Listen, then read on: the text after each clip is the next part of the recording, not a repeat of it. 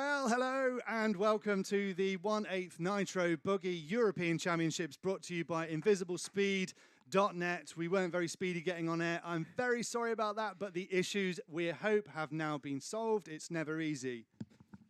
Any good?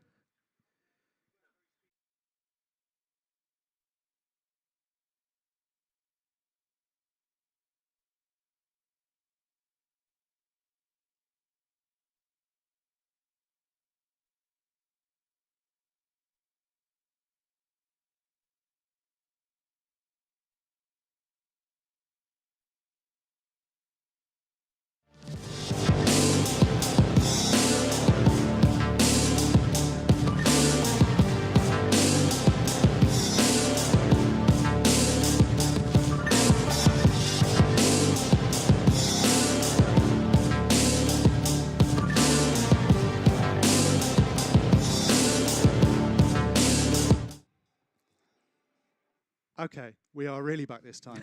Yes. We're really back. Live TV again. Yeah.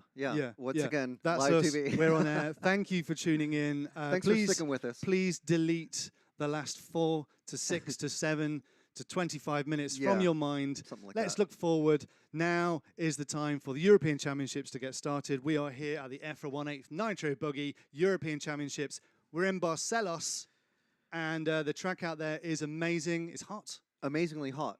It's super hot out there. Yeah. We're going to talk to Nick, who is trackside. You're not going to miss any semi-finals action. All you've missed so far is a bit of our dignity and also the practice finals. So don't worry about that. We are going to bring you all of the rest of the action for the rest of today. But be sure to share this stream with your friends just so they can laugh along with us. Yeah. And hopefully, just skip forward maybe about 25 minutes. hopefully we'll make it through. Right, have we got Nick there? Hello! Hello! Hey, Nick, how you doing? Hi! Oh, well, really well now. Yes. What a lot of shouting. Hello, everybody. How are you? Welcome to fabulous Barcelos here in very, very, very sunny Portugal. You join us much nearer to the start of the semi-finals than I expected. In fact, the engines are slightly revving in the background. We've had a cracking day already of quarter-final, 8th final and 16th final action. No major surprises. If you're a fan of British racing, unfortunately, both Lee Martin and Johnny Skidmore have gone out. Johnny Skidmore was unlucky to have a bit of a flame out. The big news really is that JQ is retiring. There was a bet going on in the pits. Again. If he was beaten by Jessica Powelson, he would retire. He has retired officially because he was beaten by Jessica Powelson in the quarterfinals. One nice story I think we had is that Miguel Matias, the 2003 European champion from Portugal, has qualified into the semi-finals. The other big piece of news, our TQ man has injured himself overnight. He was having a swim in a pool. The pool had a very uneven, rocky, nasty floor. He's literally lacerated one of his feet. Which you think, well, why is that a problem? He's got to stand up for 20 minutes and then 45 minutes. He was hobbling. But I think, is he in this first one? I can't see behind me. Hang on. Anyway, so when you give him extra kudos. But anyway, very, very exciting. Can the Kiliches keep their 5-minute progress for 20 minutes? Will we see a resurgence of some of the guys like Davide Ongaro, anonymous really so far, all to play for, but can anyone top one-legged Canas? Can anyone indeed? The injuries that our RC racers get are very interesting these days. We've obviously got Zancatin, who had a similar foot injury. It's a dangerous sport. It's dangerous to celebrate after TQing as well in a pool. Surprisingly dangerous sport for being, 10 feet above the driving surface. It is very dangerous. We're going to be bringing you that semi-final soon, which Canas will be at the head of with Gahello just behind him. We have guests to talk to. We have Carl McBride, who we'll be talking to after the first semi-final, and Keenan from the No Name podcast. I think it's very interesting that EFRA ambassador Jessica has put JQ out of racing business. Yeah, big kudos to her, Good for you, Jessica. We love JQ, but everything comes to an end. Yeah. And there's new beginnings for JQ, and that's invisiblespeed.net, which this stream is brought to you by, which is very much his future. Now his racing is behind us. Should we take a look at the facility? Yeah. I think it looks like an awesome facility. It is awesome an awesome track. facility. So yeah, I'd love to see a closer look. Let's take a look.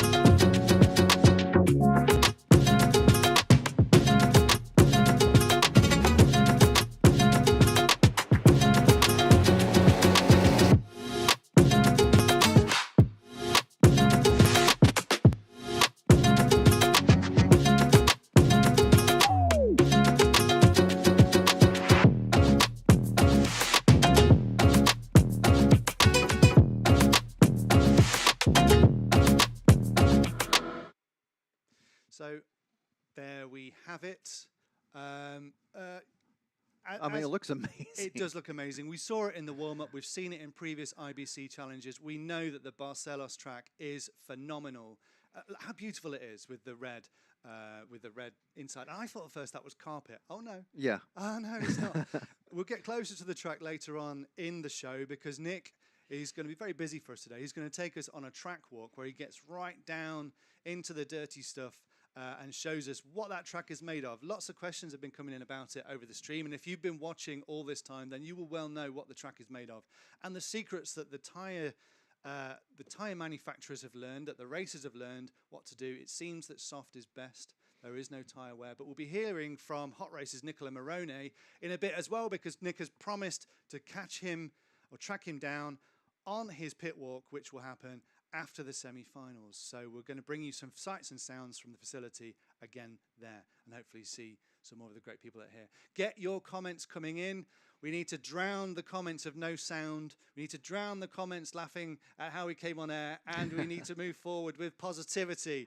We are going to the first of the semi-finals. Are they ready yet? I'm looking down at the track. They're not. They seem to be taking their time. Well, the marshals are out there, so that's a good thing. That's progress. Taking their merry time. Maybe they heard about, a little slight delay on our side. Yes, maybe they did. Are we able to see the track, Paul, just to see that shot that we have? And maybe we can talk over it. I don't know if that's possible. Maybe it's not. But I can tell you that there's nothing on track yet. So we will be saying, should we briefly say hello to Keenan while we're waiting for the track action to start? I think we could. We have Keenan. Kyle is not yet online. We're hoping Kyle's going to join us soon because, of course, Kyle McBride, who is, no, we're not going to talk to Keenan because we have seen the signal that the track action is ready to start. We are going to see the semi-final A where Canas will lead out with his injured foot, followed by Coelho. Yep. And Raul Figueiredo. So there we go. A couple go. of Portuguese racers in this one. Over to Nick. Well, welcome back to sunny Barcelos, where I'm now sitting down in my relatively minorly air-conditioned environment to take you through the first of the two semi-finals. Semi-final A, that's the one that includes Juan Carlos Canas, Bruno Coelho, Raul Figueiredo. So it's a double Portuguese big environment here. And it also then has Birkin Kilic, who's the younger of the two Kilic brothers, and also the Kilic brothers hasn't qualified quite as well. Then we have Ricardo Burton, your reigning European champion from Italy. Spain's Robert Bataille, the triple European champion and world champion. Daniel Parente, the young Spaniard. Jorn Neumann, the 10th electric off-road expert, doing particularly well here with his S-Works this weekend. Pedro Gomez, the junior from Portugal, in 9. Una Hatton in 10, Oscar Navarro in 11, Giuseppe Tosconi. Those who this morning would have seen those four drivers bump up, so they've already had a bit of experience of the track. But of course, the thing to remember is they've all had a semi-practice, so they've all had a chance to have that little bit of a see how the track's developed. It isn't a circuit that actually massively changes during the day, and because it's constantly maintained due to the surface. The surface is a compacted clay that's then had a coating put on it, which is sort of glued together. There isn't really any track wear. The track is pretty much the same as it was. There is, of course, a lot more rubber down, which is why you see a lovely black line everywhere, which is rubber and exhaust and oil. That's all down already. But the circuit reacts to heat a little bit. The cooler the day adds about, takes off about 2/10, 3/10 of a second, but nothing dramatic either way. So it's a very stable surface, and that's what's enabled people to start developing tyres. It's interesting that towards the end of qualifying, they're going softer and softer, and the tyre guys saying there's just no tyre wear. There is no tyre wear. So it's an interesting situation all around this circuit. We've got long finals where they're not going to have the tyre issues. It's a very smooth surface, yet very three-dimensional. It's a sort of a closest to an American circuit you're going to find in Europe. As you can see, it is up and down, around and about. And when you see my track walk, because the camera unfortunately flattens everything, when you see my track walk, you will get the idea of just how much rise and fall there is. So as you see, we have 1, 2, 3 Portuguese drivers, 1, 2, 3 Spaniards. We've got 2 Germans, and we have a Finn. We have 2 Italians, The German team is my one thing is quite remarkable. It's a very big team from Portugal, very big team from Spain. There are only 4 Germans have taken part, and 3 of them are in the semi-finals. So that's not bad going, is it really? So which are the Kilic brothers and Jorn Neumann. The 4th one was Kim Einhardt, who I think bumped up once yesterday in the earlier finals. So that was the entirety of the German team. It used to be a powerhouse. I'm not sure what that says about anything apart from the fact they don't want to travel to Portugal, but I don't know why, because it's lovely here. The temperature's been fantastic. The hosts have been fantastic. It's a great circuit, great organisers. Really lovely to be here. Barcelos is a very pleasant town, and it's sort of place you do go to certain towns. And, I'd quite like to visit that place again at some point. We got stuck in market day. We've done everything. We were stuck in a level crossing being repaired. We've been stuck behind a sewage lorry. We've had the entire Portuguese experience. It has to be said.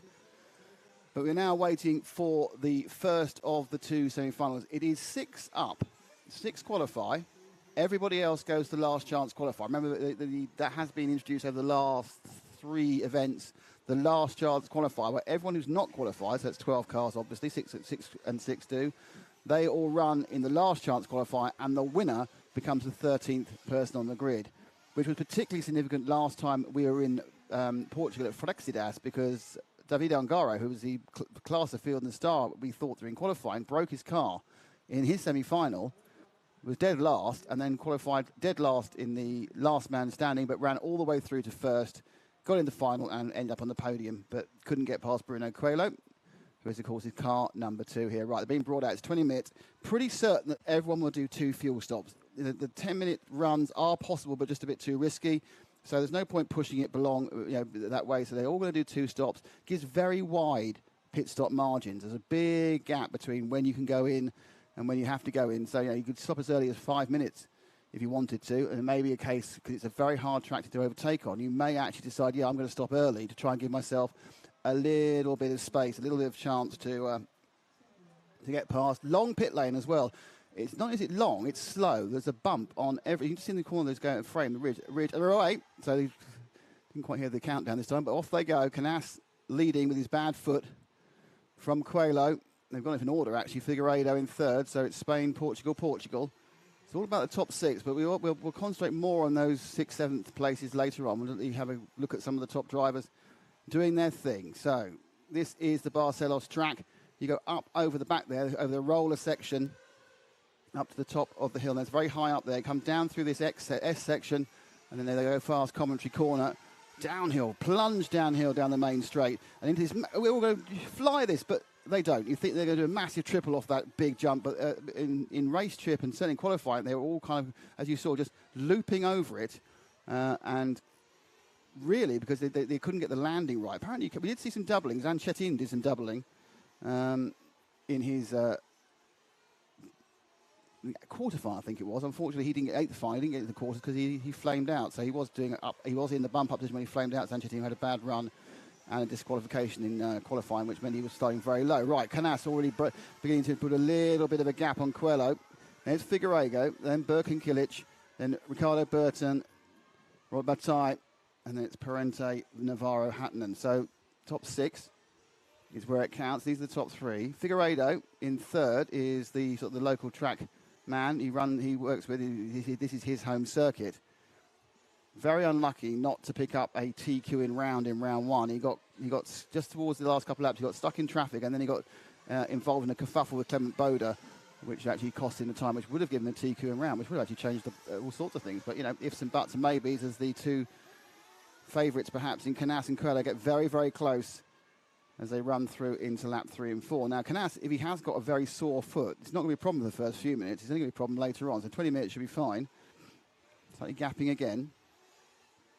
So it's 3 cars with 3 different chassis. You've got the S-Works of Canas, you've got the X-Ray of Coelho, and then you have the Kyosho of João Figueiredo. So no real advantage, it appears, in what you're running chassis-wise here amongst the top drivers. Better lap for Canas there, turned to 33.3. Straight back on the qualifying pace. We haven't really seen those sort of times so far today as we've gone through the lower finals. So Canas just beginning to get a nice comfort gap from Coelho. Coelho himself has got a half bobble gap from Figueiredo. Figueiredo has a little bit of a run from Burke and Kidd. Just drop back a couple of places. Let's just have a quick look at Figueiredo and see where he's kind of like in the middle. So they may end up moving to himself or back towards Burke and Kidd. Kidd and Burton. So Kidd dropped a couple of seconds off. In fact, Burton's had a problem. So Burton's dropped down 2 places on that lap. There's been a couple of shuffles about with accidents off camera. So Burton now in 7th, therefore not qualifying. Battle up to 5th. This is Figueiredo in 3rd. Just drop back one more. And that should be, if I'm getting my numbers right, that should be Kilic. But he seems a bit close, actually. Let's find out. Hopefully we weren't quite there. Let's have a look. So is that Kilic or is that Figueiredo again? We drop back 1, not 2. Yeah, it's Figueiredo. So drop back again. One more. That's it. That's Kilic. So, on the Mugen, and behind him, he's got Robert Battle. So I think, again, that's not Battle behind him. It's Battle we're on now. It's a lot of, got to get used to all the various colours at this point, because we haven't seen him all day. That is, in fact, Battle with Navarro behind him. So that's Battle in 5th. Navarro's behind him. The problem is that there's a great propensity of cars which are yellow and orange, which is one of the colours that kind of wash out on the track. That's my excuse. I'm sticking to it anyway. So this is Battle in 5th. He's got Navarro in 6th, who's bumping up. That's Oscar Navarro in the blue car. You can just see out of shot. Just ahead of him is Burke and Kilic, the younger of the Kilic brothers.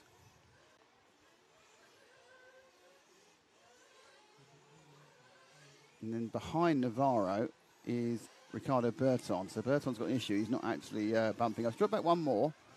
I'll pick up the blue car of Oscar Navarro. Behind him is the Infinity chassis of Ricardo Burton. Looks kind of light yellow. Don't forget, this is the man who is the reigning European champion.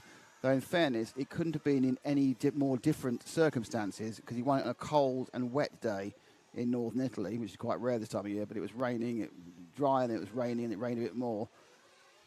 And came back with a mud sploat. All the cars were brown at the end, and he managed to hold off David Ronefalk for the victory in 2019. And of course, he's still the reigning champion of 2022. It's our first chance to come back after COVID. So Navarro goes down in 5th. You can see they're all stretching out now. It's a comfortable gap between Canas and Coelho, comfortable gap between Coelho and Figueiredo, quite a big gap between Figueiredo and Kilic, and then Battle, and then Navarro, who are with in the last bump up places, and Burton, who needs to just get a little bit of a move on. And then behind him, it's Daniel Parente, who is one of the up-and-coming young Spaniards. So Hutton, Gomez, and Tesconio all just kind of really find the pace a little bit quick. It's 33s all the way at the front. It's 33s all the way down to Ricardo. So Burton just did 33 there as well. Looking to try and get back into the bump up and not get stuck in the last chance qualifier. Up on 2 wheels, that was fine there. Burton now right on the end as he goes through the switchback, now up at the low tabletop. To the almost 180 corner. Big plunge down there, can't really see it. It's a very steep jump. You can't see that. And you've got to brake hard and turn left. We've seen a lot of the lower finals, a lot of cars after that brake hard and turn left was plunging into the fence, one of which somehow managed to get its wheel stuck through the railings, much like a child in a comedy sketch from the 1970s would do. And the marshal took so long to try and get the wheel out because he kind of got in a way where, they haven't got ears on a car, but it's seen that sort of way, just couldn't get the wheel back out again. So Navarro racing hard, but it is still, we are still in the first section. Obviously, these 20-minute races are very much 3 sections. It's just in between the 2 stops. When we get to the main final, it's a possibility people will stretch a little bit and try and drop a stop. It's worth it more here than in other places. I mean, we've seen pit stops costing 6.5, 7 seconds. In goes Navarro. We'll take him through as our first stopper.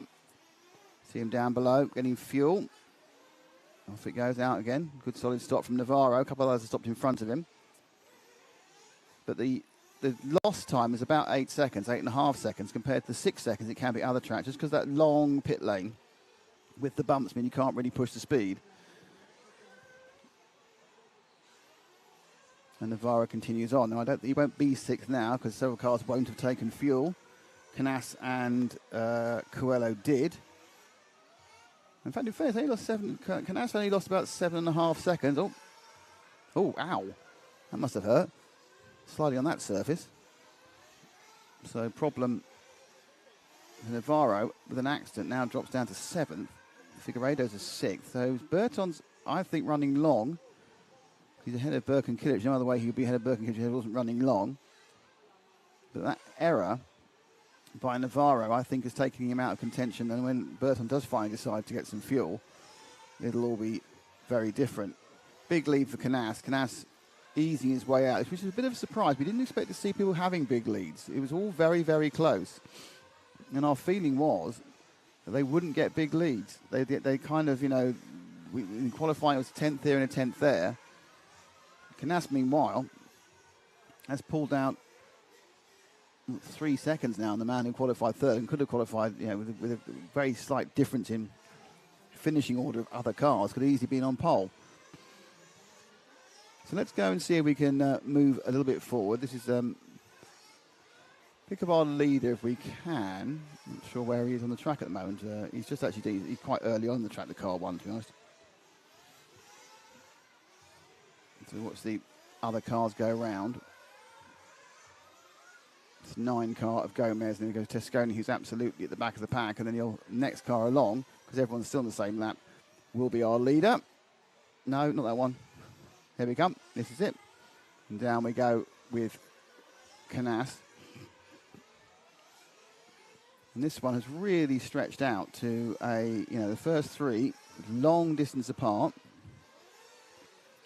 A lot of scrapping in the lower order, which might make an impression of what's going to happen when we get to the last chance qualifier. But Canas sitting 3.2 seconds ahead of Coelho and 8 seconds ahead of Kilic. Absolutely bossing this, even with 1 foot. Coming up to halfway through.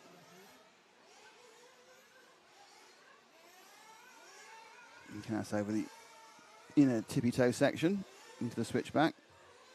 About to do the first bit of lapping, which will be Giuseppe Tosconi. Oh, and a mistake. Oh, a mistake by the... and that puts first and second right together again. So that little rollover, well, we know how much that cost him. That cost him 3.5 seconds. And first and second are right together. Let's see that one again. Comes in. Just gets it wrong. Just a little bit tight. By the way, it's a much bigger, steeper climb than it looks like. So waggling away as he is. And down they go. First and second right together. Next T-Pro for the replays. And Coelho there lost a huge amount of time by just taking a slightly different line. He ended up coming to an absolute dead stop. And that's allowed Canas to gap him once again. Interesting, because Coelho was getting closer to gap him. But anyway, Kilic back 5. This is Burke and Kilic back 5 seconds from there. Figueiredo, battle quite close to Figueiredo, but we'll just take this first 2, see what they're doing as they move in the middle section of the race.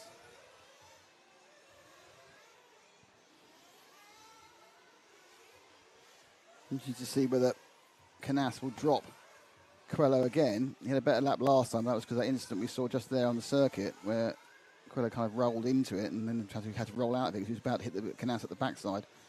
So last time round it's 1.1 seconds. Doesn't look much different this time, to be honest. No, it's 0.8. So Coelho actually, at the moment, despite falling so far back early on, my car in pieces there, falling so far back early on, looks like he's got, well, sort of the pace, though Canas is pulling away at the moment.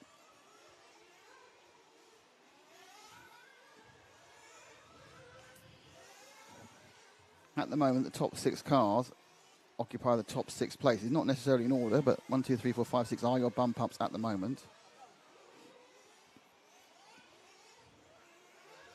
Almost identical times. I mean, Coelho was 200ths of a second slower than Canas in that last one. That's what we were expecting to see. So that's why I was so surprised that Canas managed to get that big lead. Perhaps there was a bobble for Coelho or possibly a fumble in the pit stops. Canas now. Well, Coelho much closer this time. The thing is, do you really want to overtake? I don't know. 3/10 gained. 33.2 for Coelho. Ooh, listen, he's not going to get this time. Lost a bit of time at the far tabletop. That was a good half-second of bobble problems, possibly a bit more. Kilic now has fallen back 8 seconds. Kilic really doesn't have the pace, but he is now causing a train. Let's wait there and drop back for there should be 3 cars. Okay, get a bit of a wait. Not that one. Yeah, there we go. These 3 here. That is Kilic, Figueiredo, and then Battle, who are all within, or were last lap within a second. That's already gone slightly wrong because someone's changed position. But there's Kilic, and yes, Figueiredo had a problem. So it's Kilic and Battle now. Big problem, Figueiredo. He's dropped down to 6th. So that's the curse of the not being on camera. So he's actually already had the accident before we came to him. So this is the battle for 3rd and 4th. Burke and Kilic and Battle. Battle, unsurprisingly, as the race is going on, is getting better. That's what we expect. Oh, problem there. I think that's the back marker rather than one of the top 2.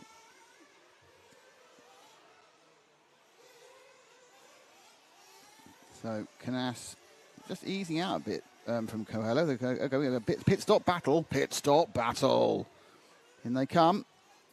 Down below there, you can see didn't go quite well. Kind of a fumble in there. Oh, someone flamed. We've got a flame there. Somebody did flame. I'm not sure whether. I think one of those 2 cars flamed. It may have been Kilic. There were 3 cars in. I'm not going to say there was certainly a car that flamed there. It doesn't necessarily have to be Kilic, but I'm looking at no one being anywhere near Robert Battle, and my feeling is that Kilic may have flamed. It certainly wasn't the cleanest stop unless he's miles ahead of him, but it doesn't look like it. Ricardo Burton running long again. Yeah, certainly there's been a problem for Kilic in that pit stop. I want to see terminal. Battle goes past. Then Figueiredo, yeah. So Kilic did have a problem, did flame. Where is he going to come out again? He's actually managed to come out still in the bump up. So he lost about 7 seconds with, or 8 seconds with that flame. So good work by his pit crew, getting going again. Still in the bump up position, but obviously now massively concerned about his engine and how it's going to run. Now Canas is now easing it back out again. And he's 2.6 seconds ahead. The car behind Battle. Battle's the orange car with the yellow wheels. Car behind's a lap down. Actually, no, it's not low. It says Burton, isn't it? That's Burton, sorry. That's the yellow of Burton who's come out in 4th. I do apologise. So Ricky Burton with the Infinity. Looking to do what he can do.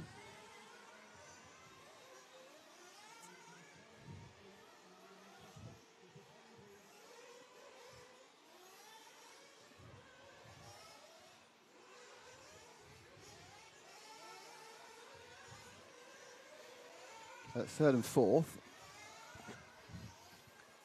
So Burton, I think he qualified 9th overall, but he never really showed much. He just kind of was very consistent.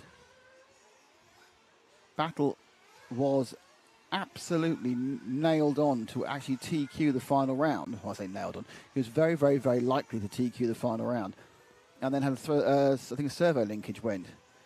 And ended up crashing twice. I think it was his brake servo in the last couple of laps. So that actually did affect who would have been on pole. Because if he had actually taken that, then Canas would have ended up 2nd and Kilic would have been 1st. But it's all moot now because he did have that problem. But did have the pace. Now, he's currently, though, 14 seconds behind Canas in 17 minutes. Oh, and he's done that, and that's not what you want to do. T-Pro replay will show what he didn't want to do. He comes around the low tabletop. Oh, he did. Hard to see because of the foreshortening. He's just clipped the inside of the barrier. And that probably is going to put him behind Burton. Is it going to put him behind Figueiredo? No, Figueiredo's now carrying on. But those little errors are important as Canas again pulls out this 3-second lead on Coelho. Canas has got a lot of pace in the car, which he appears to be able to access Will.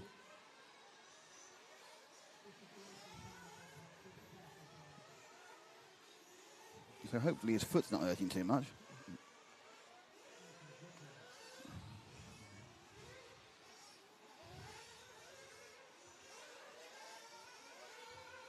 So Battle and Burton.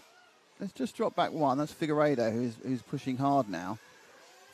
Now Figueiredo pushing hard to get back up again. One mistake dropped him from 3rd down to, I think, 6th at the time. He's now climbed back to 5th and is right on the backside of Rob Battle, just so you know, Canas now 4 and a bit seconds ahead. Oof, 4 and a bit seconds ahead. I realise there's a different mindset in semi-finals, but even so, that's a pretty impressive statement of intent to get that much further ahead. Bruno, who has been one of the fastest people, obviously, the entirety of this weekend.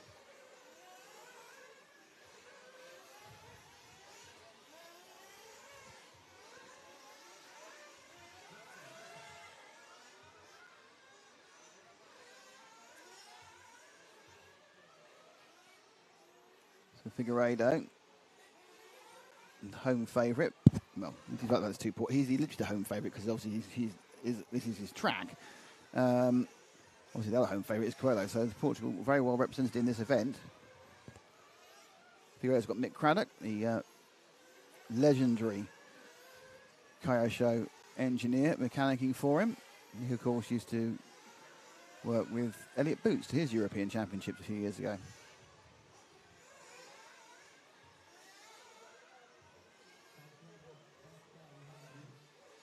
So Figueiredo's got 5 seconds over Birkenkilic, who is still bumping up. Parente's fallen off him. That's Daniel Parente's fallen off that gap at the moment. So the 6 are looking pretty set here. 1, 2, 5, 3, 4. So good work for Burton and Battle to move up a couple of places. Disappointing a little bit for Figueiredo and Kilic, but obviously the key point that everyone was aiming to do during the semi-final is to qualify for the final without having to go through the last chance qualifier final, if that makes sense. So there's a few cars at the back there. So Parente, Navarro, Hutton and Neumann, Gomez and Tesconi will all be rolling back out again in the last chance final. And given how tight it is at that level, unless we see someone from the other semi-final who we thought have a bit of bad luck and drop out, I don't think you're going to call who's at the last chance, to be honest. It's going to be incredibly close. So Figueiredo's dropped right off Battle. A couple of little bobbles. So it's about 3 seconds to go. I think this is going to be the end of the race. So Canas is on his last lap. Coelho's on his last lap. Burton will finish on this lap, I believe. Crosses in front of me now and is finished in 3rd. Battle's 4th. This is Figueiredo going to come in 5th. As with all these semi-finals, it's not about the winner. The winner's not important. Well, he's important, but it's not important. It's really about who gets into the final. But in sometimes, perhaps this is important, this one, because Canas has looked particularly good. He's averaging 0.1 of a second a lap faster than Bruno, which is interesting, actually. I mean, he's actually, managed to pull that lead out twice as well. So, best time of a 33 flat for Canas, sort of 33.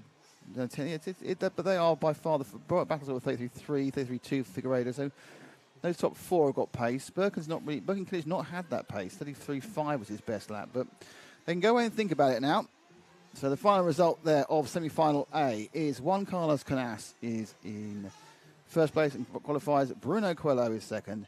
Ricardo Burt on 3rd. Rob Battle is 4th. Hal Figueiredo is 5th. Birkenkilic 6th. Those are off and running.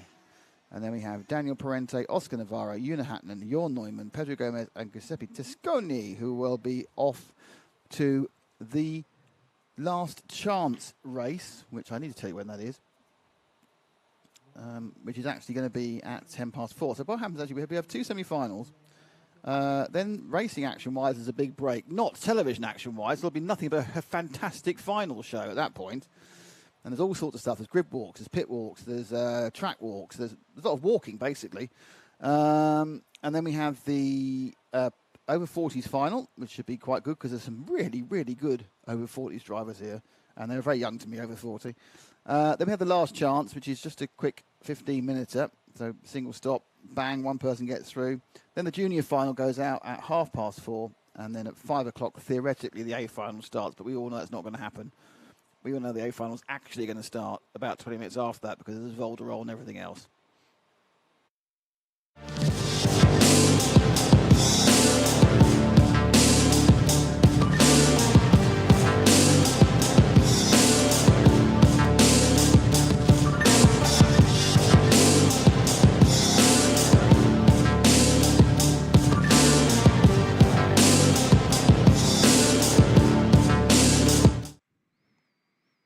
Well, you are back with us in the studio watching the action out there in the hot, hot sun. People are saying that was a boring final.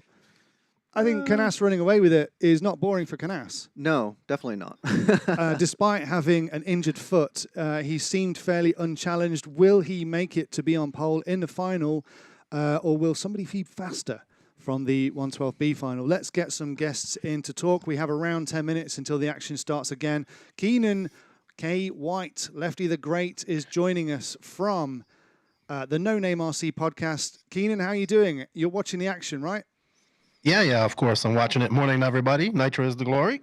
And yeah, it was a runaway fucking ass. Not surprised there. But these guys just kind of want to get into the final, I think. So you won't see too much guys making trying to risky stuff and whatnot. They just want to secure the position in the final. And we'll see. We'll see if Canas can hold that pace for 45 minutes. Really seems like it's Canas's moment right now. Nothing seems to be able to slow him down. He's been doing so well in his nationals, been doing so well in the RCGP Racing Series. He has been pretty untouchable on this track too.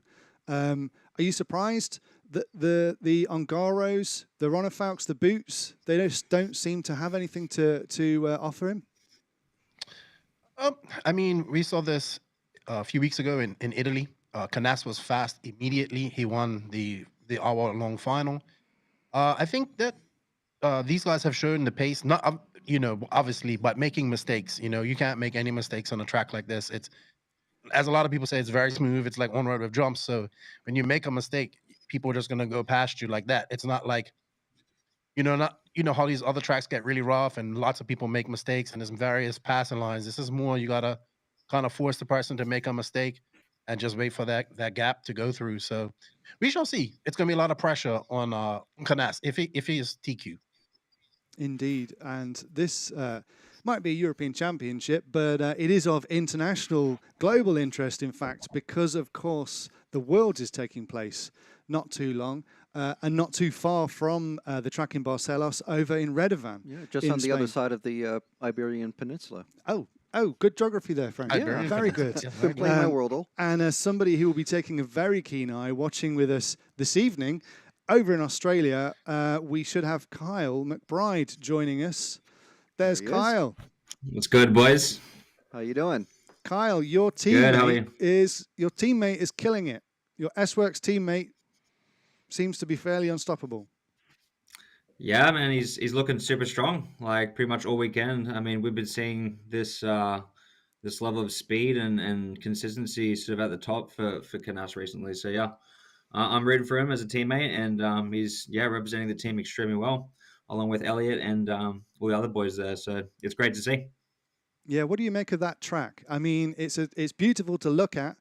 I think I've been hearing a weird thing that it's quite easy to race on, but at the same time, lots of mistakes happening. But it's fast. What do you make of the track, Kyle? You've obviously been watching most of the week. Yeah, I mean, it seems to be pretty much consistent and hasn't changed a lot the entire time. I've raced on a few surfaces like this. I don't know exactly what they have on this track, whether it's like oil or sugar or what it is, but it seems like one of those tracks where, like Keenan said, you make one mistake and you can lose a whole lot of positions in one hit. So I think having that pace and just not crashing is going to be the key to winning. Is it more about precision rather than actual racecraft, to get past somebody, and where you're trying to just, pressure them into a mistake, like we said, and if you go offline half a meter, that's it, you've lost a bunch of places. Yeah, for sure. I think like definitely with racing at this level, it's, hitting those lines, those tight lines every single lap, not making any small bobbles. And when it comes to, overtaking or gaining a position, I think it's just you need to be pressuring the driver in front of you, putting as much pressure on as you can and just being there, in those top 5, top 3 positions. So yeah, it's gonna be interesting. What do both of you guys make of the Killiches? They've been around for a long time. Yeah, Two young brothers. They've been there or thereabouts. Junior final at the last Euros at the Ongaro Ring. and just storming it now. And I think what's happened is, pandemics happened, a lot of practice has gone on behind closed doors. There's not been many events where we can watch their progress, and they've just come and surprised us all. You guys impressed by them? Keenan, ahead, are you Kyle. impressed? Yeah. Yeah, no. No. Definitely. No, I think they're terrible. I'll take it. No, I mean, it's for starters, it's pretty cool to see like a team of brothers, who are both racing together. You don't I haven't really seen too many teams of brothers. So for starters, that's awesome. But yeah, I mean, obviously they've been working super hard as a team. I know they're both from Mugen. Yeah, it's great to see they did really well at the World's warm up in Spain as well. So yeah, I think they're going to be some strong competitors for the final for sure. Excellent. Warm-up laps are happening right now on the track. I think we can see that in one of our little windows. Your teammate, Elliot Boots, he's a two-time European champion. I don't think he's had it all his way so far, but do you think he's going to pull something out in this semi, Kyle? Yeah, no, I would never write Elliot off, man. Like, especially even in at the World's warm-up, he wasn't really right there at the top, but look at him in the final. He came fourth. I think if he can get a clean start, he's a really good driver. He's smart as well. He's got the experience, the knowledge. So I think if he just puts himself in that top group, then yeah, for sure he can do well. Keenan, you've obviously got a bit of knowledge with these European guys as well. You were in Italy just a few weeks ago. We've got Kilic, we've got Ongaro, and Boots. Who do you favour? Come on, who do you think is going to take this one? Well, first off, I'm not surprised by the Kilics. So I think Ongaro is going to now, or Ongaro, we'll take it. We'll take it. You say Ongaro. Kyle, what are you saying? We've got to go to the next semi. What do you say, Kyle? I'm going Canas or Ongaro. Okay, cool. Okay, over to you, Nick. Well, hello and welcome back to the wonderful world of the semi-finals. The car just been brought in. Who's in this one, you ask? Well, it's Burak Kilic on pole. Davide Ongaro is second. Dave Ronefalk is third. Elliot Boots is fourth. So you've got two World European Championships in Elliot Boots. You've got two World Championships in European Championships in a World Championship in Ronefalk. Two European Champions in Elliot Boots. He's twice World's TQ. Ongaro, the reigning world champion. Marco Barufalo, Ricardo Montero, Pecco Evening, fantastic. Hello, Tahara. Oscar Baldo, Andrea who's in Hampersburg. Not sure if he's there. He hasn't actually clicked the timing, so there might be an issue with Hampersburg, who's bumping up in the 10 spot. Theo Lamy and Miguel Matias, the 2003 European champion, back in his home run. So we've got Kilic, Ongaro, and Ronefalk and Boots at the front. The wild card, literally, in Barufalo. But is Ongaro finally going to turn up at this event? Because he hasn't been here so far. It'd be nice to see him actually there. Here they go. Cars down. And they're away. Looks like a clean start. They take it very carefully, very ginger, that big jump. And straight into a nice little lead goes Berkan Kilic. Absolute surprise. He took the first round of qualifying. The second round of qualifying. They did it again in the fourth round. So super speed for the young German with his Mugen being chased down by Davide Ongaro using his new race paint, which we'll have to get used to again in the Associated. And then behind him, Dave Ronefalk, of course, now on the Mayarko chassis. Elliot Boots with S-Works behind him. 1, 2, 3, 4 go round. Then there's a fifth of Barufalo, who's the only top techno driver here. So we've got 5 cars, 5 chassis at the front. And they snake round, and everyone, I think, is taking it really easy in the first few laps. Because, of course, the thing is, you have an accident on lap 1, you can lose 9 positions. You have an accident on line 27, you might lose 1. And it's so hard to overtake here. They're getting stuck in traffic. Could be the end of your challenge. Well, at least you end until you get to the last chance qualifier, of course. Right, so they're round. Nice lead already for Kilic. And behind him is Ongaro, who's 1.1 seconds behind to ease himself in. And then Ronefalk really pushes. Unsurprisingly, it's Ongaro v Ronefalk. Isn't that always the case? But this time, there's somebody out in front. The second and third is focus, Zach. So Ongaro gone a bit yellowy green as well, which is irritating because he used to be silvery red and it was very easy to see his car. But he's the same driver, it's the same technical package underneath that new shell colour. Come up and over the highest part of the circuit. There you go, whip across like that, hard left, fast and downhill, and it can get caught out. That downhill can catch a lot out. So Kilic now has a lead of 1.2 seconds. Ongaro easing himself in. Ronefalk also didn't really show in, well, not really showing, never really, the first round he possibly may have thought he could have got TQ. He certainly had an accident which cost him a few positions. Yeah, I mean, he dropped points, but I don't think at any point was he going to get TQ. The three guys who ended up with TQ, they were always going to be the ones who were going to be there because they were the fastest from the off, with Figueiredo, oddly, who didn't have much luck. But now we have Kilic, Ongaro, Ronefalk, right together, nailed together. They come down the straight and turn left on the big single, which they're just going to hoppity-hop over and up to the high tabletop. As you can see on this circuit, there's very little time when you're not doing something, you're not jumping up and down. What it takes away from having exactly the same surface, there's no multi-surface about it at all, it's exactly the same everywhere. It then gives back by giving you something to do the whole time. All those white lines are ridges. Everyone is a jump or a hop or a bobble or a fly or a tabletop. It's a very, very busy circuit. It's a rhythm circuit, it really is. It's absolutely getting in that rhythm. You get a little bit of a respite down the main straight, hard brake and turn into turn one. And Ongaro, that time round, a couple of hundredths behind. Kilic, nice. Yeah, Boots now dropping slightly off the back of these two. And then you've got Barufalo a second back, and then Baldo, then Trevisan, and Ricardo Montero, the big loser at the moment, started 6th, now down in 11th. So not looking like he's currently going to do what he should do, which is bump up, being in the top 6. Turn and drop over this big hill and fall as the cars go past me again. I mean, that must be, if you were going to practice the circuit, you'd know exactly what the racing line was, because it's actually marked out in black all the way around the circuit now. You know exactly where to go. There's no doubt about that.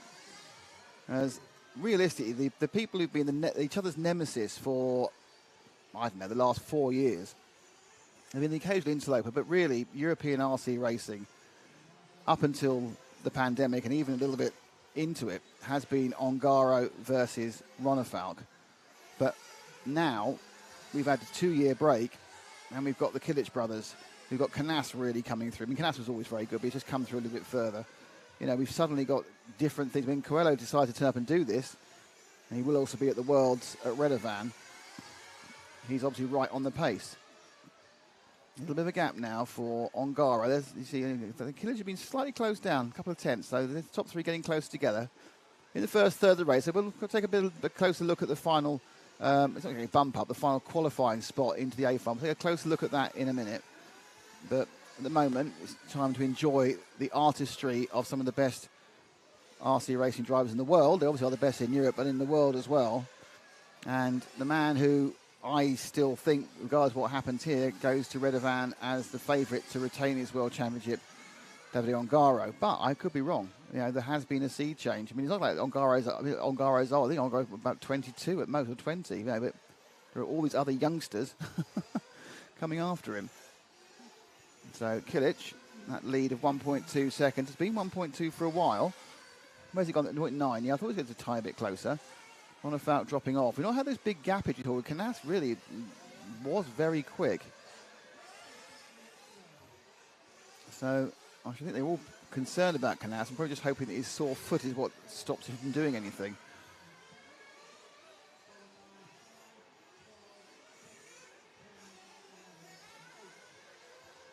Over they go. So, dropping down. And we are now getting, not quite, within a couple of laps of fuel stops. Boots has dropped quite a bit off Ronefalk, 3.6 seconds. He was in for a couple of laps, and it's now 3 seconds to possible double bump up now. Andrea Trevisan and Pecco Evening currently bumping up, which is going to make Tara, his mum, very excited. And Marco Barufalo now in 5th, and then Miguel Matias. So I think all of us who have a kind of a romantic bone in our body would love to see Miguel make the final in his home country some 19 years after he won the European Championship. Lovely bloke as well, Miguel, so, you know, another bonus there for hoping he wins. So, Ongaro definitely now getting a little bit close to Kilic. This battle probably will get broken up or this lap or the next one by fuel stops, but you see they come in at the same time. It's an element of the package we don't know. What's Kilic's fuel team like? We know what Ronefalk can do with Pierre and the team.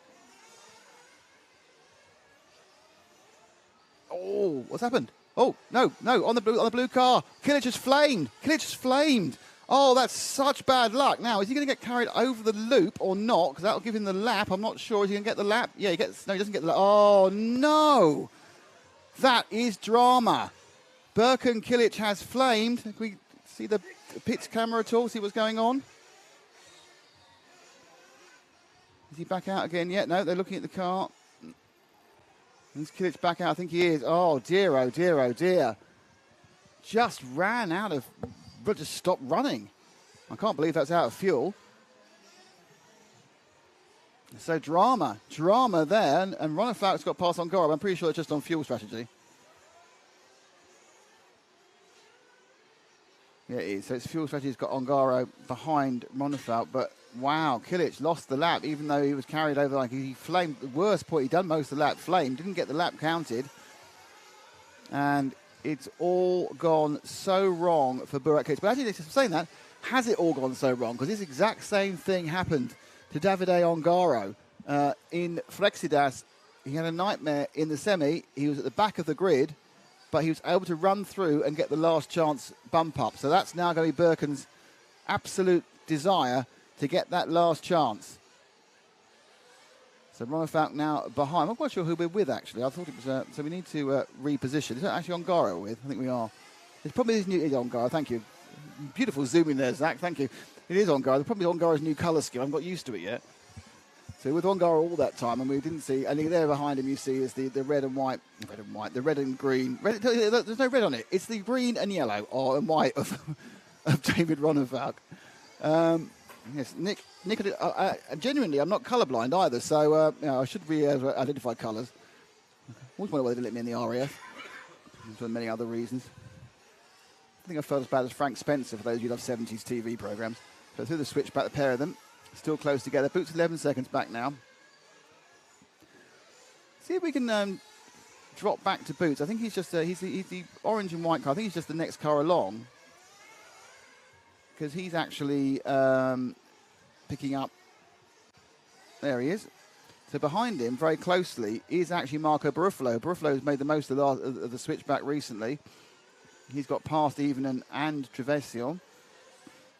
So moving forward, Marco on the Techno chassis behind the S-Works and the Reds-engined machine of Elliott Boots. Boots, the 15 and 16 European champion.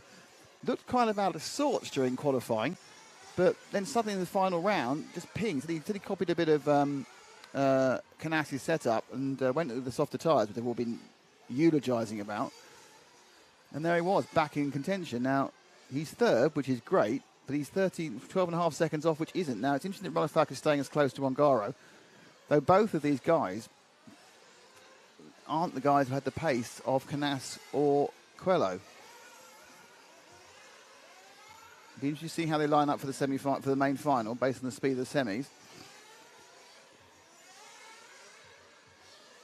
Trevisian is a couple of seconds behind. Currently, Pecco Evenen looking to go into the main. Let's drop back the next couple, and that's going to be drop back the next couple. And that's going to be the next two. There we are. There we go. It's the orange of Trevisian. There he is. And then, not very far behind, theoretically, is Pecco Evenen. There he is in the green. So Evenen, and all these multi-talented Finns. Drop back to the green car. So Evenen, one of these multi-talented Finns. Evenen, who we've been following on RCTV for many, many years. I think he TQ'd the large-scale off-road event in the UK near Santapod. And that's about 5 years ago. He's not that old now. That's when he was a little lad. And since then, I think he certainly made some Bs and some As in the four-wheel drive electric final. He's got a fabulous mum called Tara who made us some socks once, some RCTV socks. So, frankly, if you want to find a way of getting your son on the screen, there's two ways. One, he could be very fast like he is now, or two, you can give us socks, knit your own socks. And obviously, you do both of those, then we actually root for him as well. So Trevisian fifth in the orange car, looking for a double bump up, and Ivanen in the green in sixth. So these are the two currently. Now, unfortunately, my romantic nature, which obviously wants Pecco to do well, also wants the man behind him, Miguel Matthias, to do well, but he's 5 seconds back. I think it would be a massive surprise and a massive fillip if Ivanen does make this final. And I'm just wondering whether perhaps this surface, which is very flat and therefore, I suppose, most similar to the sort of the Astro surfaces you get in electric off-road, is playing into his hands a bit more. And if so, I'm pretty certain that Neil Cragg's upset he didn't come after all.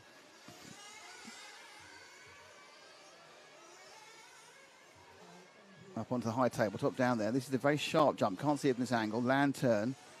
So close battle now between 5th and 6th. Matthias isn't really gaining at the moment. Did a time about 3 or 4 tenths slower. A bit of a fishtail there as he comes around the look for Evening.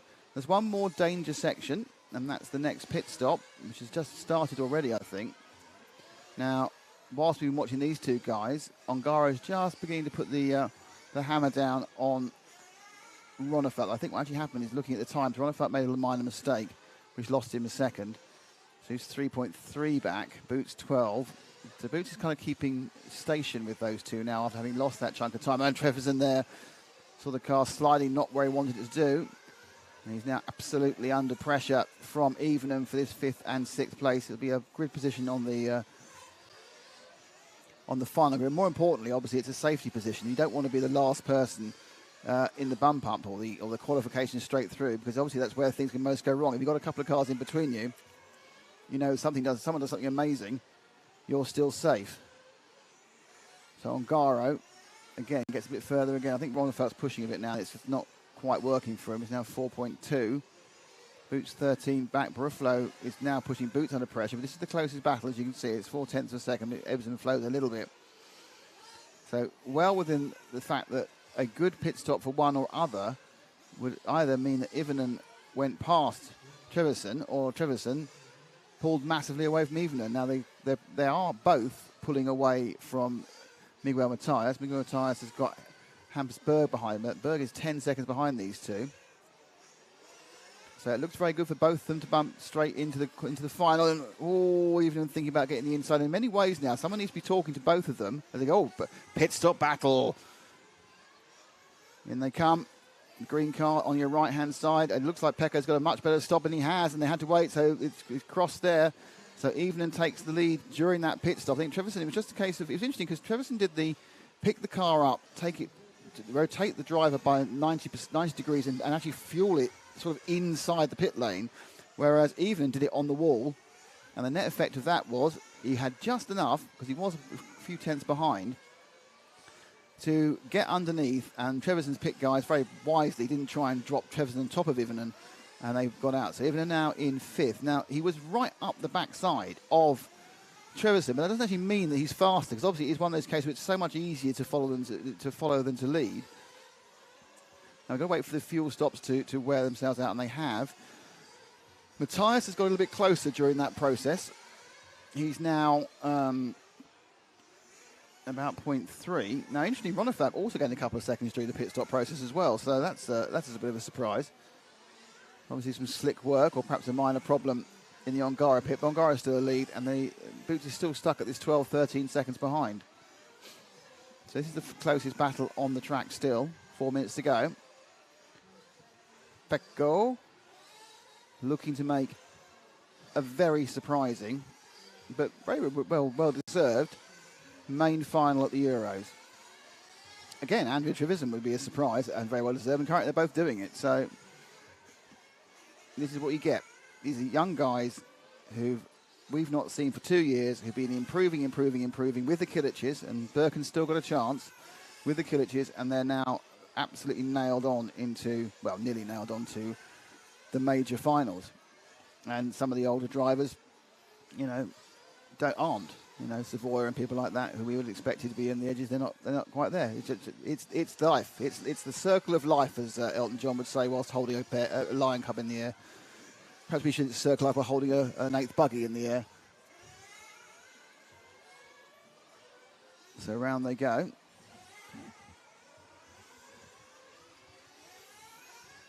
And we're now down to 3 minutes and 41 seconds. Ongaro from Ronefelt from Boots. Kilic is still running, but that lap is pretty damning. His only real hope is if he can possibly pick up a position or two, which would just make it a teeny bit easier for him in the last chance qualifier to just move past those. Rather than starting 12th, he's starting like 8th. just less work to do, but he's got so much more pace than everybody else. Because don't forget the 6 guys who qualified through, who fell into it in the first of the semi-finals, just were the 7th, 8th, 9th, 10th. So he's up against people he's got half a second a lap on. It's going to be hard. It's going to take some very good driving, and it's going to take the luck he's been completely deserted from in the semi-final. But this is the element of Nitro racing that makes it so exciting. The long finals, the randomness of the mechanical failures, and there have been a lot more.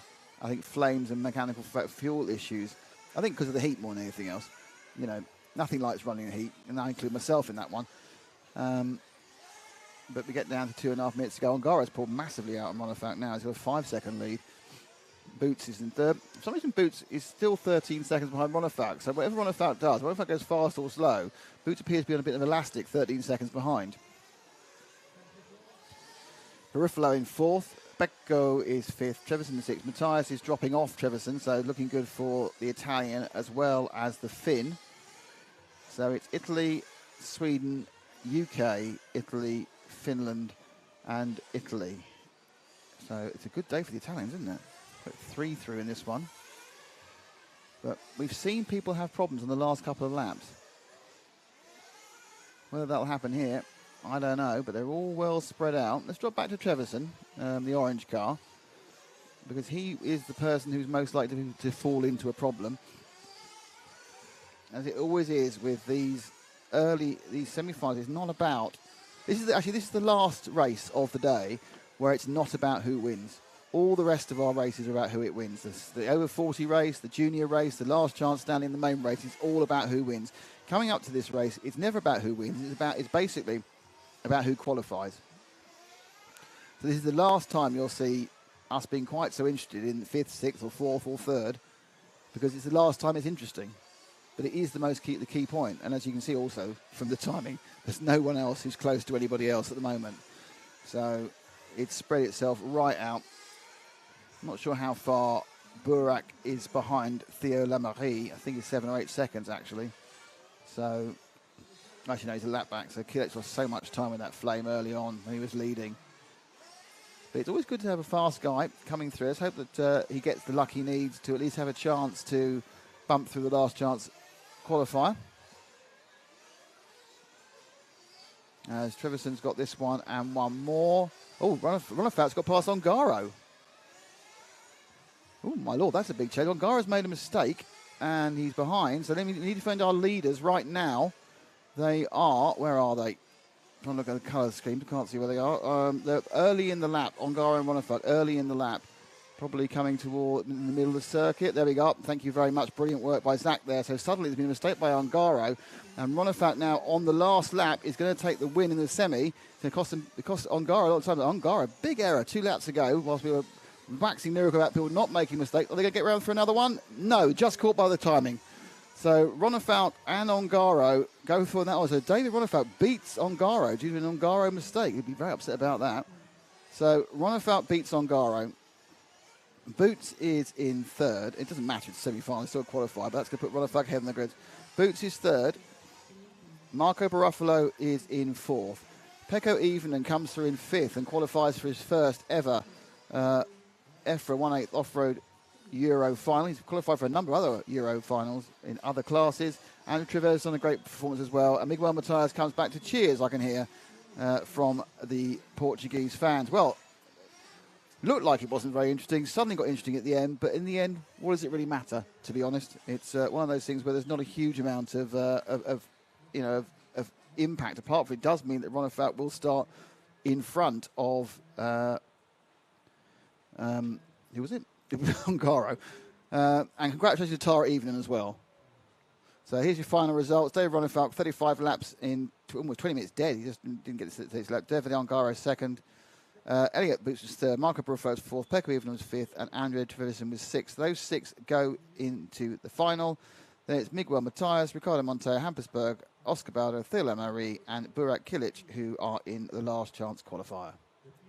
Well, that's it. Racing over for a while. We're not back until we come back with the senior final, I think, in just over an hour. So because of that, and because it's quite warm here, it's back to the studio.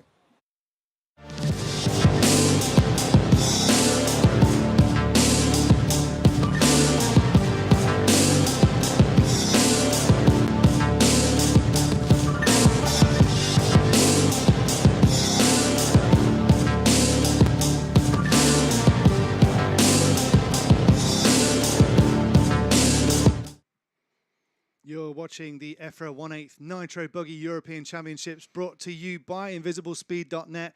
We're in Barcelos in Portugal. It's boiling hot. Wow. A hell of a lot to unpack from that race. Very exciting, that one. A late change for the lead, heartbreak for Burak Kilic. We're going to get really in-depth in a minute into some of the stats, and we're going to unpack that final. But before we do, if you've just tuned in and you're not sure what on earth is going on, or you're not sure what are they racing exactly, what is happening on the screen, here's a little introduction to exactly what is going on and what 1/8 Nitro Buggy racing is all about. This is Nitro Off-Road Buggy Racing in 1/8 scale, featuring high-speed open-wheel racing with big air action. These are not the toys you grew up with. These are nitromethane-powered, super tough racing machines. Modelled on full-size four-wheel drive off-road racers, this radio-controlled sport races on supercross-style tracks full of jumps and changing track conditions. Underneath the aggressive racing bodies, the chassis features a highly tuned, mid-mounted nitro engine and the kind of tech you would expect on any top-level off-road racing vehicle. Racers stand on a raised platform to let them see the full racing circuit, sending signals to their car to precisely manage the steering, throttle and braking.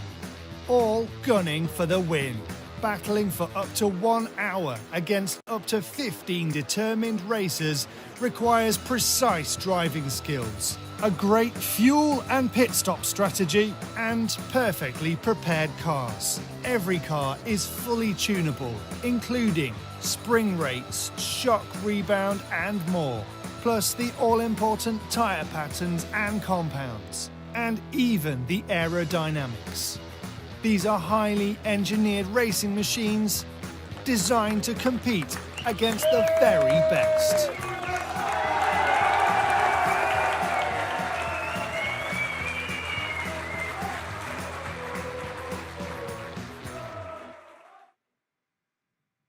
Well, that's what you're watching right here, unfolding today. History is being made. We haven't done this since 2019. That's who you just saw. Ricardo Berton with his buggy aloft, claiming the last of the European Championships that was awarded in this class, and then not, for understandable reasons, for a few years, which is why it's all the more exciting to be back here watching the battles unfold. With so much at stake, so many new faces, so many unpredictable outcomes, let's bring in two people that are going to help us unpack what's happening right here, and that is Australia's Kyle McBride and Sweden's Connie Svensson from House of RC. We're going to talk to these guys. We're going to bring in Keenan as well after the ad break because Kyle's going to need to go to bed, and we'll find out more about that soon, because if we can get him on, we can talk. Hey, there we go. Hey. How are you doing? Good. That was interesting. Can you hear me? Yes, we can hear you. Oh, good. Good, that was an interesting race, that one. It was a really interesting race with a late change for the lead, and I'm guessing, Connie, you're quite happy about it? You could say so, yeah. It might be that I'm favoring David Sumt. So, well, yeah, you've was got good. a country in common. Yeah. I'm feeling bad for Kilic, though. I hope he can get in the LCQ. Yes, yeah. Well, this is the thing, and that is going to make it very exciting. Burak Kilic has been killing it and has been really surprising us with his speed and his talent, but he had a flame out. Ran out of fuel. We're not quite sure yet. I'm sure someone will maybe let us know in the comments if they know someone in the pits, maybe. Kyle, did you have a feeling for what might have happened there? It's hard to say. It kind of looked like his car just like, it looked like it ran out of fuel. I don't know if that's true though, just because it kind of like slowly stops. But regardless, yeah, it's some serious bad luck. I mean, luckily there's a last chance race, so yeah, it's going to be tough for him, but I reckon he should be able to put it in there. Fingers crossed for him. Yeah, he'll be battling from the back, but yeah, it is going to be super exciting to watch. That's going to be an amazing race, him starting at the back. Exactly. And it's going to be interesting having Ongaro now behind, with Ronefalt taking the lead right on the, I think, the penultimate lap there. Super exciting to see. Canas, obviously, everyone, he's the man to beat right now. I think that's pretty obvious. Kyle's teammate, Canas, he seems pretty unstoppable. Having an injured foot is not slowing him down, Kyle. Hey. Sorry. Yeah, no, I mean, it sucks to hear that he hurt his foot. I mean, hopefully, I mean, it doesn't seem to have affected his driving whatsoever. I think if he can just keep doing what he's doing and just get a clean start, I think he's got all the chances to win. But yeah, I mean, anything can happen in the long final. There's going to be a lot of boys at the front. So yeah, it's going to be a tough one, but I hope he wins. Absolutely. It will be very interesting to see if he does, but he's going to have a huge pack of talent behind him trying to take it away from him. Connie, we've got, obviously, House of RC is where you're from. That is your project. That is your mission in life, to create a place for House of RC, combining all of the data that comes in and helping us make sense of it. And I think we've got some interesting stats that we could look at here. Before we get into that, Kyle, what's going on with you? It's late. What time is it in Australia right now? It is 11:30 p.m. It's 11:30 p.m. And what are you doing tomorrow? I'm just club racing tomorrow. So I got my Australian National Championship. We got that in about 2 weekends time. So yeah, just getting out to the track tomorrow. Just a club race, not a big race, but yeah, should be good. Are you Need some seeing sleep. anything? You do, and we're going to let you go. Are you seeing anything here that's giving you confidence or giving you pause for thought for the Worlds as we approach? It's just 2 months away now over in Spain. Yeah, look, it's going to be difficult. I mean, it's always good to watch these guys, especially in Europe. I think, in my opinion, and Europeans are the kind of the fastest people right now in RC. They've stepped up the level and the pace, in my opinion, for sure. So, you know, the World's warm up was a big experience, a big learning curve. Definitely glad I went to that because it was, yeah, I think it was vital to be there for that World Championship. So, yeah, it's going to be a very big one and probably one of the toughest ones, I reckon. Absolutely, and you know, we can't wait to see you there. Carl, it's been great to have you with us. We're going to let you get to bed because obviously racing takes precedent. It's racing tomorrow, and that's what it's all about. We're going to say goodbye to Kyle, and we're going to take a quick ad break, and then we're going to get into the stats with Connie. So we'll be back right after this. Cheers, Kyle. See ya. See you, mate. See you.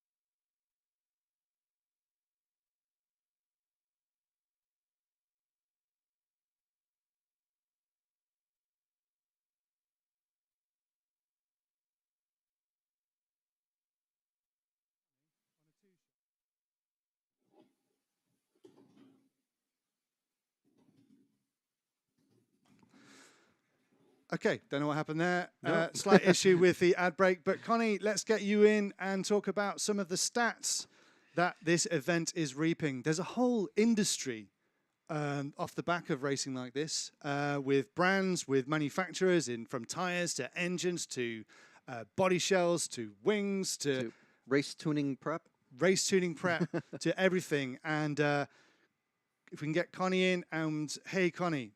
So first of all, before we get into the stats, can you tell us a bit about how you compile these and what it's all about, what it is that you do?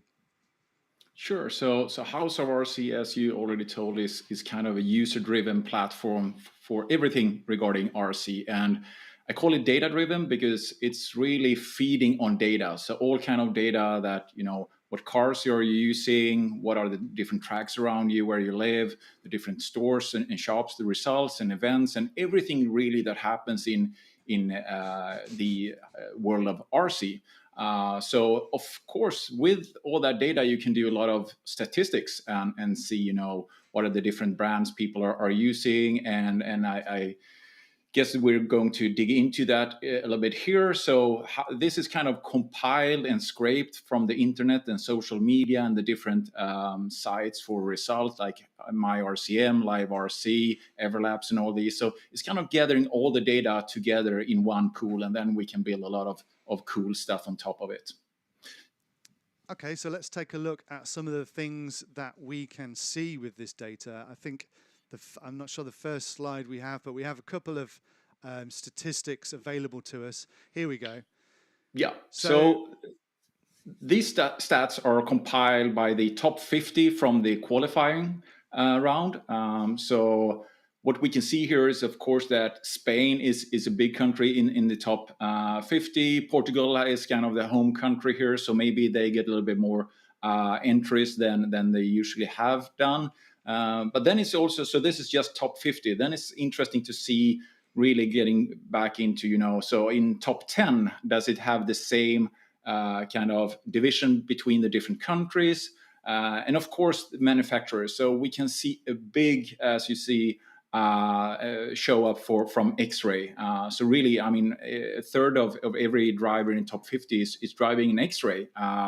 S-Works that we just talked about here with Kyle, they also have a great showing. And also we can see that it's really the pillow board cars that are really working great on this track. And then we have Mayako, which they tell us that they can tune it and set it up to behave like a pillow board car. And maybe that's what they've managed to do here. So these are kind of interesting things to look at. Absolutely. We've got Keenan with us as well. Keenan taking a keen eye into these stats as well. Interesting story they tell, Keenan. It's great to see Mayako having a pretty decent showing in the top 50. Yeah, it's pretty good, except for JQ. But he made the top 50, didn't he? But yeah, very interesting pillow ball style track, I would say. Canassa's car looks really good. It's looked really good out there from the start. So the SRX guys are onto something. And like I said, mistakes. So earlier on the last lap, Ongaro makes a mistake, Runafault goes through, he starts in third.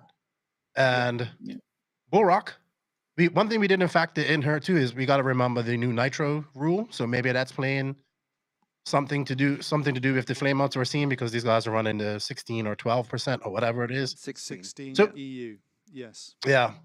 So now we're going to have an exciting LCQ. I mean, Burak is super fast. I think what we're seeing with Burak, his brother Barkan, and there's a lot of other young guys in there, and even Canas, I'll throw Canas in this, is that their driving style so aggressive and so punched on a track like this that it's such a benefit for them, because they can just, they're whipping away and doing all that stuff. But that's the problem, like mistakes.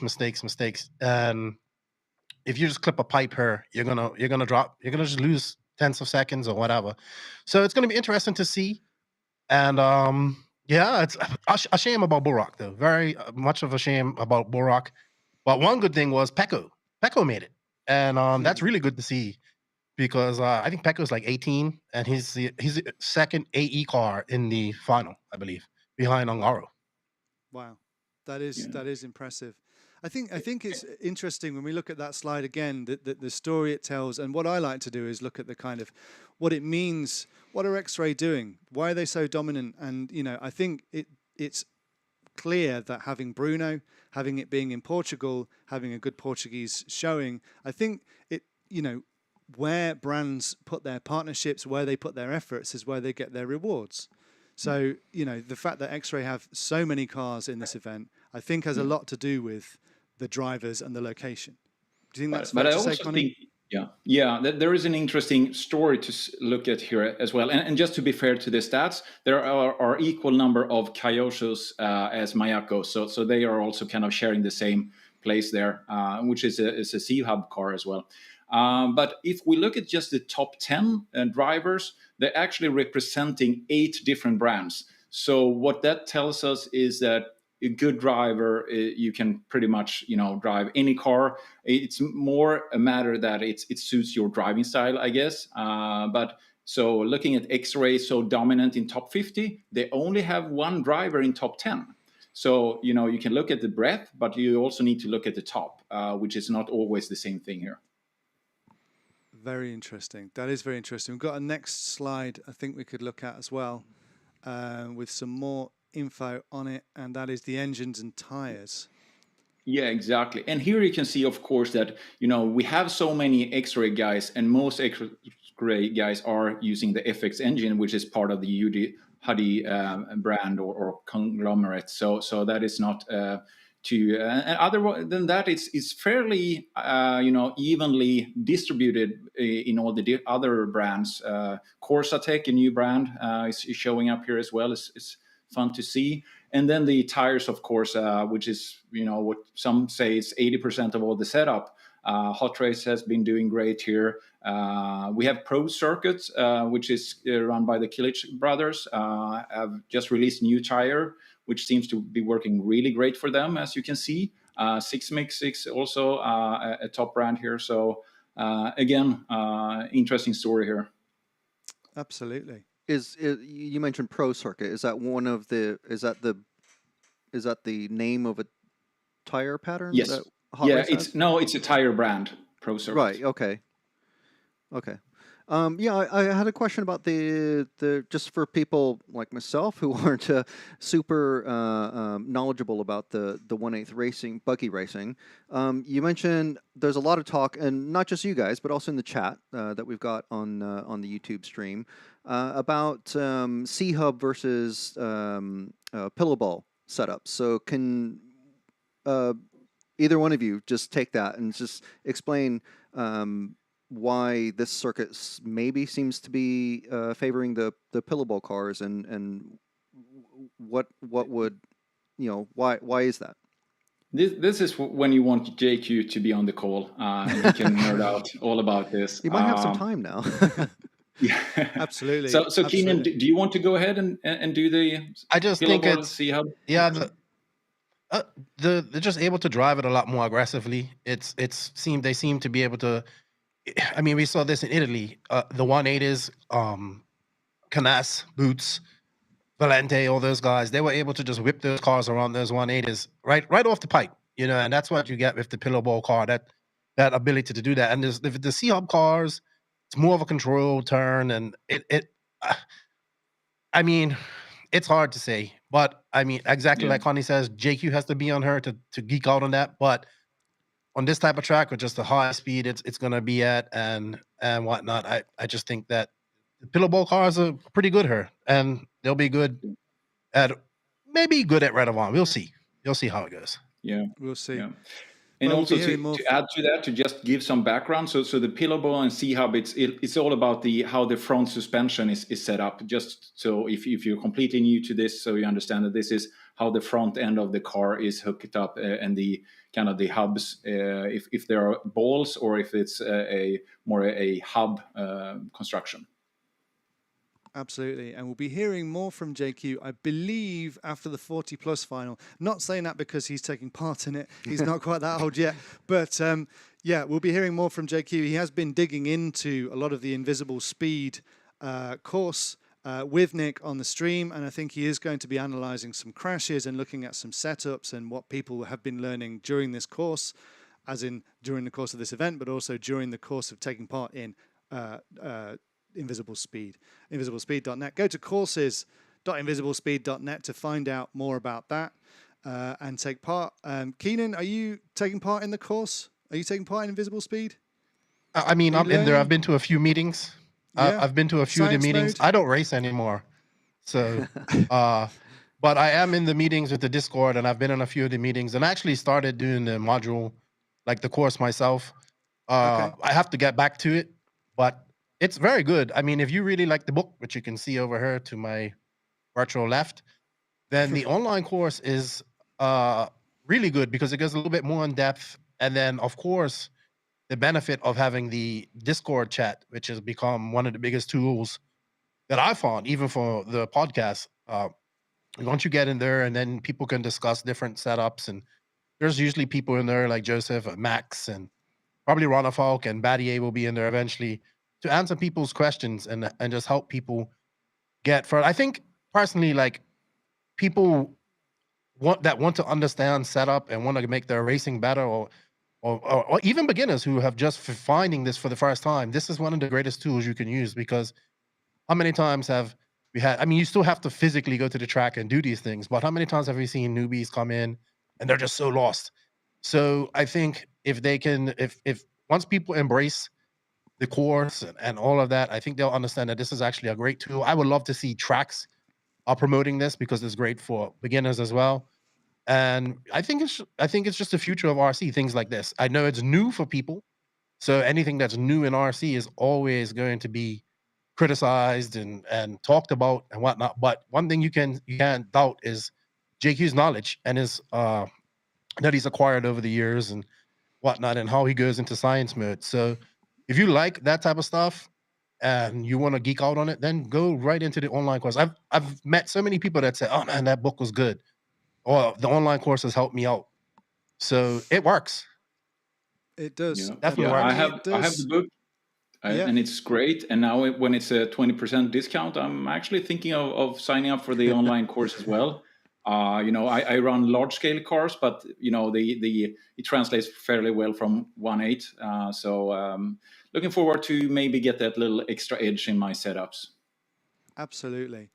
Don't go anywhere. We still have so much more action today. We have the 40 plus final.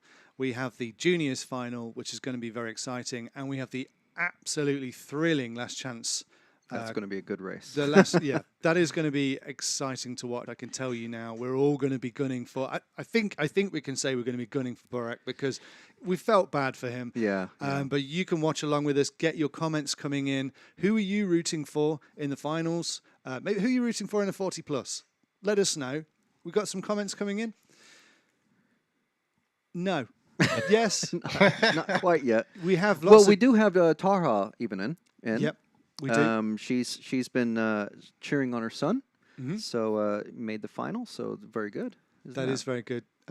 Keep your comments coming in. Any questions you want to ask for the guys, fire them into the stream, and we will ask them. Now, a very important part of every European Championship is the opening ceremony, and they are much maligned. Some people are not that keen on an opening ceremony. I, for one, am on a one-man mission to make them more exciting and more just generally joyous, because what they're about is basically meeting everybody. Everyone coming out from behind their pit table and standing around and meeting each other and talking. Holding signs, walking in slow motion, awkwardly posing for photographs. But you also get to meet the people that are running the event. Obviously, that would not happen without the team running the event. So what we're going to do now is take a quick look at the opening ceremony in a condensed version of the opening ceremony, which I hope you will all enjoy. And we'll meet the section chairman, we'll meet the race director, and we'll meet the current reigning champion, Ricardo Berton. Ladies and gentlemen, it's time for the opening ceremony.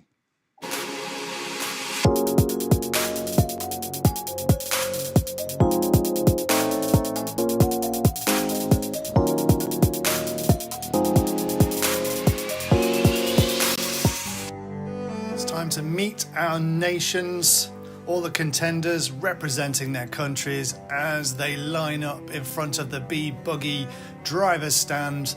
And of course, alphabetically, we start with Austria, all dressed in their national team red. Belgium, a lone driver there representing the Belgium, as is the Czech Republic. Single driver there. Slightly more showing for Denmark, but no team dress. Finland, good showing for Finland there with the green-haired JQ just off centre there. France, all in blue, holding their buggies aloft, out to represent their nation. Of great showing for the French. Germany, surprisingly small turnout after dominating the nations in the on-road classes in the last few weeks. But of course we have the killages there, quality rather than quantity. Watch this space. Great Britain, fairly good showing, all wondering who's going to be leading their country when they get home. Greece, the lone Greek there with his fantastic headwear.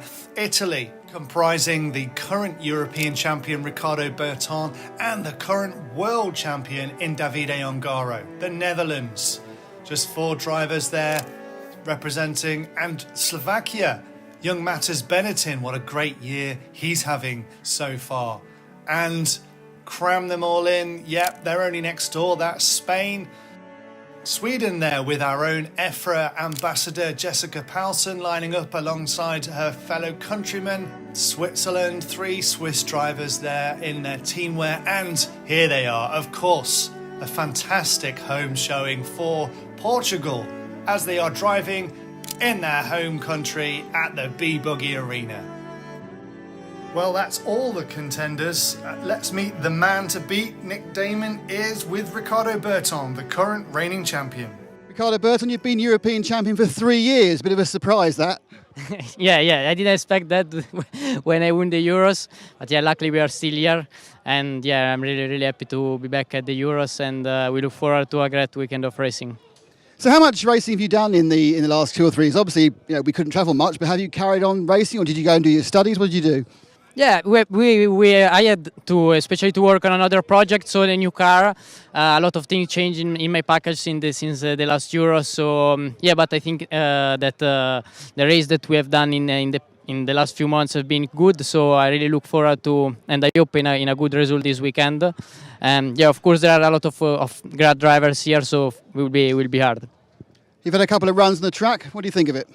Yeah, it's always definitely one of the best I ever raced on, and yeah, everything looks really good. I like the layout, I like everything. So yeah.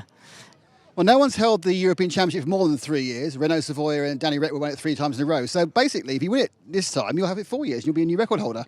Yeah, I don't think we work like that, but yeah. Carlos Gomez, how pleased we are finally back at a European Championship. Yeah, you can't say how. It is huge, more than huge. It's enormous. We need to be back. That was for sure. And we have suffered not being here 2 years. So now I am very pleased, really pleased. And this is a fantastic facility, isn't it? Yeah. This Portuguese people, the Portuguese Federation, the Club of Barcelos, the Motogallo, all the IBC people has put an excellent venue. The efforts is incredible. The image is perfect. And it is a perfect portrait of the sport. You know, we are RC motorsport in Europe. And this is what we are here about. And how much more significant is the Euros this year? Because in 2 months' time, we've got a Worlds in Spain. Yeah, how much more?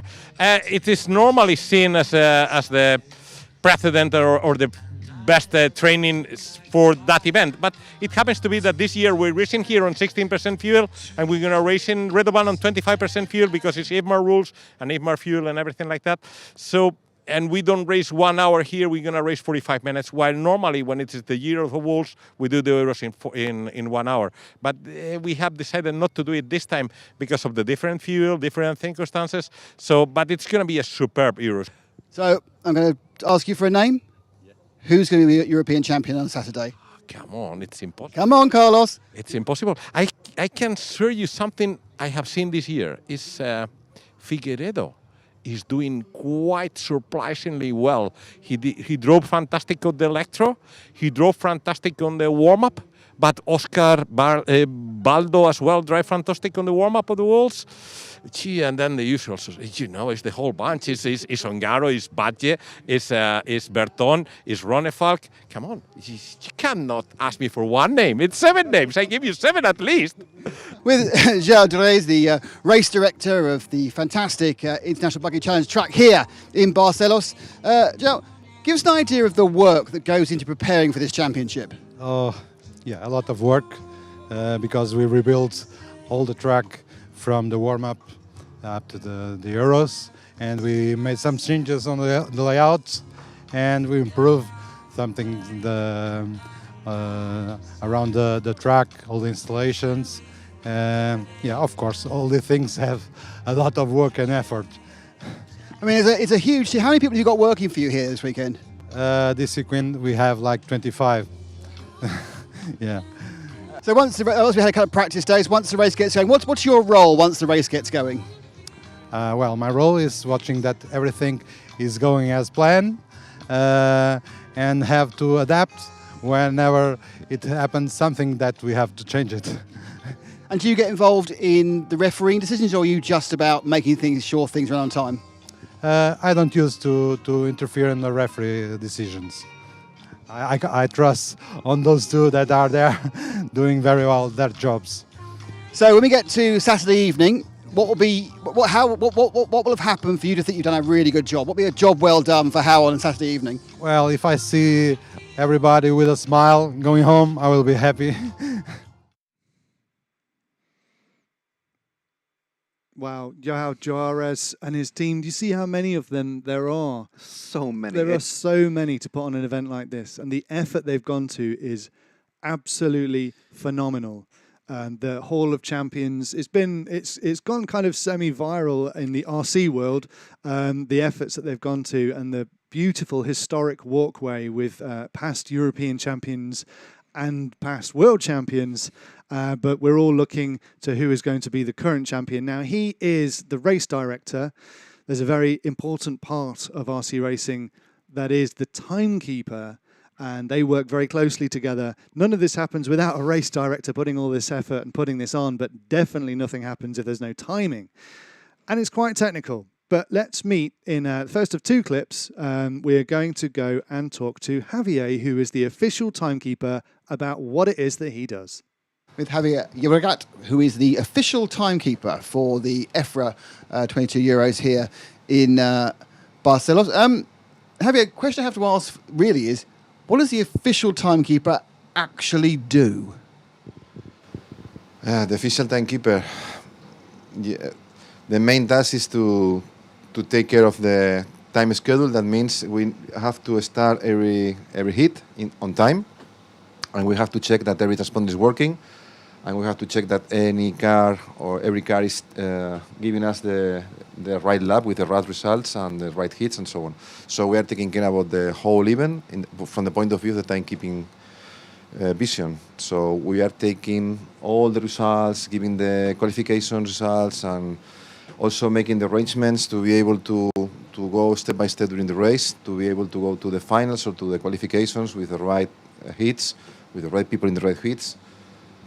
And also, we are taking care about the numbers in the car. For us, it's very important to see the right number on the car and to check that the transponder is working well. And it's the main task. So you don't get involved effectively in the refereeing, you don't get involved in the technical inspection, but you are the people who communicate that and add that into the overall results of the event. We are in a close contact with them because they are watching the whole race and we are only watching a part of the track. So we need their help sometimes to solve or figure out what is happening really. Now, you've got a couple of colleagues with you and a large amount of equipment. How much, what sort of stuff do you have to bring? I mean, how much is already here from the track? I mean... Okay, as I always say, I'm a timekeeper. Everybody can do the timekeeping. It's very easy. It's the easy part of the game. A European Championship is a whole week, and every day happens something different. And sometimes happens something that never happened before.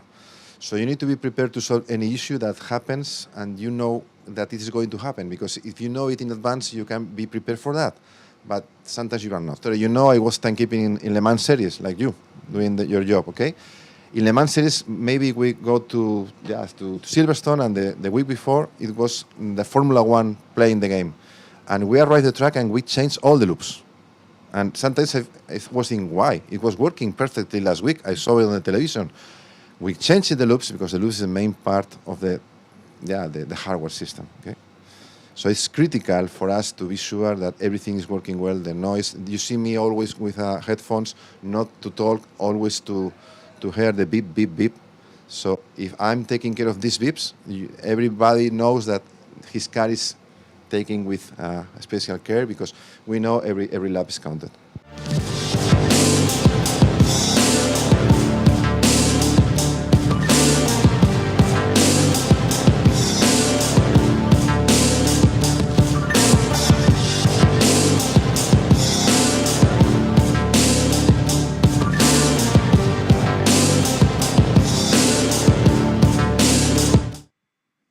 On a technical level, really, really interesting and quite impressive. Javier actually doing timekeeping at Le Mans as well. Really? Yeah. Wow. So they're going to meet Javier and get a bit more from him a bit later on in the event. We've got the 40+ final coming up not too long from now, but we've got a bit more time. We're going to speak to Nick in a bit. He's going to do a nice pit walk for us so we can meet some of the faces familiar and less familiar in the pits. Keenan, we are just looking ahead. Obviously, we've got the 40 plus and we've got the junior, important though they are, but obviously our eyes have been drawn into the last chance. And, you know, who have we got on the last chance, Frank? Well, we have one of our junior racers, Daniel Pariente. Yep. Got Oscar Navarro, Juna Hotnen, Miguel Matias. 40, also in the 40 plus. Don't know if he's going to race both. I kind of doubt it, but you know, we'll see. Jorn Neumann, he's in the last chance. I would say Miguel Matias is another serial retirer. He has retired several times, as has JQ, but we're told for the last time. And a former champion as well. But he's a Portuguese racer as well, and former champion. He's gonna keep going, I think. Yep. Ricardo Monteiro, Hampus Berg. I'm surprised to see him in the last chance, but he'll be strong, I'm sure. Oscar Baldo, another junior racer, Pedro Gomez, Teo Lemaire, and Giuseppe Teschione.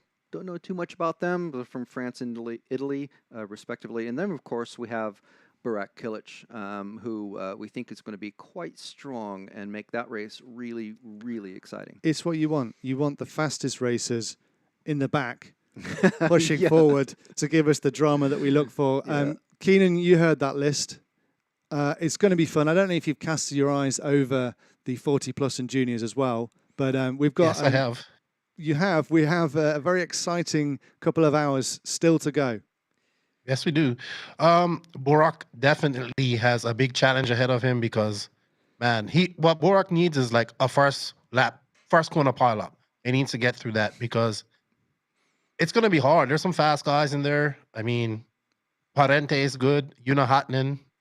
Matthias is, I wouldn't say a surprise, but man, he's so good. Like, he's one of the guys, I actually had him on the podcast once. He's like amazing. He's one of the guys who can still, hasn't been racing much, come out, put a card on and go race and still compete on somewhat of a competitive level. Yes, maybe he had some practice at this track, but hey, man, he's good. He's probably one of the guys that were good on as that should have won a Worlds that never did as well. Absolutely. I'm just hearing from Nick that we are going to go for a quick pit walk. I'll be honest, this was filmed earlier, but I'm just hearing that we need to get it played now because we're running out of time. The schedule is running away with us, and we can't wait. But Nick went around the pits to meet a few people. A man from a tyre company who has very interesting things to say. So let's go over to pit. Nick for a pit walk. Nick in the pits. Nick in the pits. It's time for Nick in the pits. Hot race tyres.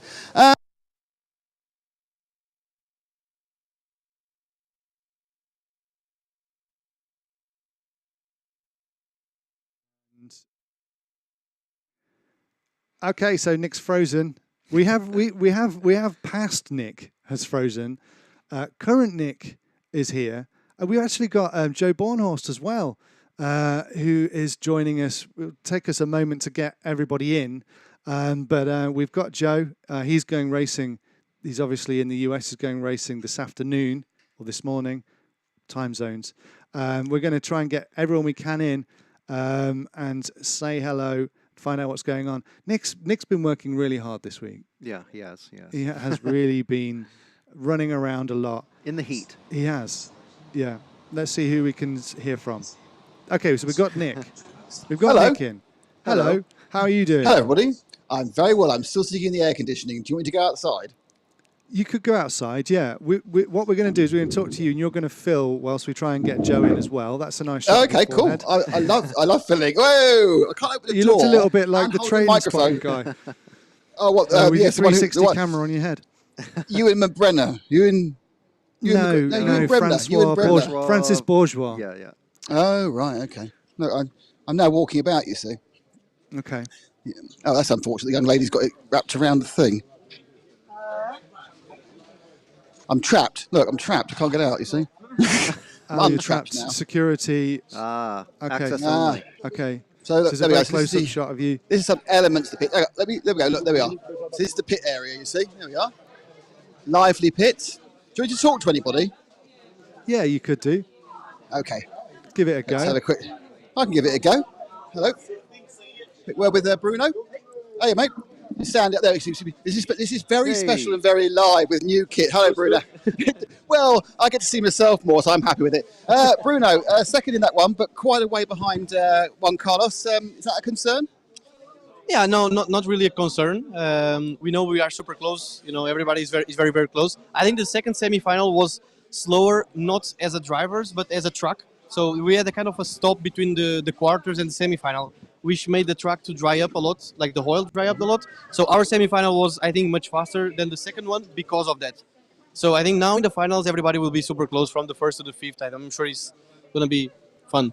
So 45-minute final, does that mean a different tyre, or is there so little wear it doesn't matter? Honestly, we still on the thinking about which tires we are going to use on the final, not in kind of hardness, but if we are going with new tires or used tires, because there is no tire wear at all. So we will decide. So you might actually use a set again? Probably, yeah. I will tell you after the final. Well, I've never heard of that before. Normally, it's always going to wear out. I'm going to be on slicks at the end, but now there's no wear. So it's so you actually want to. So why are you going for used tires? Do you actually want to lose the peakiness of the grip at the start? Because we're still not sure if new tires has more traction or not compared to the new tires. We're still not sure about it. So that's why we are still not decided yet which tire we are going to use, if new or use it. I wish you best of luck. I'm sure the whole of Portugal is cheering you on. I think so, yes. What I'll do is, look, this is the work going on. He's got two mechanics here. I'm not sure you can see this.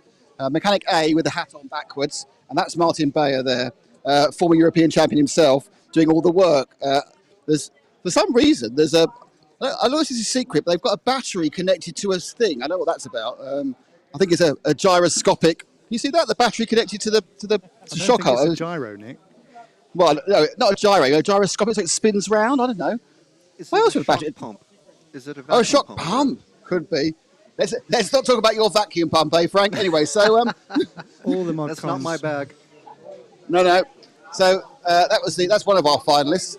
So I shall continue walking around. I don't really want to look at me. I'm trying to say this is badly framed because I think everyone actually wants to see what's going on. Obviously, a lot of empty desks. Because obviously it's happened, as they say. A few cars still being prepared. Nick, what I think we'll do is we've got Joe Bornhorst on the stream. So we're going to say hello to Joe. Hey, there he is. Joe, how are you doing? Good. How are you? How's it going over there? Good. It's really hot here. I don't know what it's like where you are, but the heat is playing havoc with our equipment. So things keep freezing and melting, and it's pretty tough here. How's things for you? It's going good. Just kind of keeping busy here in the U.S. We obviously kind of already did a lot of our bigger races towards the beginning of the year. So during the summer here, we're just kind of going racing and doing what races we do have, and kind of just staying prepared for the Worlds. Later today I have just a little club race at my family's hobby shop, and then towards the end of the month I'm going down to Wicked Weekend, and then through August I'll just be preparing for Worlds and getting in the right mindset for that and getting everything going for that. So just kind of plugging along. You mentioned the Worlds. Obviously, we're all looking forward to the Worlds. Just over a month, almost 2 months away. Yeah. Not too far from where this track is. So you're eyeing up the competition. The Europeans are pretty strong at the moment, would you not say, Joe? Yeah, I think like kind of what we saw at the warm up too. It's going to be a difficult world championships for the U.S. guys. So the Euro guys are going good right now. They have quite a bit of experience on that track. I'm not sure how much they're going to get to change it, but yeah, I mean we're just going with the best preparedness that we can, and do everything we can to get a good result. Now, obviously, we've had Kyle McBride, your teammate in Australia, on, also looking forward to the Worlds, and Canas TQ's this, and we've got Elliot Boots. Talk to us about S-Works. The team is growing. It seems like a super strong team. You're obviously flying the flag over in the States, doing really well for the brand there. Are you going to get some information from the guys in Europe to help your campaign at the Worlds, do you think? Yeah, of course. So we stay in really good contact between the U.S. team and the Euro team. Obviously, Canas has been killing it everywhere he goes. Boots is obviously right there. The semifinals, I looked at the results. It looked like Knaus won his, right, and then Boots was in third in his, I think. So there's a strong showing there. Then here in the U.S. we got myself and Spencer Heckert and Tanner Denny and Camden Lime, and then just a handful of the kind of more regional guys. But team's growing. The products are awesome.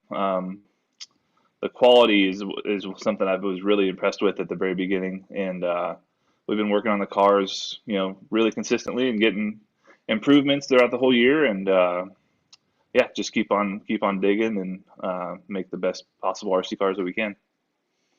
Absolutely. Now we've got Joe with us. We've obviously got Keenan with us from the No Name RC podcast. Keenan, any thoughts or questions from you for Joe? Obviously, you've got a very global perspective on this. You take an interest in RC all over the world. Yeah. Hey, what's up, Joe? How are you? Thanks for coming on. I know it was. I know you got. It's busy for you today. As a racer, when you look at the Redovon track, I know you don't really see those type of tracks in America. Do you get excited to see something like it's really big, it's fast, or what are some of your strategies you think you have to change in order to, obviously we don't know what the layout's going to be, but when you look at it now, if you was to have the world right now, what would be your strategy? Because there's a lot of corner speed. Honestly, I think for me, it's just going to be about going in with an open mind, not being too, I guess, hard-headed and being open to change, because it is a different world over there.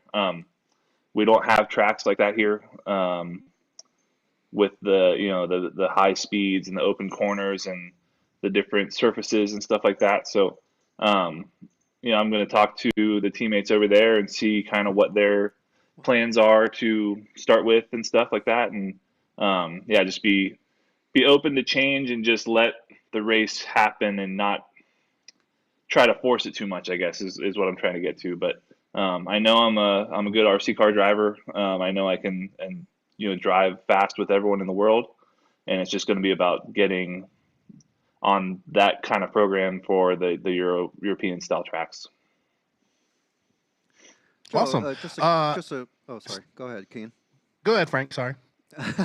No, I was just going to ask. In the past at really huge races like the Worlds, we've seen teams like Associated and Losi back in the day have arrived with a massive team, and there might be 3, maybe 4 guys that are pretty much guaranteed to make the A, and the rest of the team seems to, if they're not doing so well, they might test setups for the sort of the higher up team drivers. Is that anything that like the S-Works team is there any sort of plan like that, or is that something that you guys do, or is it just everybody out for themselves? Every man for himself. I think going into it, everyone has the same priority. Maybe when we get to a certain point and one guy or a couple guys are showing ahead of the group, maybe it would go into that sort of thing. But going into it, definitely not that sort of thing. Like, I can't ask someone else to ruin their race for me to try something that maybe I just want to try. So, going into it, obviously everyone has the same priority. Everyone has the same respect. Maybe if we get to a certain point that, someone's event is over, that they might be able to try something for the rest of the team. But it's nothing too crazy like that. We're going into the race with a plan like that. Yeah. No, I was just curious what sort of the mindset of the team might be. We still have. I think it's more so. I think it's more so like just working together as a team throughout the whole event. It's not so far putting testing on one certain person and letting results come from another. It's the results are going to come from working as a team and getting the whole product better as a whole. Exactly. Yeah, that's the best way. Nick, how are we doing on time? Obviously, you're looking ahead to the 40 plus final, and we're thinking about when we need to come back to you. And you have any questions for Joe? You've got a lovely suntan, Nick. Thank you, love. Yes, I'm sitting here relaxing in my pit area. Luckily, this is where they'll have gone home. It'll be absolutely on the timetable. Everything so far has been completely on the timetable. So I can't remember where that is, but where they say it's going to start, that's where it's going to start. We've got the list of drivers up, I think, if you see in the top corner of the screen. So obviously Miguel Matias not taking part. Much I'm pretty sure that the junior final won't see Birkin Kilic either, even though he's qualified. So yeah, it's all gone. I do have a question for Joe, and it's an important question for Joe. How does he feel if we decide to put Super Pole into the world? The RCGP Super Pole into the world. As we know from the RCGP experience there, I don't really agree with that. So I'm gonna hope that that's not a thing at the World Championships. Yeah, no, I think it won't be. So I think you're safe there, Joe. Hey, Joe, I have a question. Have you been to Europe to race before? I went to the Neo Buggy race in 2015. I was still pretty dang early in my career. Didn't really do too well there. And then the only other time I've been overseas would be for the Australian Worlds. Okay. Have you raced in this sort of heat before? At the moment, we're looking at about 93 degrees Fahrenheit. So Yeah. Just curious. Yeah, I mean it still gets hot here. I mean it's in Ohio. It's not too bad that there's certain days that we can get mid to high 90s and the humidity's obviously high. There's a lot of races where it is very hot out. So I mean it happens here. And you guys are running 25-30% fuel? I always run 30%. Yeah, but we'll do like pre-Worlds. We'll be doing some testing with the Worlds fuel. Yeah. So it's obviously 16 EU here, and it will be the 25% at the Worlds, the IFMAR Worlds. So not too big a change for you, Joe. Joe, you got a race to get to. Thank you so much for joining us. It's been awesome having you along. Where are you racing next? Where are you what's next for you? So today is just a club race. My wife's family owns a hobby shop. We're having just kind of a get-together club race on the off-road track, and then they also have an oval track. So it's just a day of racing there. And then towards the end of the month, we're doing the Wicked Weekend, which is down in close to Atlanta, Georgia. And then I don't think that we have really too much in August other than just being prepared for Worlds and stuff like that. So that's about it. Excellent. Good stuff. Thank you, Joe. Thanks for joining us. I hope you're going to watch out of one corner of your eye whilst you're racing this afternoon to see who wins the European Championship, if it's your teammate Canas or one of the other drivers. Nick, we're going to come back to you in the pits in a minute, but we're going to go back to timing. What is with people walking past our the window? Jeez. Just, so annoying. Blocking our view. We're going to go back and see timing with Javier. He's been doing this for a long time, and there's been very, very strange things happen at races before. Oh, yes. Believe me, you have to watch this, and you'll find out just what it is that has stopped you again. A race in its tracks. I have been doing timekeeping now this year for 30 years. I'm 30 years doing this, and I was thinking in this during the race. For me, as a personal feeling, I have not changed it. I feel young. 30 years later, I feel very young because when I'm doing timekeeping, it's for me like the first day I did. This personal point of view, but from the point of view of the system, it has been improved very, very much. Why? Yeah, the first point maybe is the personal transponder or the spare transponders in the past. Now the systems are very powerful. We are working with master slave. We are working with, for you, for example, we are giving you data for the television. We talked about this many years ago. It was idea that I brought from Le Mans because we are doing in Le Mans this. So we are improving every day just to be able to give more data in real time, because nowadays to have this on the mobile is what every driver needs or wants. things have really moved on. So let me ask you, in the 30 years you've been doing this, what is the strangest thing that stops the timekeeping working? The strangest thing that stops the timekeeping working. Okay, I can tell you that every year I discover something new. I was in La Palma, Canary Islands, for a national race. You remember the volcano? This, not the smoke, the sand that the volcano gave us, it was on the track. It was like a black sand, and it was metal. It was not sand, it was metal.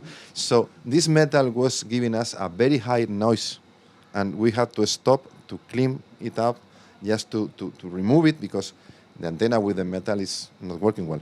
So that's pretty rare. Iceland stopping the game. Javier, thanks for chatting to us. Great to hear.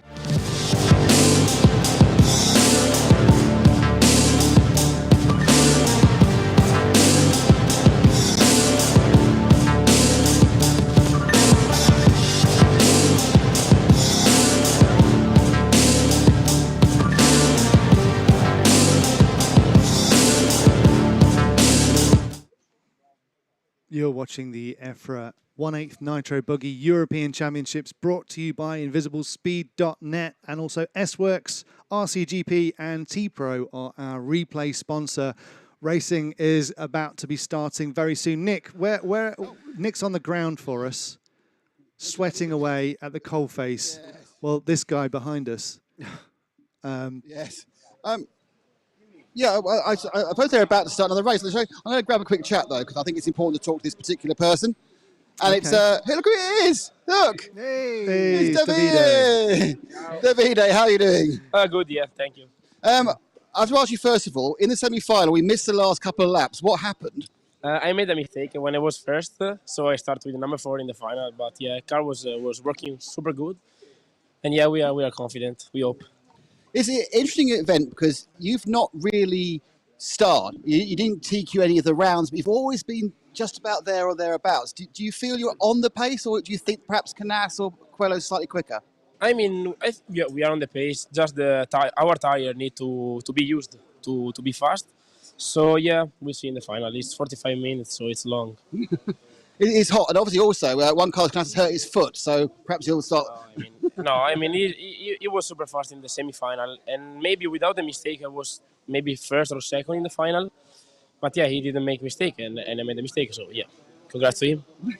How you find this track? I mean, it's a different circuit from anything we've seen before. It's just one surface. It's all the same. It's very low wear. It's very high grip. Is it a massively new challenge? I mean, it's different from the warm-up because the warm-up we run also the e-buggy class, so the oil can go down.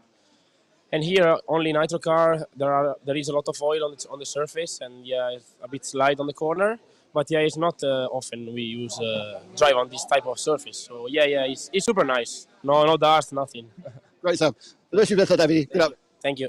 I thought we won that one before the senior final, wouldn't we? Have a quick chat with Davide. Absolutely. So, yes, I'm not sure how many minutes. Have I got any more minutes to do this sort of thing, or do I have to go back into the commentary on the other sort of thing? In theory, 2 minutes until... But I don't see a lot happening. Marshals are out there. I see mechanics they've all gone out there, in the pit area. They're on the rostrum. What you could do... Oh, go on. Yeah, go on.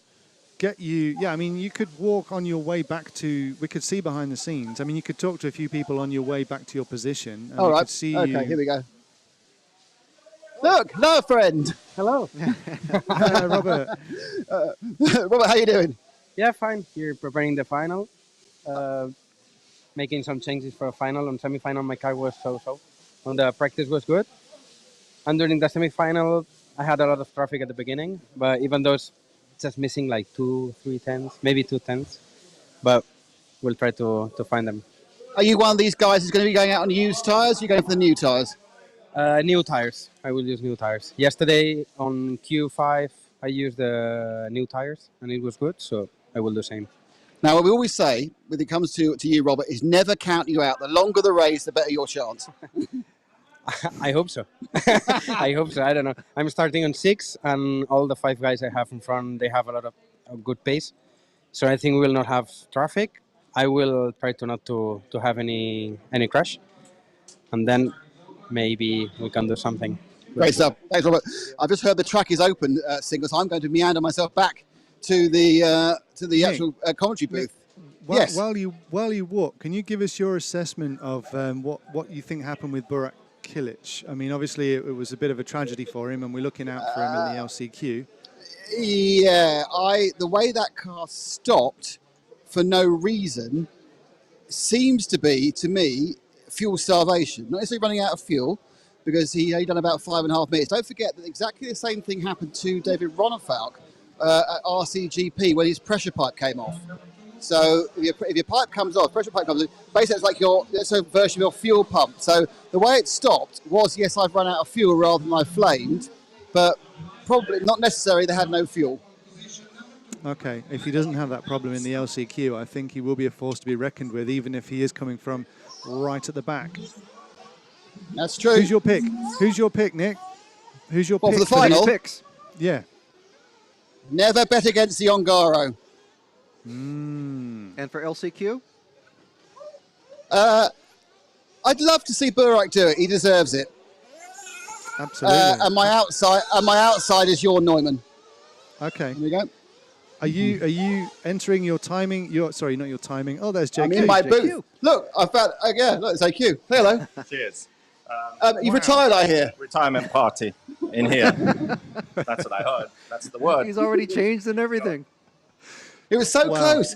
2 seconds. I rewatched the race and you didn't film me. The last lap was insane. Jessica ran out of fuel coming over the line with me right behind her. What can I say? You weren't in a bump-up place. You weren't in. It's important in your life, but not in racing life. Oh, it was. Trust me. The bleachers were cheering. Thanks, JQ. Right, I need to do the other part of my job, so I'll see you in a minute, guys. Okay, Nick. All right, Nick. We'll come back to you in a minute. Wow, 40 plus.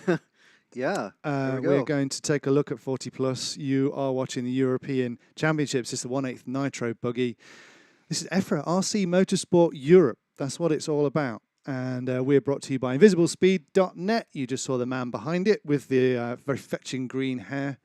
We're also brought to you by S-Works, RCGP World Series, and T-Pro are our tyre sponsor. And we are very, very close to that 40 plus final where Igon will be leading the way with Jerome Sartell behind him. Hyonen and it's too small to see the rest of them, but there is plenty. There we go. We've got them on the screen.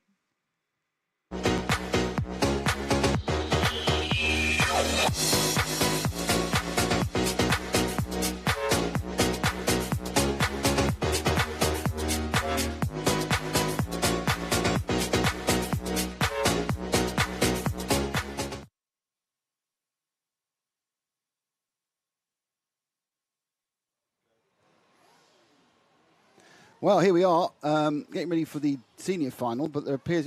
Zach, can you just cut... Yeah, for some reason, not everyone's gone out to the start. Like, the front... Oh, they're coming out in 2 stages. Anyway, so it's Jerome Igon in 1, Jerome Sartell in 2. That's some talent there, right way. Ari Heinen and my guest commentator, Mr. JQ, is backing all the way. Zachariah Villabias in 4, Christian Villa in 5, Nuno Philippe Ferrer in 6, Tolly Salen in 7. Oh, fit, hang on a second. Joel Suarez in 8. Fernando Almeida in 9, Costas Akrafotis in 10, Thomas Rezadic in 11, and Remy Barbilio in 12. I don't think Thiago Cajelo is starting. I think I saw him walk off with an issue at that point. So this is 20 minutes. It's got a combination of some very, very fast former champions and some club guys. Not everyone. It was basically the 40 plus. If anyone who 40 plus qualifies, theoretically it should be the top 13. But some of the people decide they've had enough of the weekend and they're not going to, even though they qualified faster, they're not going to enter. And some people, of course, are only 39 years old and aren't allowed in, even though they've retired. Is that right? That's right. I haven't had time to consider my future.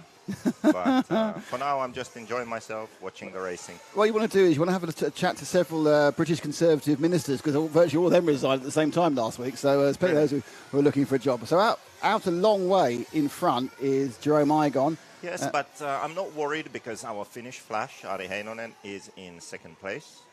And he's like a diesel, you know, he warms up and takes his time, and then towards the end, he's really fast. So. And how old's Ari? He is I think he's 42 or 43. Oh, it's 42, I early think. in the stage. Yeah. So whilst we're waiting for this one to settle down, is it a real retirement or like a Frank Sinatra retirement and you're back again? Because it was a very close. You only got knocked out by just about 0.8 of a second in the end. I think even less. I mean, I was a second a lap, or at least half a second a lap faster catching. I had some issues. This is a really painful way to go out. So I am, to be honest, I am considering what hobby I should pick now that I'm retired, because I have a lot of time on my hands. So, I mean, RC car racing might be a hobby I pick up one day, but for now, no. For now. Just so you've tuned in, don't worry, this isn't the A final one, this is the seniors final. This is the seniors final. It says A final one in the top corner. There aren't legs of finals here. So how long is this? 20 minutes? 20 minutes, yeah. Let's drop back to the next car along, because Jerome's making this a bit of a... Timo Salonen now in second place, keeping the flying the flag for Finland. It's hard to say fast, that, flying the flag for Finland. But they had a problem there, so... But it's okay. He'll catch up.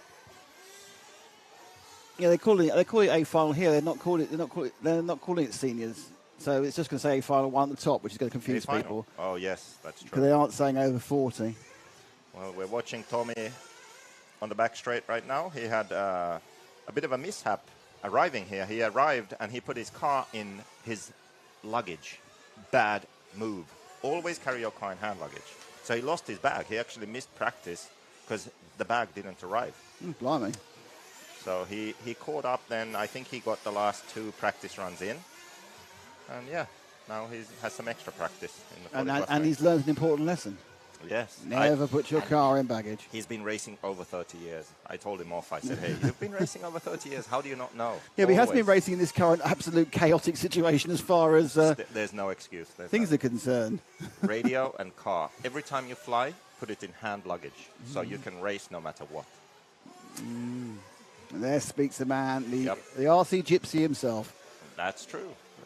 So Sartell is in third. Sutherland's now right behind Igon. I'm not sure how is that possible? Did he pit? I don't know, because he's not. I don't see him on the track. Where is he? Well, we're following, I think, Shuko in second place. We've managed to lose. We had a conversation, lost the first. That must be a misread of some sort. I think that might be a misread from our reset of our thing. Jerome is right over the loop now. Yeah, it's a misread. Apologies. That's a reset misread from the timing screen. Made me excited for a moment, though. Salonen goes in there now. Yep, and then you've got Sartell, who'll be coming after him. He's not 0.9 of a second either. Well, never mind. Jerome Igon is actually ahead by 7 seconds, so... Yeah, he's making this boring now for us. Yeah, actually, Miguel Matias is the top 40-plus driver. He made the semi-finals. Can you believe that? I know, he's in the last chance. He's not out yet. He's in the last... He was 7th or 8th. He was the last chance...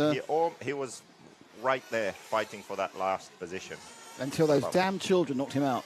All those youngsters. Unbelievable. And he is retired, actually.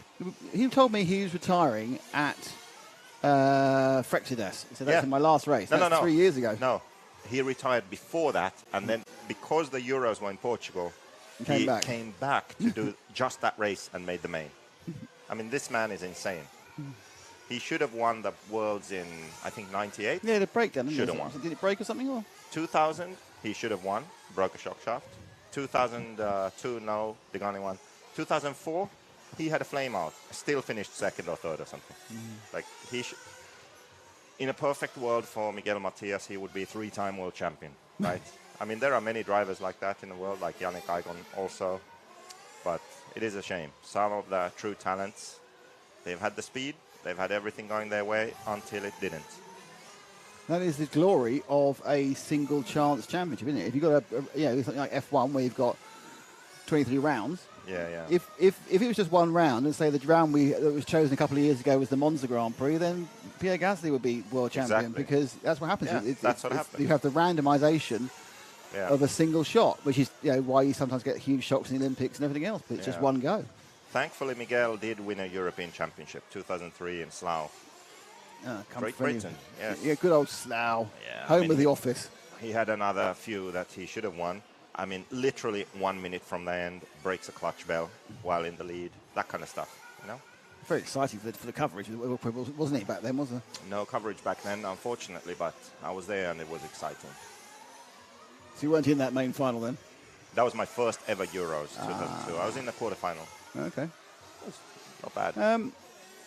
Okay, we've got a number of cars. I'm not sure. I'm trying to find a car that's actually competing. Looks like second and third, maybe. No, Sartell's got one past. straight. Drop back one more, which should be Sartell. Yeah, the pink car. The pink car. Oh, that's not Sartell. This is Pink Sartell. Panther. That's a Pink Panther. Is that Pink Panther? He's Is it? retired also, by the way. Yeah, he's now S-Works team manager, isn't he? Yeah. That's Jerome Sartell. He actually won the first French national. Can you believe that? Remember that? Ahead of all the fast kids in Savoia and everyone. He just won it. Like, he decided to drive really well that day. His cousin, Jean-Peric Sartell, he won an e-buggy championship about 3 years ago at his home track.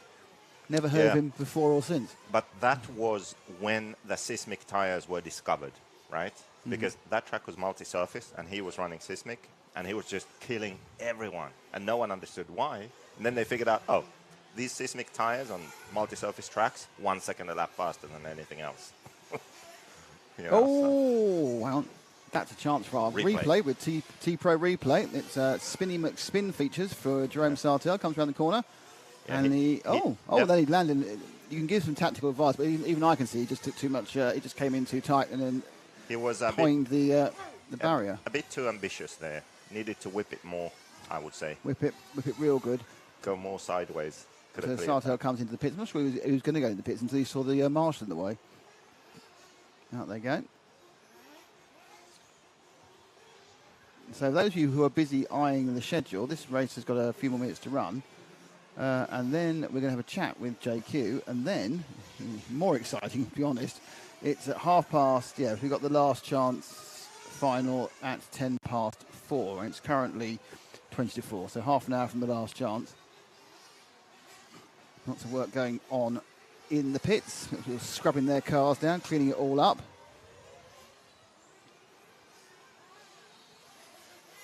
Oh, another mistake. Don't want to just keep practicing. I enjoy the fact that I can do these replays. So that's just take too much. Oh, just getting too tight, isn't it? I think that might have cost them a couple of places, actually.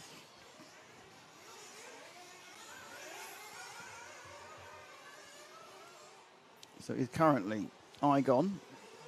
Saloon's in second. Heinonen is, see, I told you, Heinonen, he turns on halfway through. Yeah, you're a long way behind, though. That must be a mistake.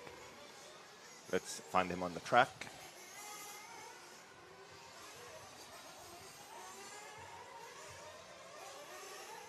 I think he's going over the back jumps now. Yep, coming to the loop. There we go. I love the way you're directing my cameraman. It's marvellous. Zach obviously can understand the He's over the viciousness. triple now. Ari is. Oh, you need to go one, into the chicane now, number 3. one further up. There we go. Over that hip jump, down the hill. One further. Even One still. more further. There we one go. more. Let's He's watch the green. diesel. So we're halfway through Sorry, now. so Now- is he a bit polluting then? Is that the other reason he's called Diesel? No, it's just I don't know, he's older than me and he takes some time to warm up. It's like a lot of us, to be honest. There we go. Jerome Igon leading by, I'd say, a lot of laps. Yeah, Sartell is, where's Sartell? Way ahead. Going to the back straight now. Okay, let's see if Ali can pull this off. So it's 7 seconds ahead for Salonen. He's behind, sorry. Sartell then is a further distance behind, 6, and then it's 4 back to Heinahan.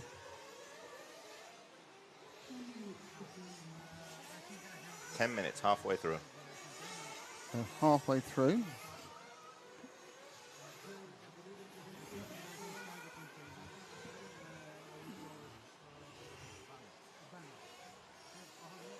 Ari's been racing RC since the 80s. The 80s. I've been racing RC since the 80s. I got a radio controlled car for my 15th birthday. It was absolute pants. Yeah. Took it back and then bought a real one. Bought a Rough Rider. And back in the day, Ari was one of the very few Tamiya TRF team drivers. Ah. You know when they had the special TRF Yes, stuff? all the You had to blue be stuff, Super special. yes. He was one of those guys. It was amazing. It's all right for some, innit?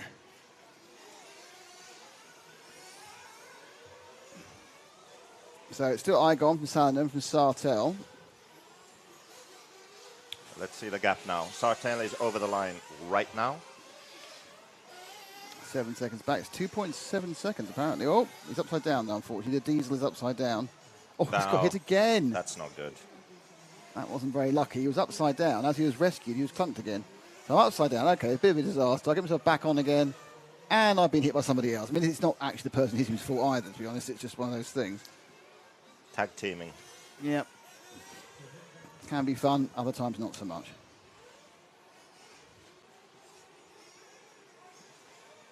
What else is going on? I think you find not a lot. It's a very widespread set of talents here. Salonen 5.5 seconds behind. Well, he's gained a couple. 8 minutes to go.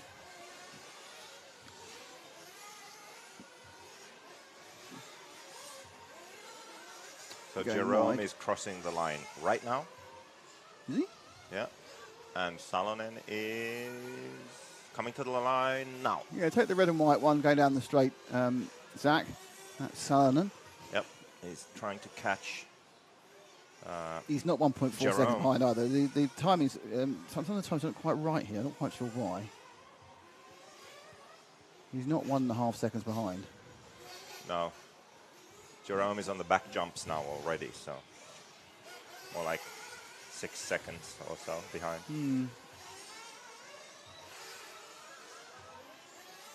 By the way, it's not the A final one, by the way. This is the senior final. The seniors final, if you join us now. Yeah, this track is important to know that.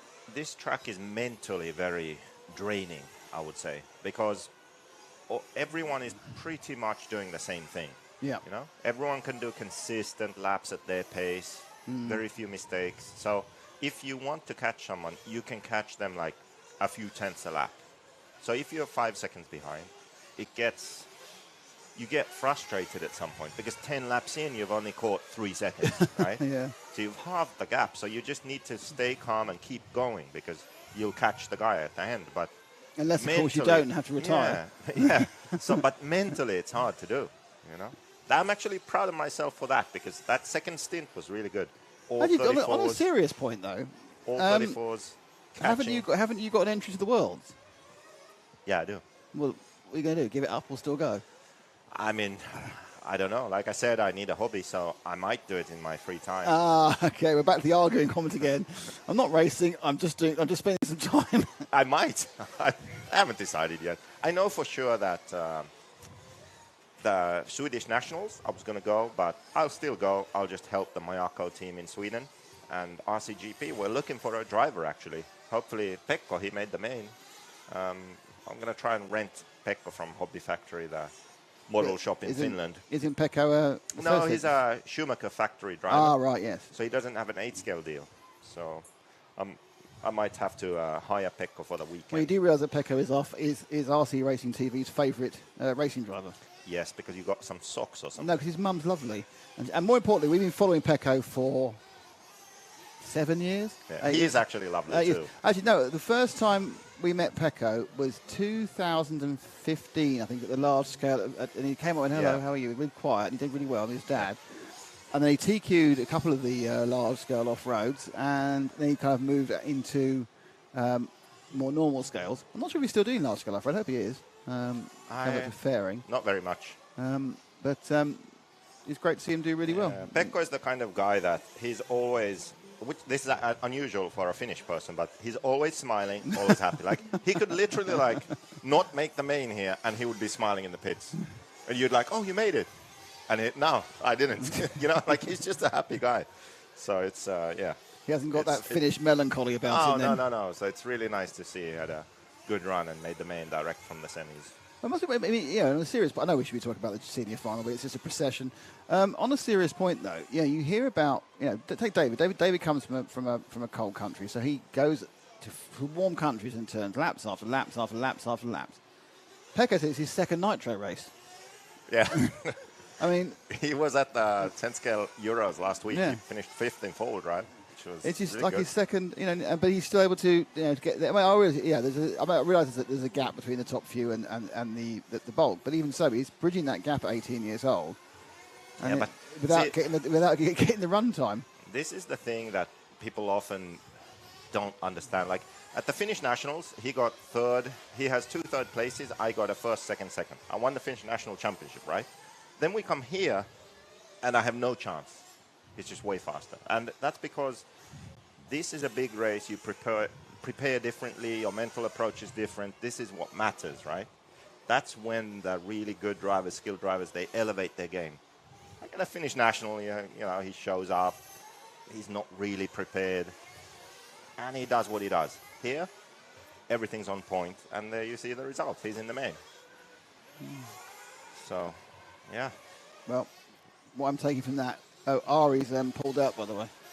Yeah, his diesel stalled. Something happened.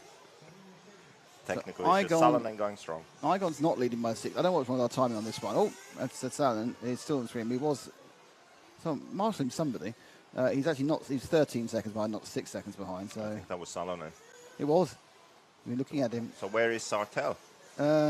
We should. Well, that timing's all wrong. He's not 3 seconds behind. I think they maybe knows. Yep, the turn. that's a race. We got a race for Got a second. race. Way. Okay, the Pink Panther. Yep, coming down the straight, Salonen with the Pink Panther behind. Over the single, which someone we've only seen. I've only seen Alex Anchetin go for that one. Which one? The jump? That first jump, yeah, so far. Doubled it and overtook someone doing it. Nice. Alex had an absolute nightmare event, hasn't he, with breakages and a disqualification. Yeah, when he was about to bump up, he flamed out. Alex had 18, 19, and 121, and that's why he qualified in the 64th final or something. And then it didn't work because he flamed out in the bump-up position. In the final, he was doing 33.2, 33.5, 33.4, like very fast. Yeah, flames out. So. It's just the bad luck in it some days. At least we have a good race for second place now. Mm. My money's on Salonen. But it has to be, doesn't it? Otherwise, he won't be allowed back home again. Yeah, he's a smooth driver. He knows what to do. Sartell is French. He's passionate. He might be distracted because his wife's about. He's going to have a baby quite soon, isn't she? So yeah, so I guess that's why she's not here. Yeah. She was at the electric 8-scale Euros, very pregnant. Well, if she was very pregnant 2 months ago, she may well have had it, and I just haven't noticed that part of it. Maybe, yeah. I don't have Facebook anymore. I was banned. You banned yourself? Yeah. Well, other people also, but I quit. Yeah. Too much too much negativity, and there we go. Replay. Oh, it's too late.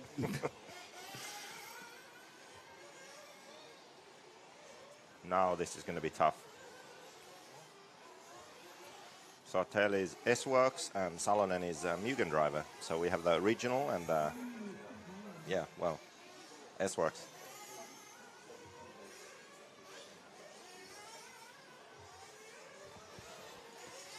Oh, there we go. Oh, right on top of each other there. Now we have a good last 2 laps. Okay. So are you going for pink or are you going for red and white? Which oddly, if you mix them are pink. Oh, he's blown it.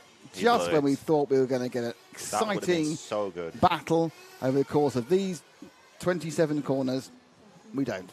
Igon has absolutely That's a shame. bossed this one. Still a podium, though.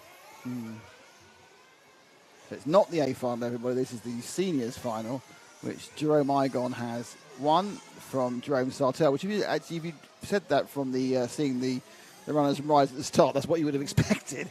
You know, if this was like 2004, yeah, that exactly. could be first and second. Exactly, yeah. But it's not. Yeah. I wish it was 2004. I'd be way younger as well. Yeah. Not there was much streaming in 2004, in fairness. I wish I was like 28 or something. Nah, never wish your life away, and never wish yourself younger. Why not? Because you can't. It's pointless. Right. Do you know what the 2 most damaging words in the English language are? I wish. No, if only. If only. Yeah. Not only do you get race commentary, you get a little bit of, philosophy as well. Bowling for Soup, they have a good song called If Only. Bowling for Soup. That's the band's name. No, I'm sure it is. I'm not quite up with So it. there we go. Okay, it's Jerome Igon from Jerome Sartell, from Tommy Salonen, from Nuno Felipe Vieira. Thomas Redenzich was 5th. Fernando Almeida was 6th. Joel Sarra was 7th. Costas Akrafotis was 8th. Remy Barbillion was 9th. Zachariah Villabia was 10th. Thiago Keller was 11th. Ari Heinen and Christian Villard didn't make the trip. Anyway, we've got a couple of minutes still with Mr. JQ before we send him back for more beer, because he's run out of beer and has no beer with him. I need to make sure that James is looking at me. Because we're going to... Well, this is your invisiblespeed.net bit, you see. Really? Once this graphics come out, we're going to talk about that video you gave us earlier. Can you play an ad first so I can prepare? Yes, we can play an ad for, but not for you, because that'd be overkill. We're playing an ad for something else. Oh, okay. Let's play an ad for RCGP. Yeah. Because everyone needs to go there in the first week of August. RCGP loves Great Britain. So much so, on August the 5th, 2022, we're coming home for some British hijinks and all-out Nitro Buggy racing action.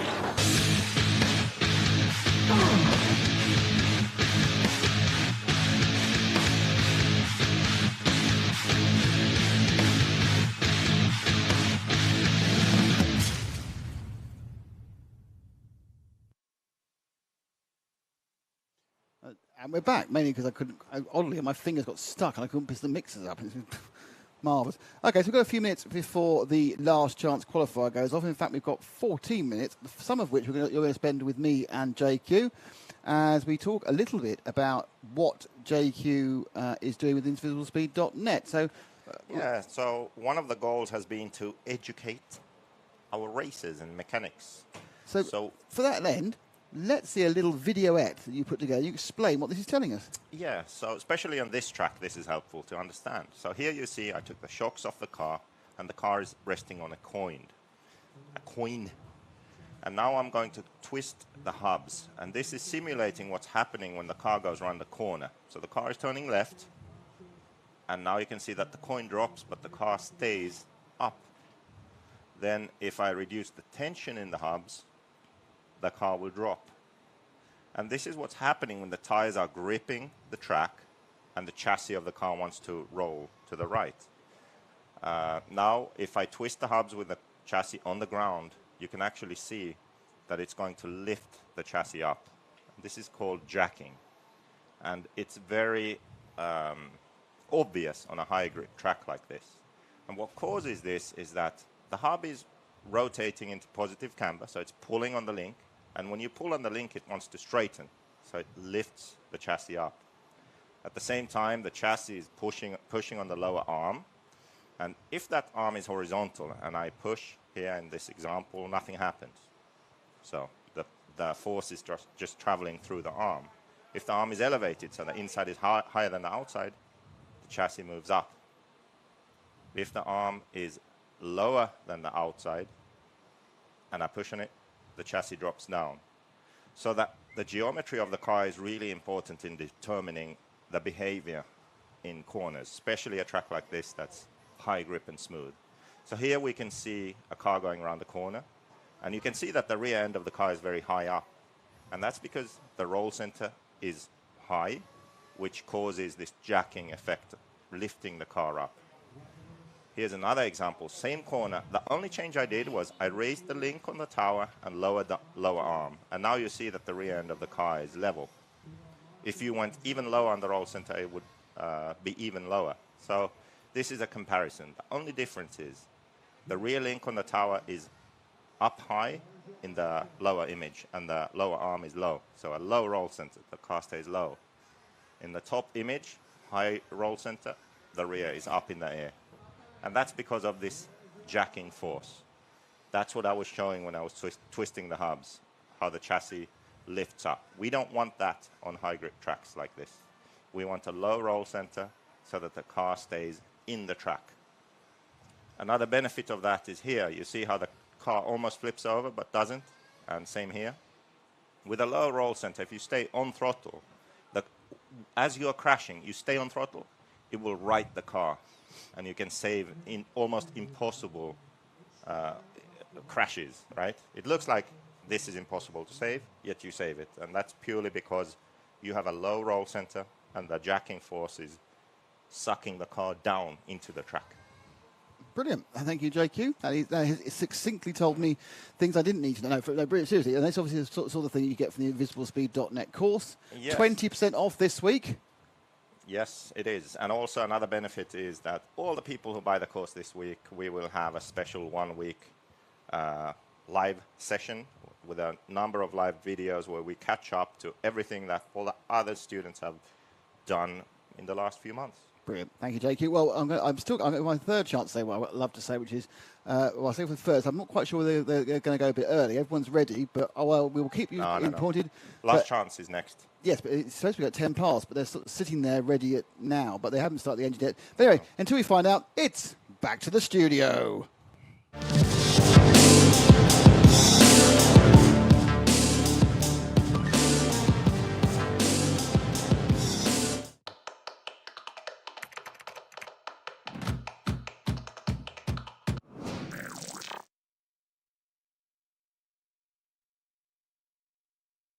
RCGP loves Great Britain.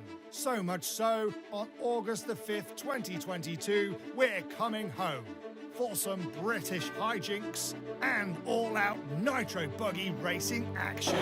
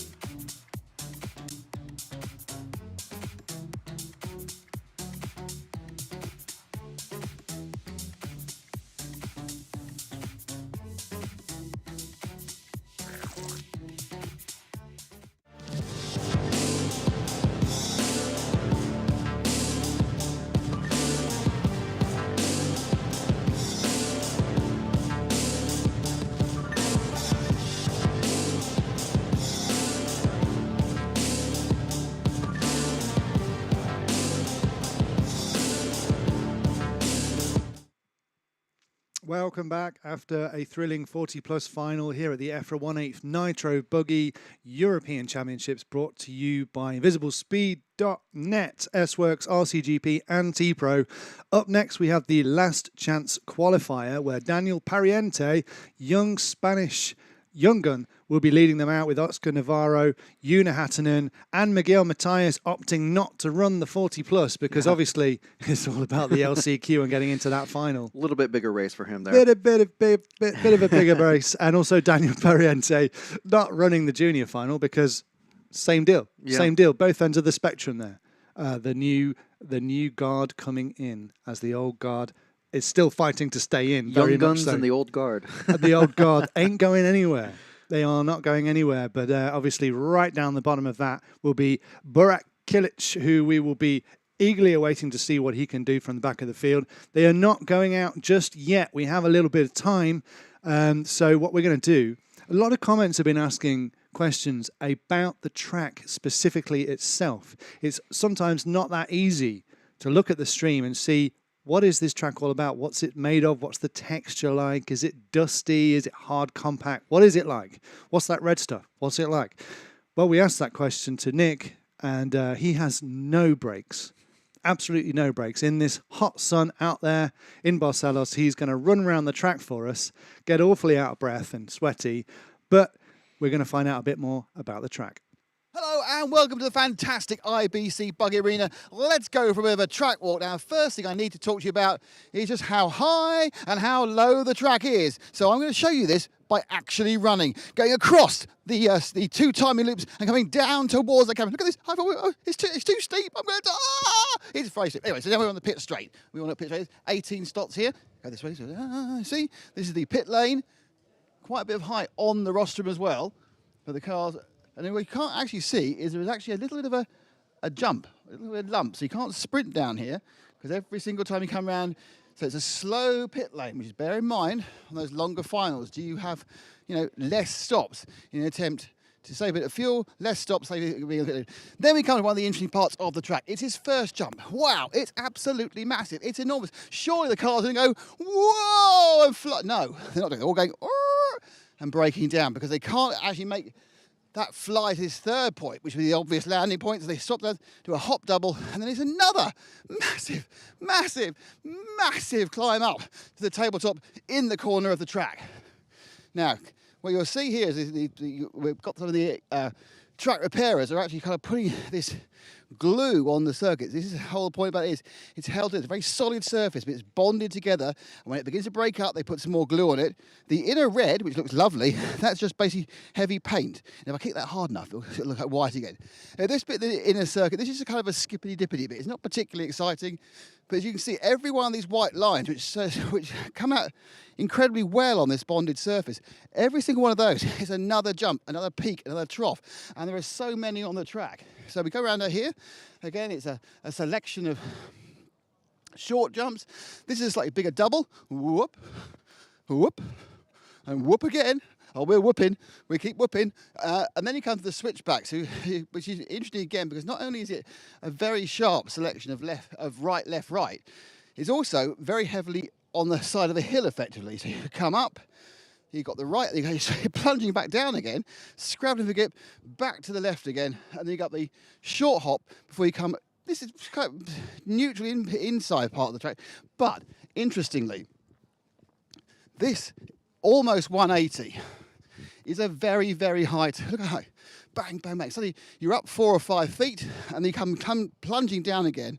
And you can tell this is tricky for a couple of reasons. One, because of the amount of wear on the track. Two, because of the amount of scrapage as well. These cars are landing here and trying to land and turn. So they come down, they land, they go again over another double. And it looks like, again, a massive takeoff ramp here. But not much use to you because you've got to land the thing here. So we don't see a massive jump, we saw a short jump, and they carry on going, and then they're up and around to the back part of the circuit, and they go over the big top rollers right in the top corner, which is far too far for me to run to in this weather. And they come down again, and there's a simple S-turn there, which we've already seen some action at before they slip back up to commentary corner again with another jump, another jump, another jump, and there's our commentary booth, and start another lap. The real kind of the marketplace, the trademark of this track is it is never flat apart from the main straight. You're always doing something, you're always jumping, you're always hopping over small, medium or large. It's an incredibly, probably the most three-dimensional track we've ever been to for RC Racing TV, EFRA and the RCGP series. Unbelievable. To master this track and become European champion, you're going to be something truly special, basically to avoid accidents for 45 minutes in the final.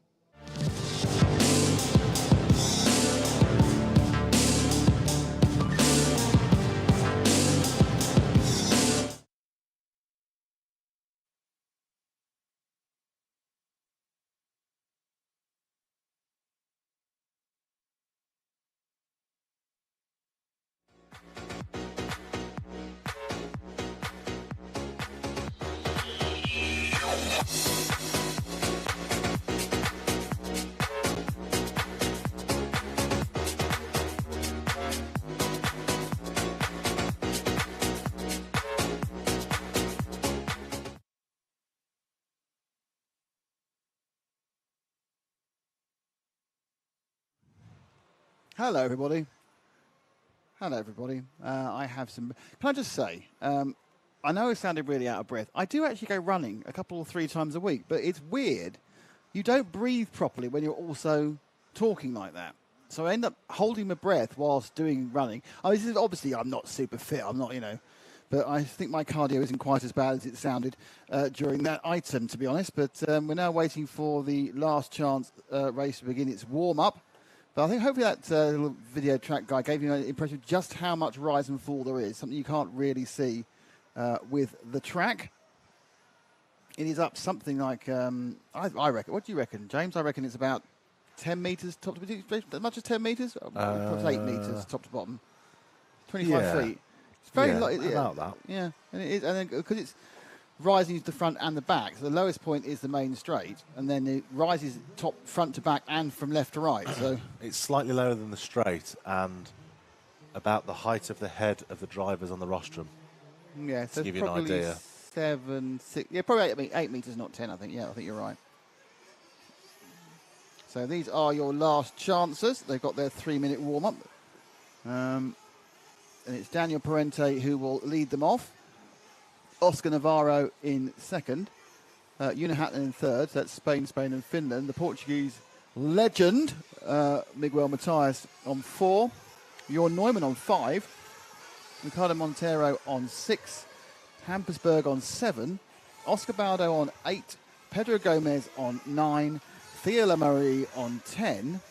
11 is Giuseppe Toscani, and 12, and oddly, potentially the favourite if things go his way, is Burak Kit, the man who was the second overall qualifier. Burak is there because he flamed out, ran out of fuel, we don't know, in his semi-final, lost a lot of time. He did keep going again, and he was, but unfortunately, he'd lost too many laps, and that was it. So, here they go. Crowd building in the grandstand. The Durigo requirement for a parasol because it's too blinking hot out there. That's what you find. Next up, after the last chance qualifier, we can move into the junior final.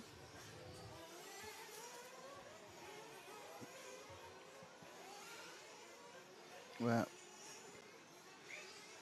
and then after that, we have the big A main final. The A main final is due to go off at 5 o'clock. I'll tell you right now, the Volderol might start at 5 o'clock, but there's no chance it's starting at 5 o'clock.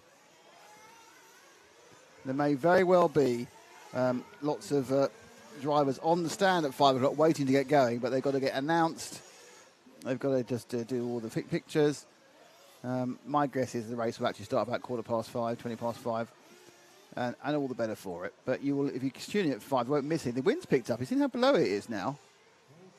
The wind is dry. Has actually changed direction. It's now flowing in the direction of the main straight. It's been flowing in the noses of the cars going down the main straight. Now it's actually further behind the tail.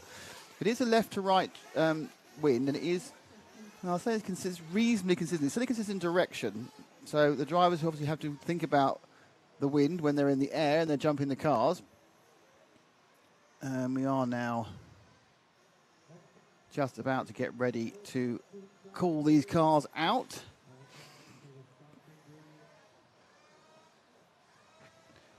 All eyes probably on 12th place, I would think. So that last tyre might be where all the action is. So Burak Kilic, who in days gone by would have been feeling very unlucky because his entire day was over, much like Ongaro in 2018, gets a second chance. Or a last chance in many ways. Car goes down. Let's now creep towards the front again, please, Zach.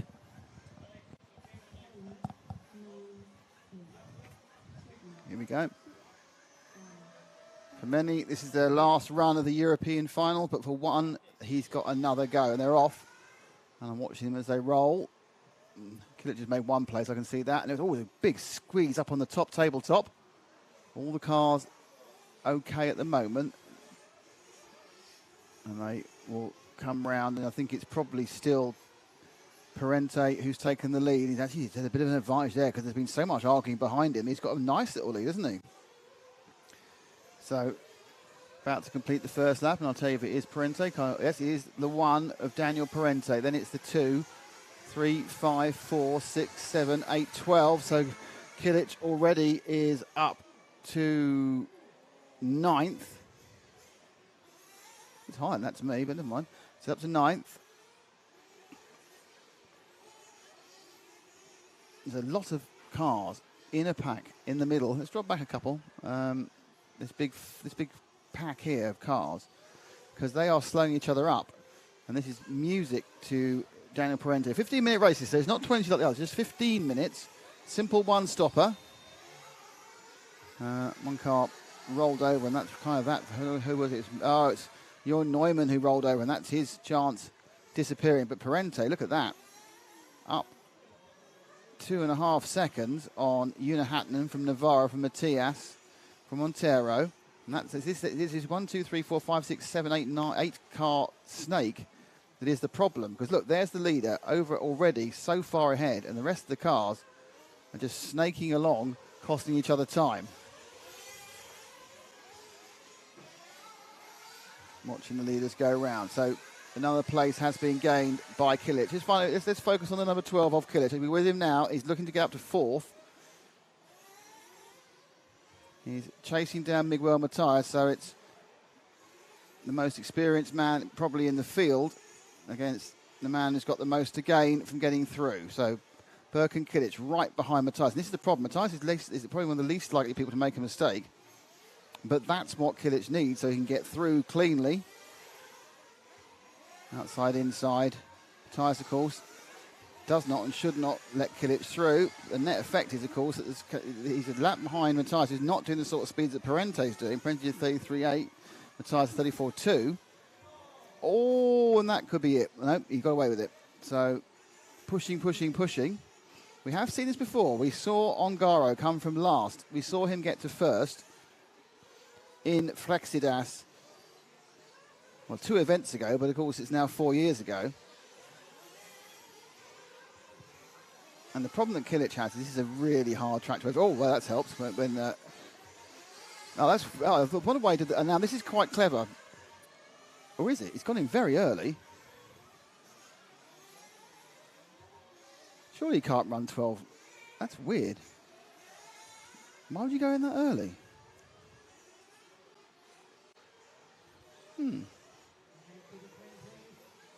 I think he stopped.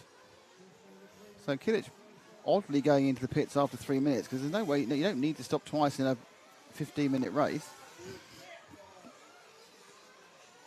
So weird things happening with Burak Kilic.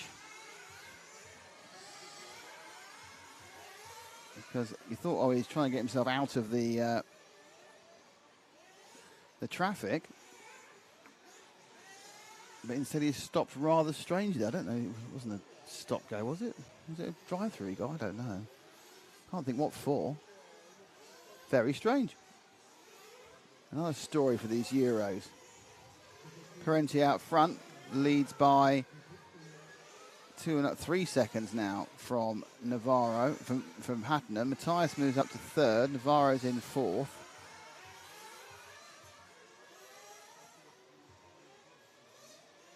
The car rolls off and into the boondocks. That would have been Oscar Baldo.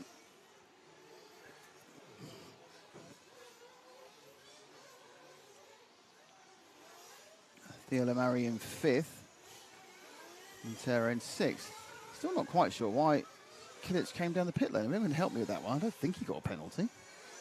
I can't think why he would have got a penalty if he could have done.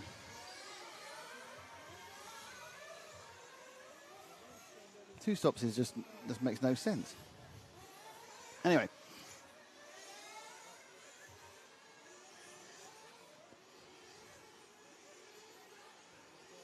Trying to see whether Kilic has got that sort of ground speed, and even that seems deserted him.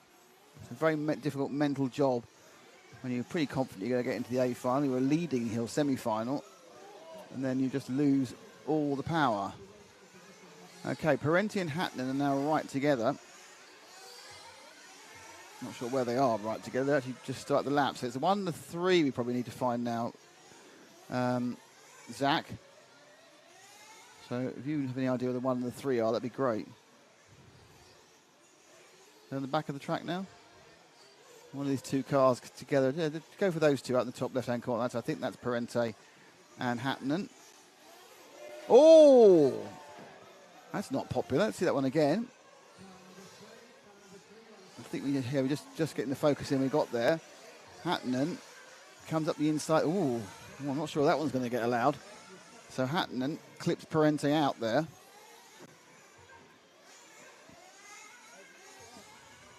Carries on going.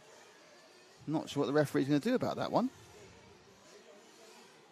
It's a little bit of an aggressive overtake. He did take him over through, but it's kind of, I don't know what Parente is. Not sure. Now, into the pits now. Follow Hattinen through. Is he doing a pit stop or is this a drive-through? No, it's a pit stop. It's not a drive-through. So, has he got a drive-through is the question.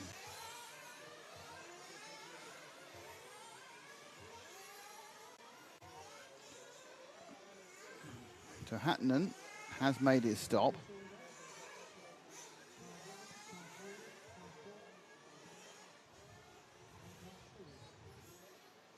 He was leading.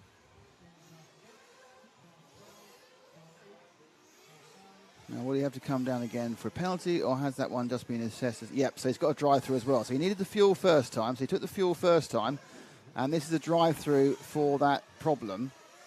And there he goes, pick up and go. So when you do a drive-through, you come in, you're picked up, you get put down, and then you go again. But I think one of them, he needs to get fuel, so he did the first one with fuel and the second one without fuel. And he is now obviously a lot further back. I'm trying to work out who he's with at the moment.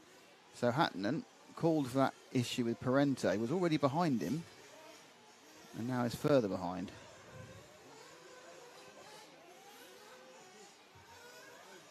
But Parente hasn't stopped for fuel yet.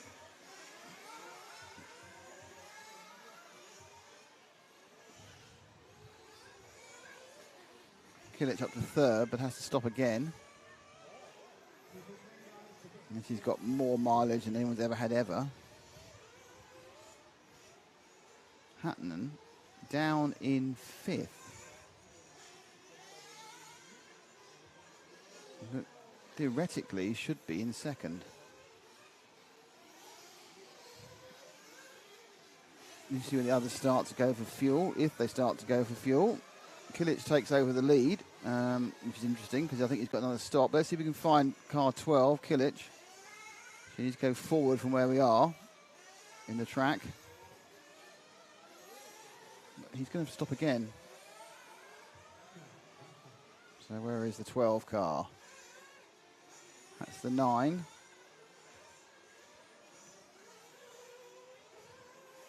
In a second now, Burak's going to turn up. He's in the lead, not by very much. There he goes. He's leading, and now he's taking his fuel. So this weird two-stop situation he's decided to give himself. I've no idea why he's done that. He's got 6 minutes now. Out he goes to make up a vast amount of time. Very puzzling. Perhaps there was a problem with the car we didn't know. Perhaps he got called for something which we didn't see. This is a possibility he actually got called for something.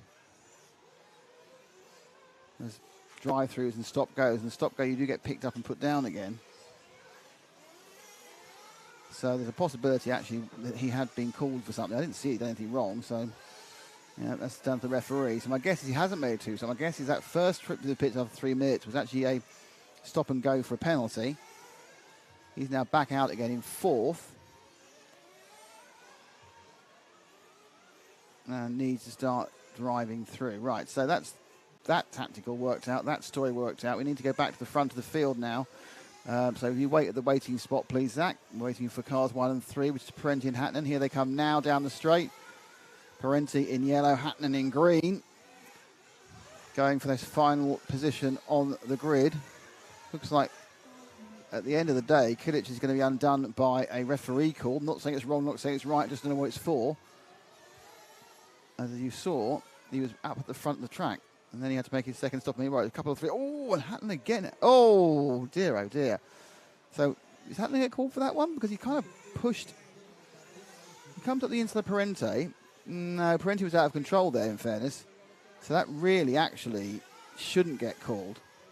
I'm not saying it will be, but it shouldn't be. There is Hattinen once again ahead of Parente.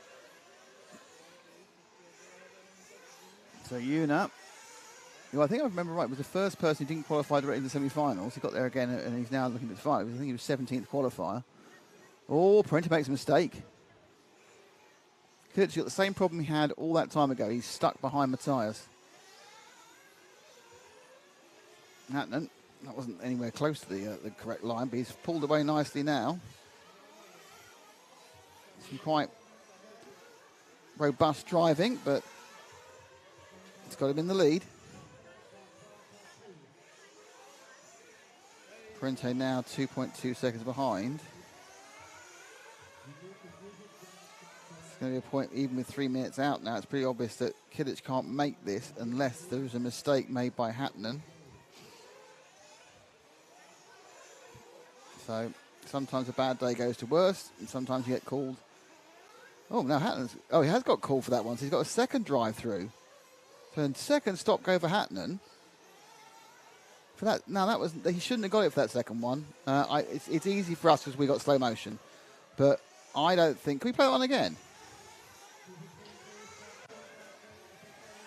Just hit that one. It should just go, shouldn't it?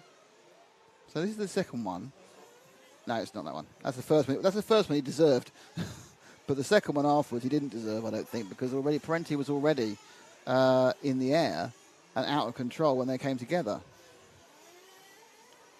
So he goes up here. Look, Parente's up in 2 wheels, and he comes up the inside, and that's an impact. And then I understand why the referee's given it 100%. And he hasn't got slow motion. I think if he had slow motion, he probably wouldn't have given it. But he hasn't got. It's like you know, VAR in football. It's easy to be super accurate when you've got 2,000 camera angles. So Navarro now is in second somehow. Hattunen is in third. Kilic is now in fourth and ahead of Matthias. How has Navarro got there? That makes no sense. Okay, so Oscar Navarro's got past everybody. Oh, and Hattonen's gone right off the side. Pick up the cars, these 2 cars. This is going to be Kilic now. Attempting to get up into third with 2 minutes to go. I'm really not quite sure where Navarro's come from. Well done, though, into second. So it's Parente from Navarro. Hattunen, there's been a lot of penalties called in this race, as we know.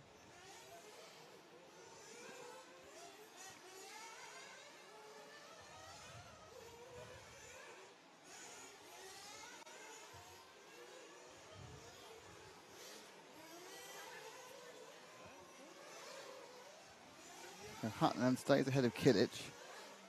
Navarro is 4 seconds off Parente.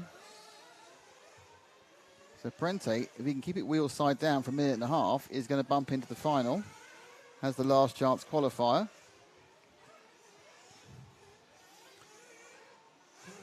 Burak Kilic. He's going to, unfortunately, I think, see his Euros end. Not quite able to repeat the feat of Davide Ongaro a couple of years ago.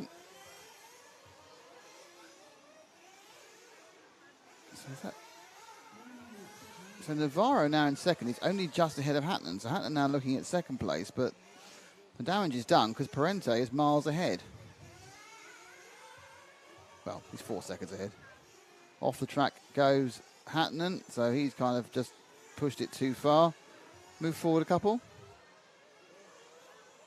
And that is second place man Navarro. Now we need to go forward and find our leader, who is Daniel Parente in the 1. That's almost certainly him. Let's have a look if it is him. No, it's not. Where is the 1 gone? So there he is. Thanks. So that's our leader on his last lap. He had 3.5 seconds. He dropped a little bit from Navarro on that last lap, so just keep it sunny side down. And Daniel Parente will move up into the EFRA 1/8 Off-Road Euros Championship final. Not sure the controversy of that race, but a win for Danny Parente. Oscar Navarro comes second, which means nothing. Burak Kilic comes third, which also means nothing. Oh no, Burak came second in the end. They got past Navarro, so Burak got second. So he got quite close to bumping up. Hattunen was third. Miguel Matthias was fourth. I think what happened to Navarro in that last lap. He was trying just to go. I think he was just pushing it, not having a fuel stop. I wonder that's what they decided to do. Go really long and hope for the best. I don't know. Couldn't do 15 minutes anyway. But anyway, Thilo Marie, Bjorn Neumann, Oscar Navarro broke down. But the answer is that Daniel Parente is your bump up man from Burak Kilic, who in the end ended up 4 seconds away from victory, from bumping up.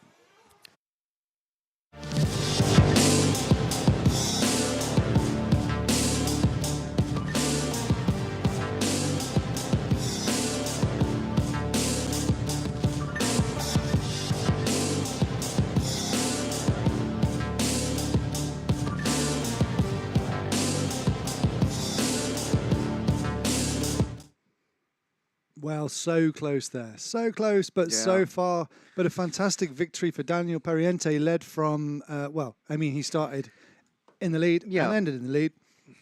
There was a lot that happened in between, though. A bit of controversy. Yep. As comments in the stream have been noting. 2 drive-through penalties for Hotinen on passing Perriente. So the first one a bit marginal. The second one, it shouldn't have been called. Really? Yeah. In your view, in your opinion, and it's easy for us to say because we're not on that driver's stand, stood alongside the drivers refereeing. So obviously the referee's decision is final, but let's see what Keenan has to say. We've got Keenan joining us. We have just a few minutes before the junior final, which will be kicking off in maybe 3.5 minutes. Keenan, how are you doing? Good. Did you enjoy the tired. last chance qualifier? It was good. Unfortunate for Borak. Parente, very good for him, but I kind of feel Hotman got kind of the he should I don't even think the first one should have been a drive through. And let alone the second one. But anyway, maybe the first one a little bit 50-50, but the second one, Parente got up on 2 wheels and then he got in there, and I want to know what happened to Killick. Yeah, he got a drive through as well. So yeah, I think we missed that one for sure. I think we all thought it was a fuel stop, and my initial thought was that because of the potential fuel issues in his semifinal, then I was thinking, oh well, they must be stopping for fuel, or to make sure he doesn't run out or whatever. And but it seems like it may have been a drive-through penalty, so we don't know. Yeah, unfortunate. Parente though, we kind of had him as making this main as well, I believe. And so congratulations to him. I don't know how old he is. He's fairly young, I believe. So he's very young. He's a junior, so he's 16 or younger. I can tell you, Nick was instructed to talk to Danielle at the beginning of the event on the recommendation of section chairman Carlos Gomez. So there was eyes on him already as a rising star. Nick didn't talk to him, unfortunately, but there's a lot of people to talk to. maybe now he can make the podium in the Euros, and Nick will have to talk to him. Yeah. I don't know why he's been avoiding him. He's not been avoiding him. Nick's been very busy running around the facility for us, getting us fantastic content. He needs to finish that lap, though. He didn't finish the lap in the heat. He did. He gave up. He kind of gave up, didn't he? Yeah. He did. We need to get him back out there. just look at that corner. It's a long way away. Yeah. Keenan Junior final up next. Yeah, well, it's all about the youth. Why am I so pixelated? I look so pixelated here. Janky third world internet. It's okay. What time is it where you are now? It is 11:30 a.m. 11:30 in the morning where you are. Oh, you've got the whole day ahead of you. I will be sleeping. You'll be sleeping soon. I'm sure our thanks go to Carl McBride, who joined us towards the beginning of the stream, no doubt tucked up in bed now. Maybe he'll set his alarm to watch the final, just to see if his teammates, how they get on in Elliot and Juan Carlos Canas. And also thanks to Joe Bornhorst, who will now be at his family club race. It's great to see when top racers go to club races. That's what it's all about, isn't it? Yeah, the grassroots racing. I'm sure he's got his phone on his pit table. Yeah, to watch the final. He'll be watching. He stopped short of saying Europe is kind of dominating right now. But I think you said it before, Keenan, and I'm happy to say it. I'm sure EFRA's happy to say it.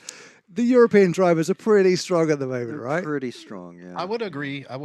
It's going to be very interesting to see at the Worlds. Mayfield, Fenn, Tasman, you can never throw those guys out of any race. They're all fast. Then you have guys like Mason Fuller, who are up and coming fast. And then people like Thibaut and Cavallari, who have had a ton of experience at races like this. So yeah, I was going to mention someone in the stream. Sorry, someone in the stream mentioned that Thibaut is he's going to win the Worlds and retire. Yeah, I don't think that's going to happen. But he did flirt with retirement at one point, and but he came back. So it's going to be interesting to see. But we have these young guys, and what's going in now to this final is that Burak was one of the biggest threats for this, I would say. So he's really. Out. So, he was, and he's out. Yeah, big shame. But it's got to still be said, never count out Ongaro. Ongaro is going to be right there. Ronnefelk is obviously going to be ahead of him. Canas, I worried that he'll run away with it. We don't want that. Obviously, he wants that, but what we want is a damn entertaining, thrilling 45 minutes. Yeah, yeah. And, casting our agree. mind back a few weeks back to RCGP in Italy, that was absolutely one of the tightest 60-minute races I've ever seen. So, and that was Canas and Ongaro. Maybe we'll get a replay. Maybe we'll get a replay going of on right now, RCGP. too. And they have a little rivalry between each other. So Absolutely. Yeah. Well, not from it's gonna be Canas's good. side, maybe. Well, Canas is kind of like, yeah. It's 50-50. Yeah. But absolutely. Canas has just but improved immensely. he And- really has. Yeah. He really and has. He's challenging now. So he was fast. When I saw him at RCGP back in 2019, I was like, wow, this kid's fast. But now he's kind of able to, I think he has learned a little bit of patience to get these longer mains, and it's going to be interesting to see. And Ongaro doesn't have a European Championship either, so he would want one. And of course, we can never count out Ronafalk. He's good at these longer mains. He needs a good start. He's been suffering with that he's been suffering with bad starts lately. So hopefully, Okay. go ahead. I'm just going to say the cars are on the track now, so we are just about ready to go over to the junior final. We'll be back with you after the junior final for the build-up to that main event, the all-important A final. But we're about ready to go over to the junior final to see who of the young guns is going to take the junior crown. Over to you guys at the track.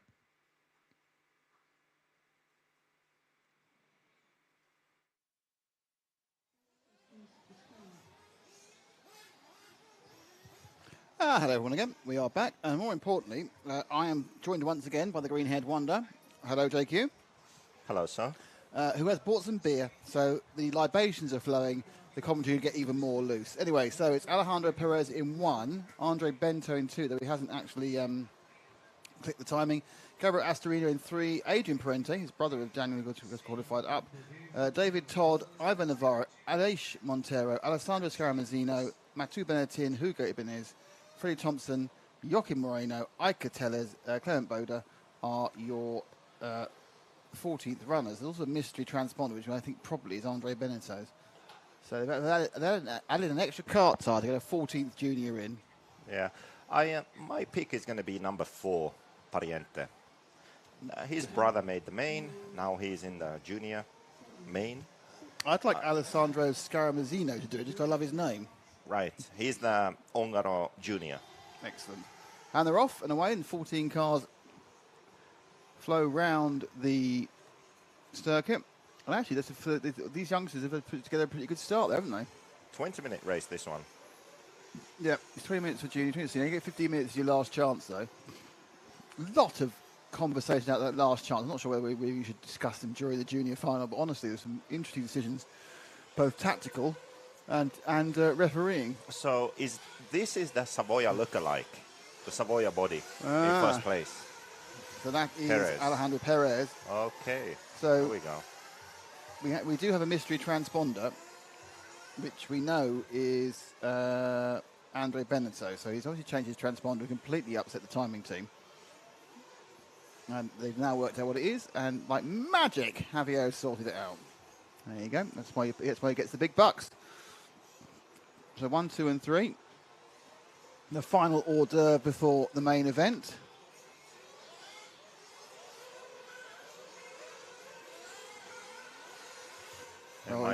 My pick, Pariente, needs to step it up a bit. Does he know he's in trouble? He's He's in 5th place. My man just fell over. Alessandro Scaramone he's now last. So, just settling down, but it's a good start from Alejandro Perez. He's got, oh no, was that Perez fell off then? Or was that the 3rd place man?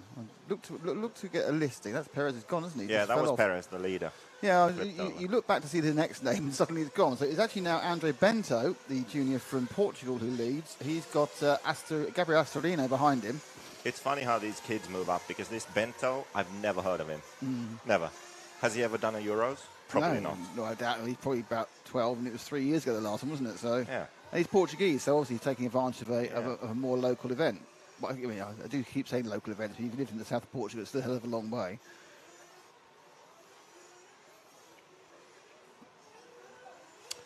Your pick seems to have some issues. He's in 14th place. Yeah, I perhaps shouldn't have said that, should I really?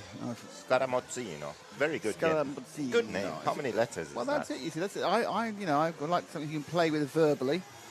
So this top two, not far apart. I wouldn't be surprised if Alejandro Perez can get back to him. He looked pretty confident out front. Clement Boda in 5th place right now. He's a really good 10-scale driver. I think he's actually podiumed some Euros. Do you remember his name from 10-scale off-road Euros? Yeah, absolutely. Yeah, he came on the scene like, who's this guy? And he was some 12-year-old kid. Just like now, Euros just in England Magnus, with all the young Carey, guys. obviously, we all know his dad. He was, and it's the first. That was amazing. That's the first ever second-generation European champion. Wow. He obviously had it in motorsport for years, but RC. But Jonas Kerlap won. I think his touring car. Yeah, I in think about twice. 2000. Yeah, Twice. May well done. And his son has won it, so it's our first ever. Oh no, that Pariente off the track. Oh dear. By the loop. First ever second-generation winner was Marcus Kerlap, and he did a fantastic job. He was second in two-wheel drive and won four-wheel drive. But that was on his AstroTurf. Very Astro, very interesting circuit up at Robin Hood. Like this, really. You know, single surface. This is like my worst kind of surface, to be honest. Is this another excuse why you're not going to retire? You want to have a go? No, I'm definitely retired. I'm enjoying my retired life. Yeah, for over an hour and a half now. I'm very happy. So looking good now. Bento is just playing with him. Astorino's dropped down a second, and Alejandro Perez has got in there, but hasn't actually gained as such. Gapping down to David Todd, then Clement Boda. Boda quite close to Todd. Pariente walking off the track. Oh, we have been absolute nightmares for our guys, haven't we? Yeah. Honestly, don't ever get backed by us, I would say. I met the Pariente family in Madrid. They're from Madrid, and their home track is actually high grip. So that's why I guess it suits them, this high grip surface. They're used to it. The Madrid track is high grip. Most other tracks in Spain are actually loose. So it's interesting how different countries have different styles of track. Yeah. Well, I think, it is. Yeah, you deal with what you've got, and obviously the main part about a track design is you have to deal with the local weather, don't you? And what does that throw at you? You know, British tracks is all about the drainage, trying to get the rain off it, or getting a surface that can stand up to rain. Yeah, they don't have that issue here. Oh, slight mistake there from Bento. Well, it must rain here because it's so green and verdant over there, and that can't all just be by watering. There must be a decent amount of rain around it. It does rain here, but just not this time of year. I did notice on my weather app, when it was telling me it was even hotter today than yesterday, it said no rain expected for at least 10 days. If we can get no rain for 10 minutes in the UK, we're happy. Yeah, same in Finland. Isn't it like dry in the summer though? No. It can rain any day. It can rain at 1 week straight. There's no dry season in Finland. So that little mistake has meant that both Perez and just drop back one because Perez and Astorino are having a row for second at the moment. Yep, car number 1 and 3. They're absolutely row. They're right together. So, but they are at the same time trying to catch up Bento. Yep, on the straight now over the loop. And there was a crash on the straight too. Oh, was that the leader? That was the leader having a little bit of a kind of a wobble. So there's 1, 2, and 3 are right together. Bento, Astorino, and Perez. Astorino. Yeah. Someone actually crashed onto the straight in front of the leader. We've all done that. We've all crashed on the straight, don't you? Now we have 1, 2, 3 together, I believe. You're right.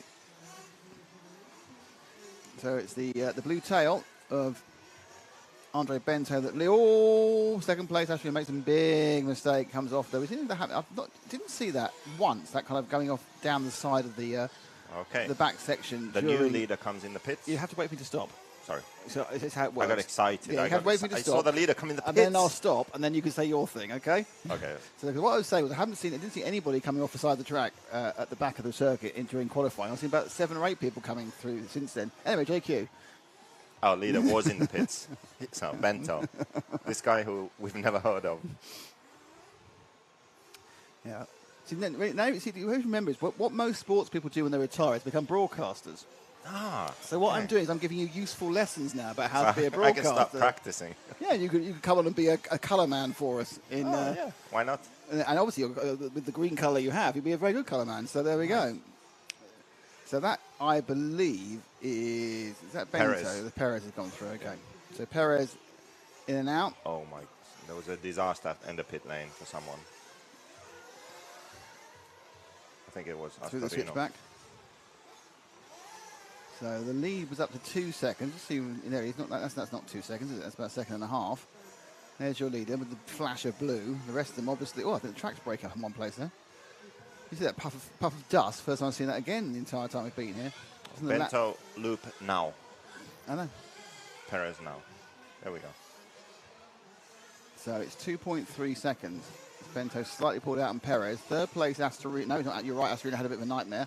Yeah, I was exiting pit lane. There was a car sideways. I think it was Boda. That's where the luck in this game comes into. Sometimes you just can't legislate for errors by other people. So Perez in second. He was 2.3 down last time. Waiting to see. Oh, 7 crashes. 2 comes up the inside.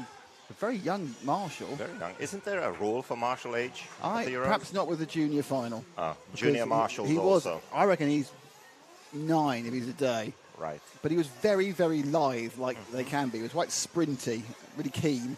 But obviously, these things are quite dangerous, actually, when they're upside down. They're spinning, all sorts of things are spinning that can hurt you. So I'm sure they've signed a disclaimer somewhere. We had a Finnish national red flagged. Marshall got hit in the head and knocked out on the triple jump. That's happened too many times. That was always the thing at the Neo. The cars were flying 9 feet in the air. You thought, there were a couple of places we thought, well, basically, Marshall, A, you need a helmet, and B, you need danger money. But it was spectacular. It made great telly. Anyway, so going through is Perez. Now, how far? He's at 1.9. I think that's actually just ahead of him. He's less than 2 seconds now behind Benetto.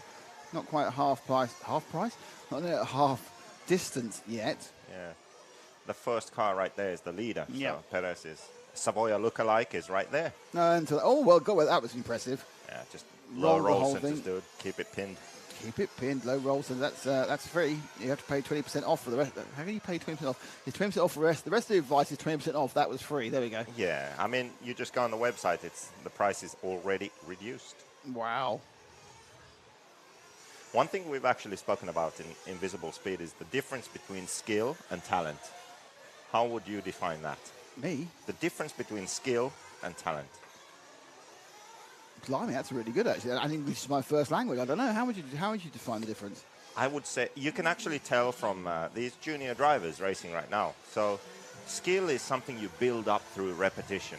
So you practice, you repeat, and you build up your skills. But talent is something you can't really affect. Ah, right, natural talent. Yes, the talent comes in when you have to adapt. So, for example, you take a driver who hasn't raced on high grip like this, and he does really well, even though he's never really raced on it. I think this is bad news for Perez. That could be the end of his chances. He was getting quite close to Benito. It was just a bit too ambitious there. Clapped it quite badly. And the reason they stay on throttle there and turn the wheels is because sometimes when you crash, you can actually right the car by doing that. I've seen that a few times. It's quite interesting. They absolutely go crazy and then flip it up and then goes right back up again. So go back to the talent and skill thing. Yeah, so the talent comes in when you have to adapt. So you have repeatedly practiced something and you're good at that, you're skilled at that, and then something changes. So the traction level is very high and you have to change the way you drive, and talented drivers can do that. So they pick up on what's going wrong, on what they need to adjust, and they do it on the fly. Just a couple of laps and they're dialed again. And that's what talent is. A very skilled driver, it takes longer for them to adapt.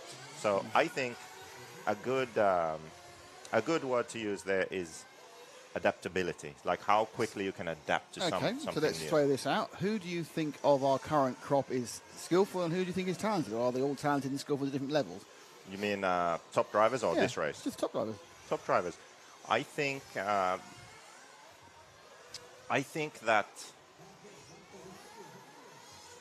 someone like Ronnefalk is very talented. One of the reasons is that he lives in Sweden. A lot of the year he can't drive 8 scale, he drives 10 scale, off-road, on-road.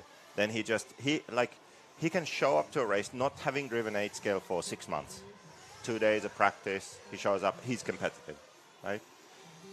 You can't do that on skill. You have to rely on talent. You have to adapt. You have been driving something else, now you're adapting. So he's a very talented driver.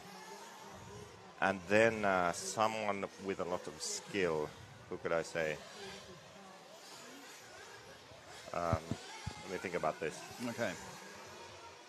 Someone who puts in the work, like Savoia. Right. I think Savoia is someone he's a 3-time European champion, right? Yeah. And he won them back to back to back.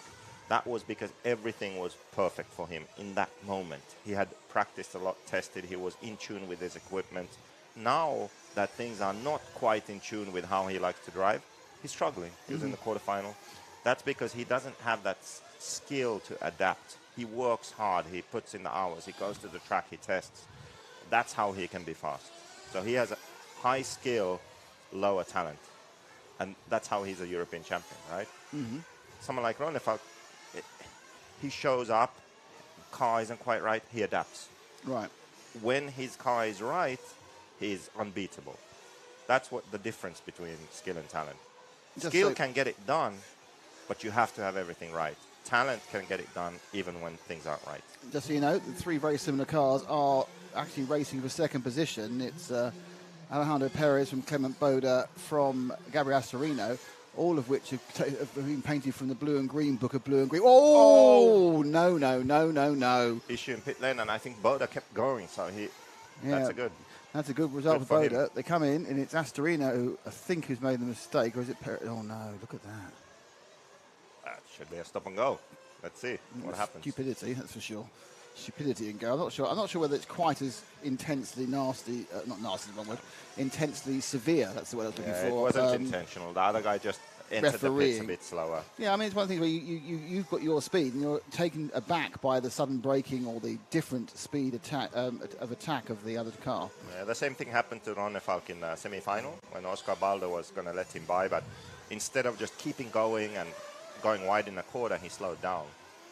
And when he slowed down, Ronefalk hit him because he didn't expect it. So, yeah, it's often it's a skill to be overtaken. As much as a skill to overtake someone, it's a massive skill to be overtaken. It's something we talk about a lot in the full-size racing I do because it's multi-class. So you've got cars that are 25 seconds a lap faster coming past you. But it's how you how you get overtaken, causing the minimum amount of danger and the minimum time loss is incredibly important. And it's a skill. And you see people who know how to be overtaken. It's really important. Maybe the advice there is not to do anything surprising. Stay on the line. Yeah, just stay on don't your line. change anything in what you're doing. The first rule is if you can, stay on your line. And sometimes just breathing out the throttle, costing you half a tenth, will avoid a situation where you end up not being where you want to be in the track. Yeah. And losing half a second or 3 tenths, or worse than that, having some form of accident with somebody else. Yeah, letting a faster driver by is even more critical in something like Supercross because you get landed on if you do something surprising. So yeah, that is true. That would be slightly a bit that's a sport where you definitely learn to keep your line. Don't do anything out of the ordinary. Keep your line, and that the driver behind will find his way past. Leave the inside open. He dives to the inside, but just don't swerve. Yes, obviously it's quite a painful lesson that you learn when you get that one wrong. Yeah. So, I'm not sure we're with that. Are we with Astorino? I think Perez in third. Maybe we could let's look at the try leader. and find the leader, number 2. He should be coming across the line any second now. In fact, now he's come across. Down the straight. Down the straight now. That's your boy. That is Andre Bento, from Portugal. He's got Astorino behind by 1.2 seconds, so it's a bit, so he actually lost a second to Gabriel on the last lap. There they are. There's first and second. 3 minutes 40 to go. So we've finished all the pit stops.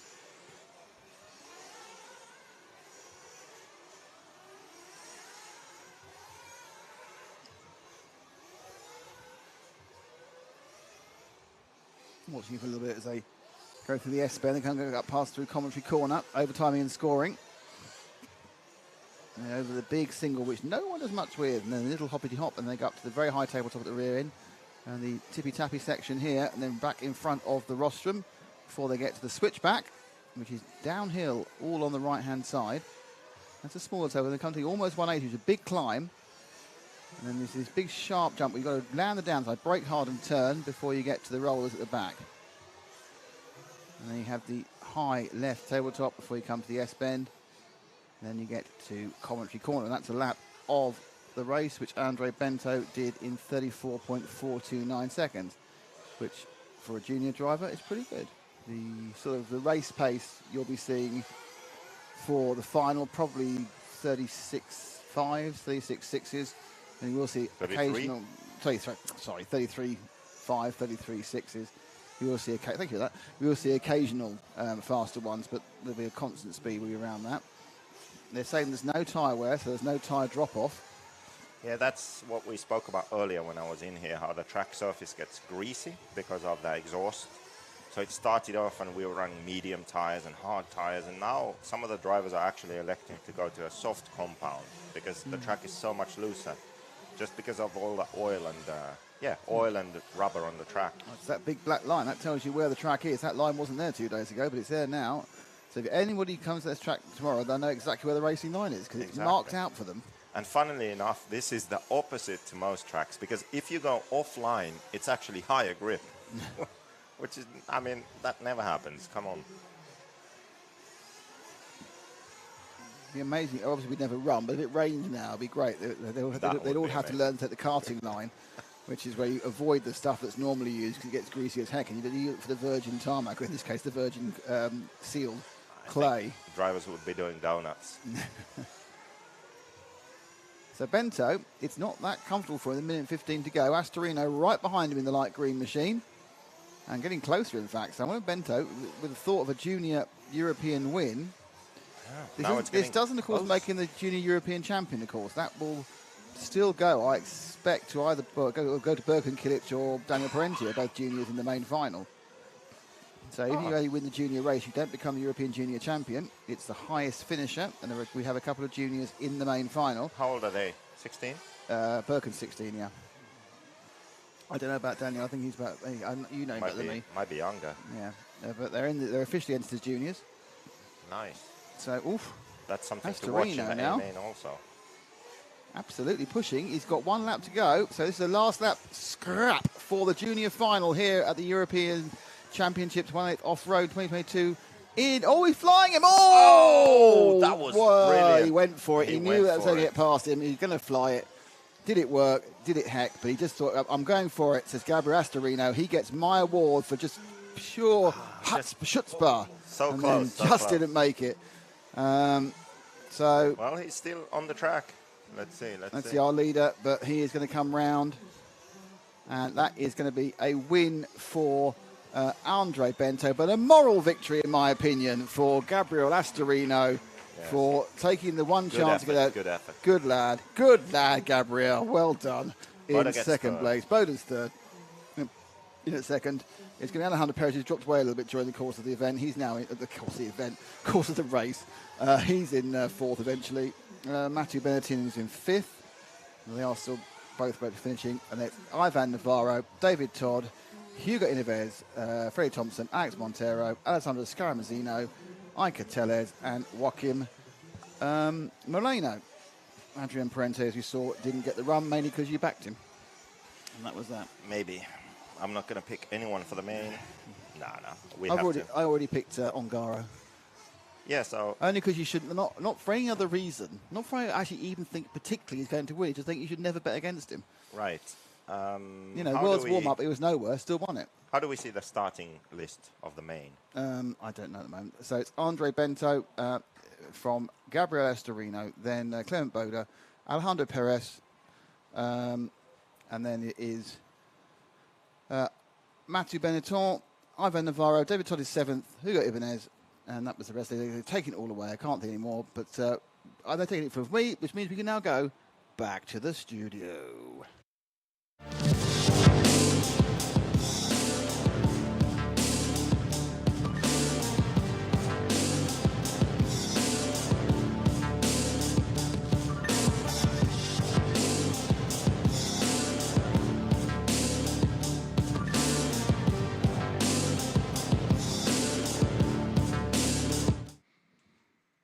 Well, congratulations to Andre Bento on being top junior. Well earned title there.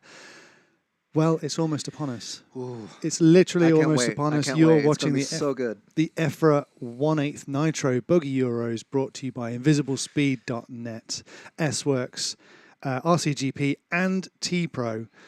And you know what? Before history is made here on this track in Barcelos, let's take a moment to look at some of the history that's been happening in the past on previous events.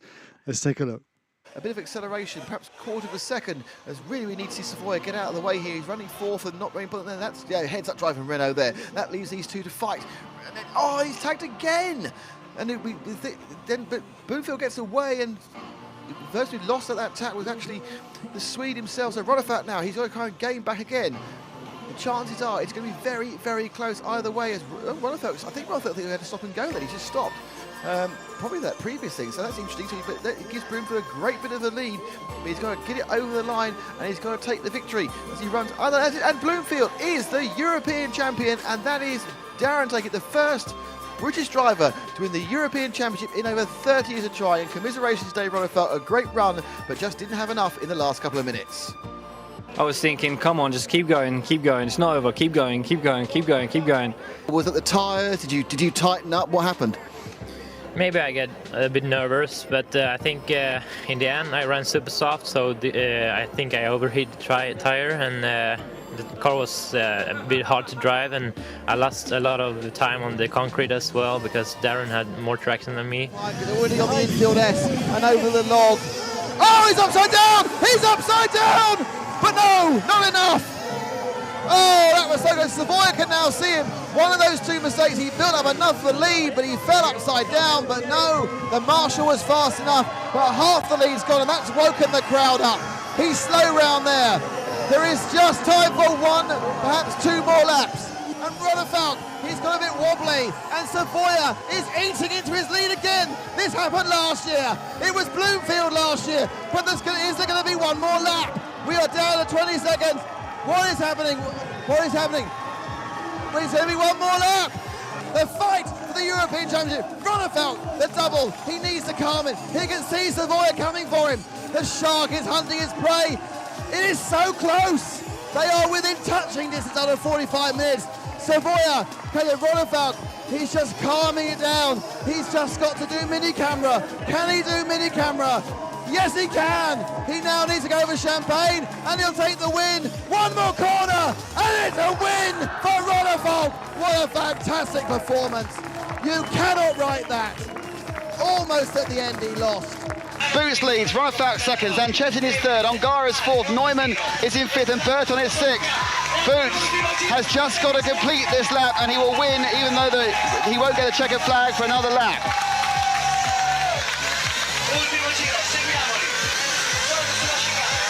Ongaro still in fourth. Boots, though, from Britain, takes the 2050 European Championship. No! Boots is European champion, and it couldn't happen. What a fantastic result for Elliott. Hugged by Rodefat.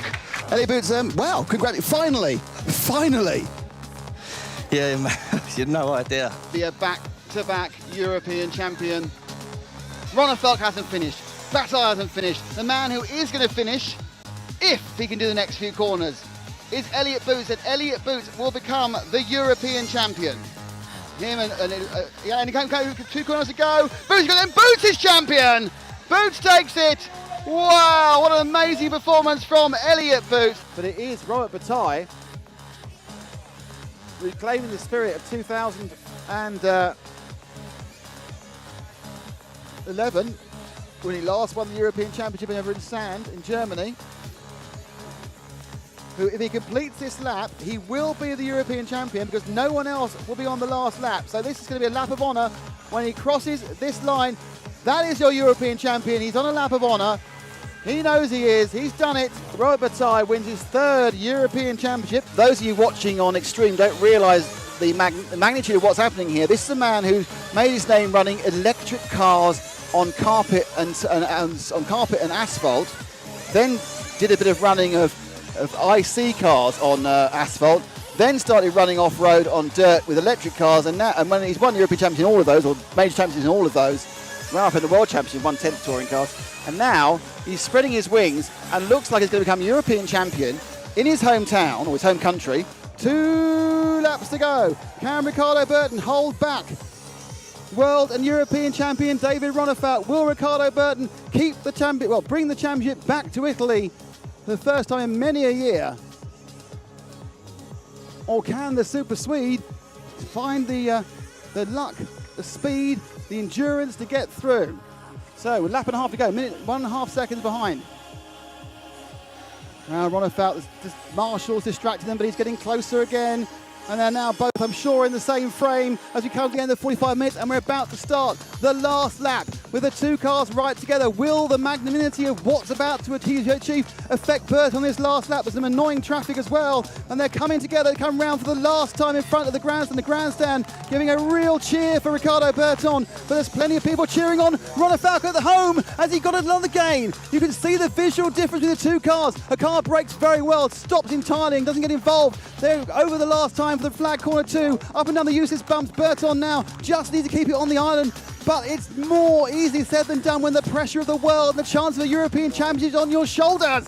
Ronnefalk coming up behind him. Can he do it? Can Ronnefalk just throw it? Caution to the wind. He's getting so close. They are right behind each other. Ronnefalk's got 2 corners to do it. Can he do it? The step up, step down. It's going to be difficult. Burton turns around. Burton's going to get it. Burton comes around. Burton is good. Burton is the European champion. What a result. What a race. You will never see a better race than that in mixed conditions. A fantastic race right to the end. Ricardo Burton, a well-earned champion. A brilliant drive from David Ronnefalk. No luck for Ongaro. That's what RC racing is about. That's why we love it.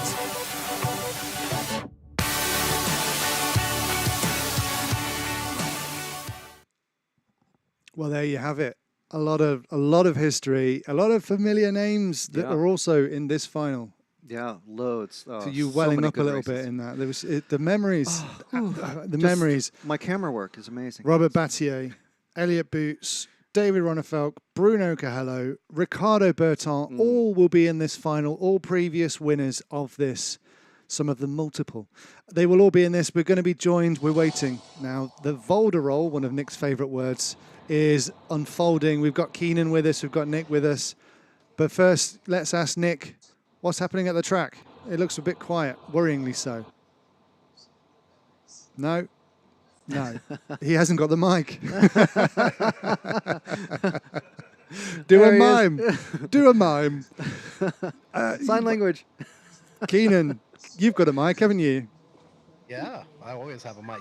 Yeah, see, you're professional. Thank you guys for bringing in that coverage. I got into Euro racing because of you guys. You know what I mean? Really? And yeah, when I just was watching, I was like, I started watching Neo, and then obviously I started just learning more and more. And one of the goals has been for me when I started the podcast was to shed more highlights and more light on the European scene, because a lot of and it seems to be now a lot more Americans are starting to follow it as well. So that's great to see, because there's more to RC than just one spot. I mean, we do it all over the world. So, but yeah, excellent races, and you can see like the different type of surfaces and tracks that they were. It's unique. Absolutely, and another new unique track for today as well. Not really like any of the others that we had in that clip over the previous years. I think Nick's did now... Ronnefalk has 2 championships or 1? I can't remember. 2. 2. Yeah, and the WC. Okay. And 2 for Boots. I should know that, shouldn't I? You should. Yes, you should. 3 for Bataille as well. Yep, that is true. So what's happening on the track right now, Nick? Well, it was really unfortunate. This jackdaw came in from just over there, stretched down and stole my microphone. It was a nightmare. Are you sure it wasn't a rook or a crow? It was some sort of singular black bird, anyway. So, luckily, I managed to run to its nest and rescue it, so that's all right. Unsurprisingly, the race hasn't started at 5 o'clock, but then again, none of us ever thought it would. There's a number of drivers waiting for the announcements. They're all hiding at the background at the moment. So I think they're all going to be announced out by the race director. As you can see, it's quite good. Look behind me. There's a very good crowd. Can you see the crowd behind me? So you've got a crowd behind me there. Fantastic, You've got yeah. crowd behind me here on the back. But also, the crowd I think is really good. The ones who are up there by the tree. He's the ones up behind me on the tree. In the shade. Yeah. In the shade of a tree. Those are the intelligent fans, because the rest of it's absolutely in the sun and a tiny bit warm. Nick, how's the track holding up? Well, interestingly, it's still, look, completely solid. We're going to look at one of the corners. I did see a bit of puff of smoke, actually, at one part of a corner. It looks like one of the corners in the middle is starting to get worn away just before the base of the jump, but I'm not sure if that's just an optical illusion or not. There's a sort of a situation where you got a lot of black on the track. You see, like there, for example. But that is just, if you look at what you're talking about, the goo and the. Can you see the goo? Is that a good goo shot? Yeah. So you got nice the goo. It is greasy. Apparently, my socks are very popular as well. When I'm not being out of breath, everyone loves my socks. I thought I saw a hole in the track. There we are. Can you see the hole? Is it in? Oh, I can't see where the picture is. That is the hole. And I that's saw that not hole. been filled in at all. Well, it hasn't got a chance to, but you can see now that the top surface. This is very Tony Gregg putting his key in the surface. Hang on. That is, as you can see, that's the kind of the. Point the camera at your finger, Nick. There we are. There you go. I can't see the blink. Right. So there you go. That's the underlying clay. This is the surface on top. Has obviously been hit down by tyres and everything else. It's just got worn away by landing points. So that reason I thought that was happened is I did see on the junior final when someone landed a puff of smoke, and that was it. So that is the one place where the track's beginning to give way. Don't think it's going to cause many problems. Reasonably spectacular. And so obviously now just waiting for this to get underway. Nick, we've just watched a fantastic clip of the last several years of me being overexcited European on several different countries. Yes, you shouting. Which can you pick one out as your favourite? Oh, that's a difficult one. Because I think, if we're honest, like towards the beginning, so if you look at that montage, it's chronological, and so you've got you've got Bloomfield taking the first one for the Brits, obviously, and then you've got Ronnefalk just about having been upside down taking his, and they're really exciting. And then there's some where they just kind of ran away with it in the middle, and then it comes back again towards the end with Berton. Yep, I think the Ricardo Berton one was great because the weird thing is though, I kind of quite like it when we're fighting against adversity. So, which is all the time. That's every event. The last time in Portugal, when we were so hot and we were trying to do clever things with extreme and everything else. I remember that being, you did some really clever shots with the getting the driver's fingers and everything else. That was I was quite pleased with that one. That was good. The race itself, fingers, fingers on the. Oh, it's right, Frank. You try doing this in this boiling heat, carrying a 4-kilogram camera. Honestly, look at cars now. Look, cars. That's the number 4 of. Can you see it? I can't really see it. Honestly, it's so bright out here. I can't see the screen. I can't see the screen. There it is. There it is. That's the Ongaro car. The current world champion. Who's that? Tell me who that is. Robert Battier. Oh, you can see his name. Damn. Johan Figueiredo car. Yeah. Figueiredo. No boots yet. It's the 9 now. That's Birkin. 9 of Bergen, yeah. Kilic. Yep. Kilic. Who's that then? Whose car's that? Quickly. Don't read the name. Boots. That's right. Elliot Boots' car. Yep. And then you've got the 11 of Pekko Ivanen. So that's just for Taro and the free socks, as it's known. They brought some of the other people further forward as well. So no sign yet. No sign yet of the LCQ winner. Oh, there we are. Is that in frame? Yeah, that's great. That's Bruno. There's your pole position man. That is Juan Carlos Canas. Lovely colour scheme. I'm not really here. There. I think to answer your question, I think the one probably my favourite race actually is the 2013 Reims event. I think we're just getting into our second year of streaming. We suddenly got a really good race, so that's what I would say. Probably the Reims event. Savoia was threatening David Ronnefalk throughout that race. Oh, what's happening here? Oh, it's Alex. Sorry, my hand hurts. Oh, Alex. Yes. No, that's fair enough. Savoia was threatening, and also Darren Bloomfield, who was in the first one in our clip. Both Savoia, well, Darren's back. He's had a lot of time off, so we don't expect him to be that high up. You know, I think he said when you spoke to him, you know, you have to be realistic. Savoia didn't make it. I guess he'll be a bit gutted. Oh, I think so. I think Savoia's been out of shape. Has not been at the races as such as he knows a race the entire time. He'll have to go away and think about things. But you know, it's been 3 years away. Just got a little bit of a. Which cars haven't we seen so far? This is David's car. Have you seen David's car so far? No, we haven't seen David. You have to tell me. You have to tell me it's in frame or not. I can't see a thing. It is. It's very good. Yeah. You had Carlos in frame for a second there.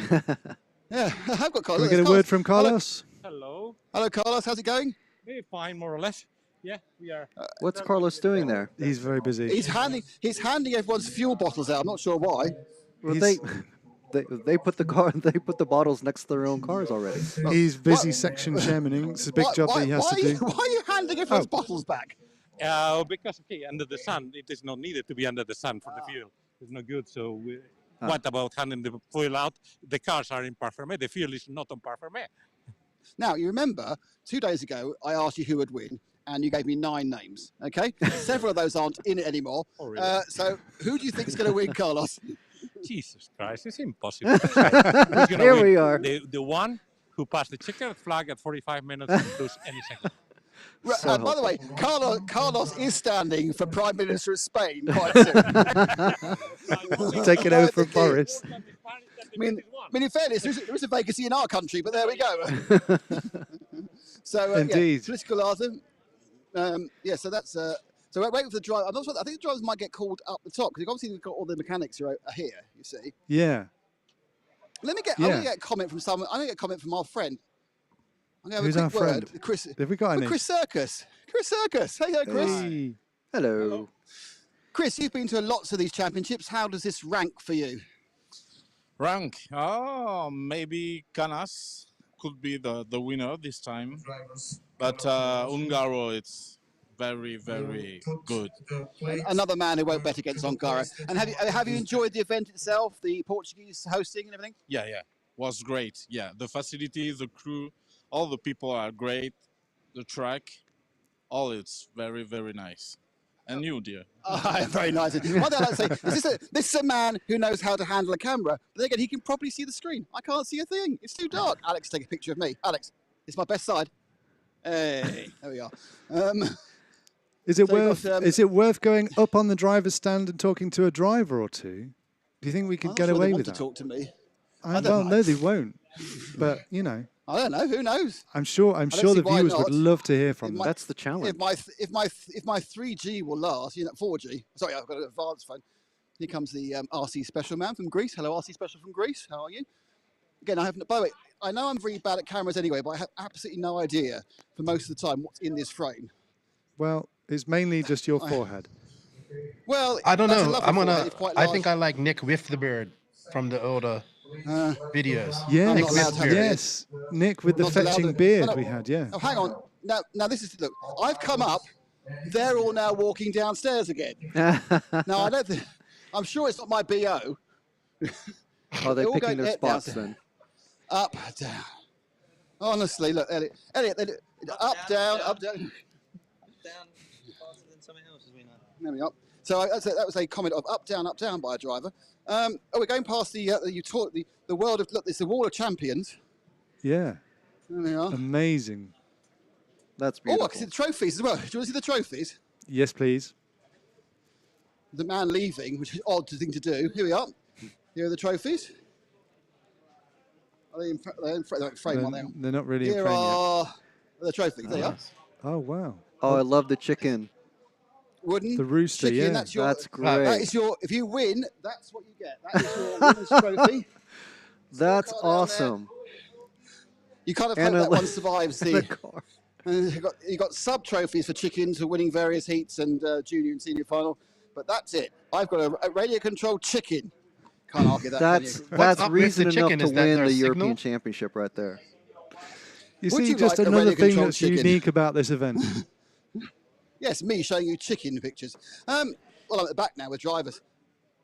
Hi, David. Hello. So how are you feeling with them? Well, actually, the race should have been underway 10 minutes ago. So how are you feeling 10 minutes into the race? I wasn't surprised. This is always the procedure here at the Euros or Worlds or whatever it is with the drive presentation. Takes forever, but I guess we'll be up there in 10 minutes or so. So stay there. You won the semi after a mistake by Davide. How do you feel the pace is, though?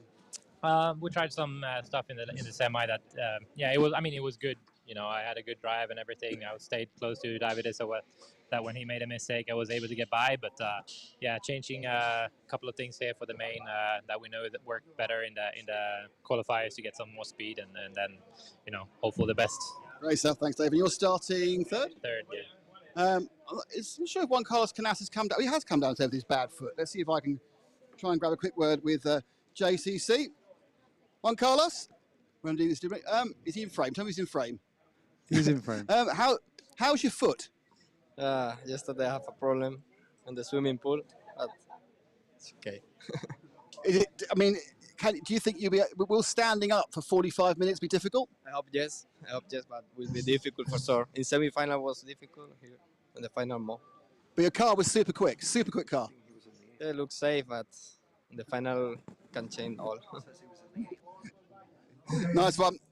So in the semi-final there, they're going to start the presentation. I've got pins and needles in my hand from holding this thing. I'm going to nip past a couple of people I spoke to in my previous grid walks. I've spoken to them just so recently. See if we can find our next victim, and that's our current European champion, Ricardo Burton. Ricardo, getting faster all along?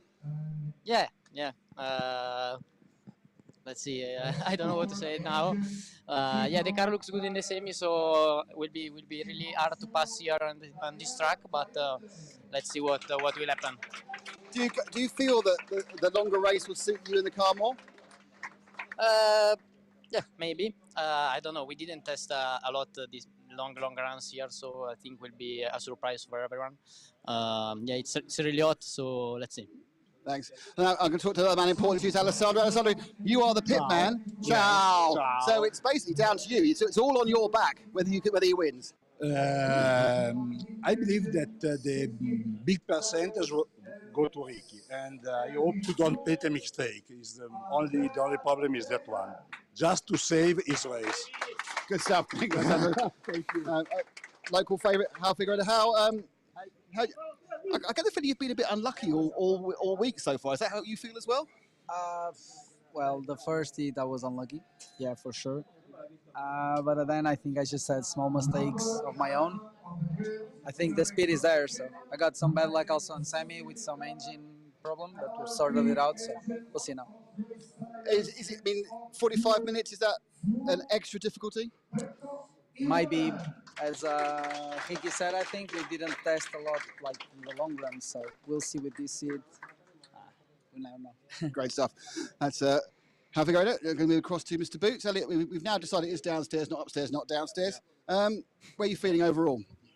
We have to see. I mean, I'm starting middle of the pack. It's not going to be easy.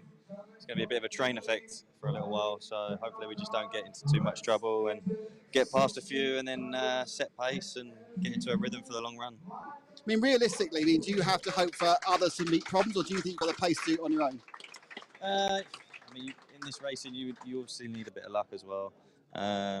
We've got pace. We just see if we can show it. Great stuff. Thank you indeed to Elliot. We're going to just just a quick word with Burak. Obviously not the final. Desperate bad luck. I mean, but that's racing, isn't it? Yeah, that's racing, and yeah, we will see next year what happens. But yeah, I don't know what to say. I'm just got it for the race, and yes. Can I ask you what happened in the last chance qualifier? Because you came in after 2 or 3 minutes. Why was that? Yeah, I tried to overtake, so an undercut it worked, but the first car made just one stop, so we didn't catch up. So yeah, that is what it is. Great stuff. Bad luck, and good luck for next year. Thank you. That's Burak Kilik, not Birkin. They're actually calling out the people now, so I now have to go to attack people in the... who qualified 12th and 13th, by the way? No one's talking to me. Periente 13th and Ivanen 11th. Or sorry, Trevisan 12th and Periente. It's is it David? What's Periente? David, Give me first names, Frank. Daniel Periente. See if we can go.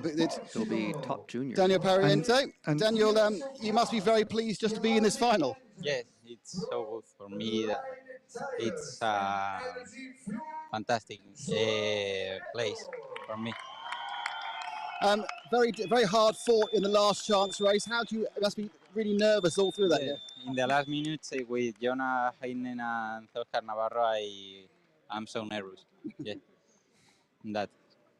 Great start, but I suppose really now anything is a bonus, isn't it? Any way you can move up, it just improves your day. So if you start at the back, everything is better now. Yes, it's better. Top 10, it's good, but that. Great stuff. Thank you very much indeed. So I've forgotten I'm having the Andrea 12th car. Give me the name.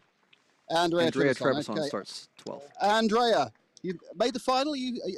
Obviously that was your aim, but you were surprised to make the main final? Yeah, I'm surprised.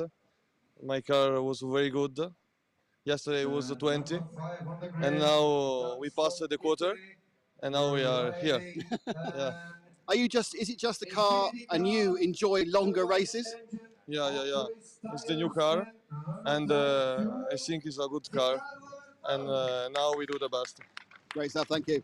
And now on to RCTV's favourite racer. It's Pekka. I don't think we're allowed a favourite racer. We are allowed a favourite racer. I have a favourite racer, but only because of his mum. Pekka, fantastic. You must be absolutely delighted to make the main. Yeah, for sure. This is unbelievable. It has been very good 2 weeks for me. Well, this is, of course, the third different class of RC racing you've made the A main of the Euros in. Yeah, it is. What's your realistic aim? Starting 11th, what's a good result for you? I don't know. I just want to finish the race without any flameouts and stuff like broken parts or something. So hoping for the best. And I think if I can finish the whole race, I can be in top 10 for sure, maybe. Great stuff. And can you just say hello to your mum in Finnish?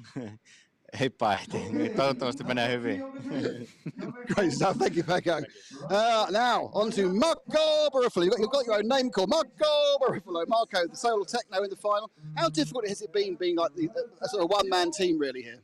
So after the warm-up was so difficult for me, and we go back, we work a lot on the car with the new parts, and now we made the final, so we are really happy and full focus on the final, and let's see what happens. Are you going to go super aggressive or just... No, I will try to be smooth like in the semi-final, but who knows? Maybe. Who knows? Who knows? Maybe I need to be aggressive sometimes, maybe not. Let's go with the aggressive, that's a good one. And finally, it's Birkenkids. Well, you have managed to beat your brother. Yeah, but I'm super unhappy. He was leading the semi-final, and yeah. I was also some cries were down, and yeah. So what's your hopes? You're starting right in the middle of the field. I mean, realistically, can you make the podium? You made the podium last time.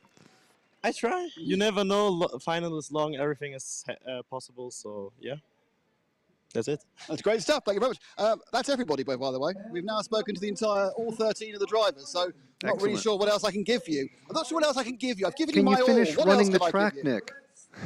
No. Can you give us the final of our lives?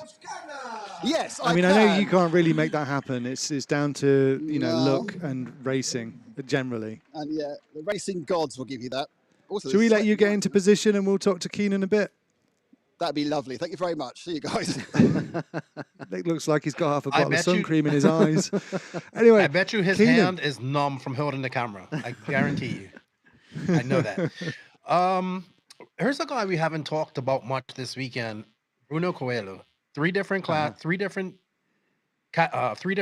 disciplines of RC. He won the European Championship in Buggy. Then he makes it's exciting racing with him in England last weekend. And here I'm not surprised to see Coelho faster. If this was a blown out track, really rough, maybe not his type, but with this smooth surface and high grip, yeah, I think Coelho can win this too. It's not I just think right now, I think there's nobody like Coelho in RC. He's running onward, he's running 10 scale, he's running. These are all different. Third different class that he wins. Yeah, but if you think about it, with Coelho, he can't have had anything like the amount of track time in terms of Nitro Buggy. as his competitors. Yeah. It's physically not possible because he's been running so many other cars, but also Canas and Ongaro, that's all they run is Nitro Buggies. I'm relatively That's what sure he makes him came so to the impressive. class a lot Makes him later. so impressive. Yeah, so impressive with so little track time compared to all the others around him, either side of him. Juan Carlos Canas. Not forgetting Juan Carlos Canas did win the European Championship in this class, but at the electric version at the Hoodie Arena for Yes. S-Works. So he's having a great year as well. It's amazing how fast he's gotten. Absolutely, absolutely.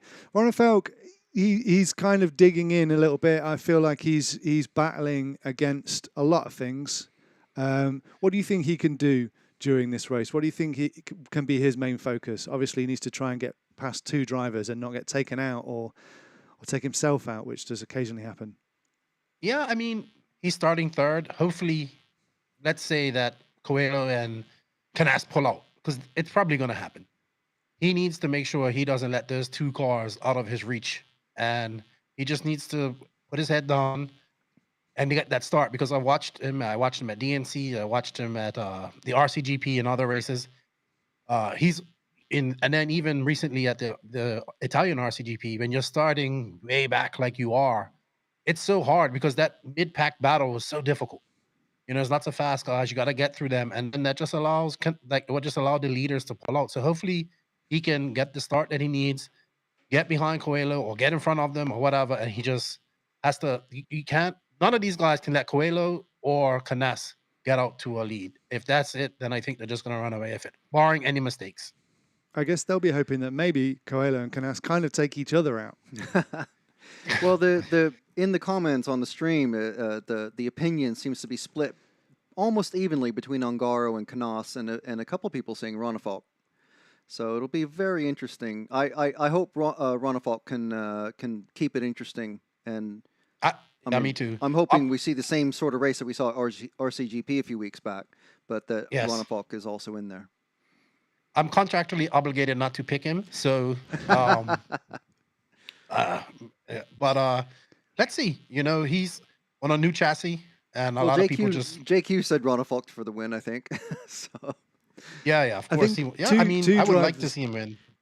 Two drivers I think we can't discount. Obviously, Robert Battier has won this countless times. He is known for his abilities in the long finals. He just keeps going and keeps going and keeps going, and he'll just play it safe, and he might rise to the top. You never know. But also, how Figueiredo, home track, he knows this very well. As he said to Nick earlier, he seems to have had a bit of bad luck, silly mistakes. Maybe it's the nerves, having, you know, the whole of European RC racing descend on your home track, and you obviously the pressure is on for you to perform. But he has got Mick Craddock pitting for him, and has been working with him this weekend. So I think, you know, don't discount him either. No, of course not. He's a very punch driver as well. He's probably got a billion laps on this track. And I mean, could you imagine like Kyosho back-to-back, 2019, 2022? The Kyosho fan, the Red Army would be very happy. But we can't, we're skipping over somebody here, and that's Ongaro. Everybody has him as the favorite, and rightfully so.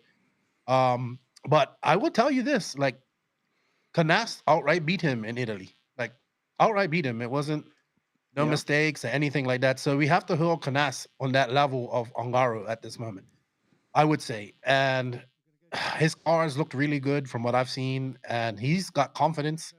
Maybe his foot might hurt him, but we'll see. We'll see. We'll see. You can never count any of these guys out. And I really want a good race. If we have a great race, that's all I care about. Yeah, that's our main goal, is to see an amazing race for 45 minutes. These guys nose to tail, and no takeouts, no flame outs, nothing like that. I think you're right. What you said. The pressure is on Davide and Davide and David to not let those two guys get away. And if they don't let them get away, this is going to be an epic 45 minutes of racing. It truly is. Sorry, go ahead. I wanted to touch on something that Coelho said in the Euros, at the 10 scale Euros, how much pressure he was under to win. And we was having a discussion about this in the Discord. I feel he's under no pressure to win this, because if he doesn't win it, they'll be like, okay, this is not his premier class. So, you know, he has that going for him. But I think that without having that pressure of like I mean, he wants to win, obviously, but without having that pressure, like we expect you to win, maybe it's allowed him to relax and just be better. Yeah, I mean, in Slovakia, I mean, Matt and I were there in the oppressive heat. But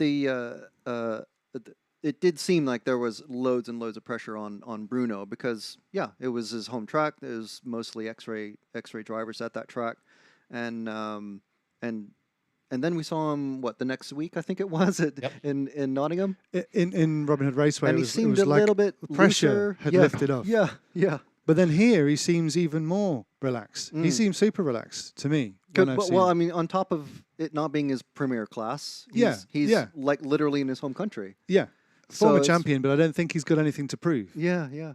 No. And there he is But if he- qualifying, top 3.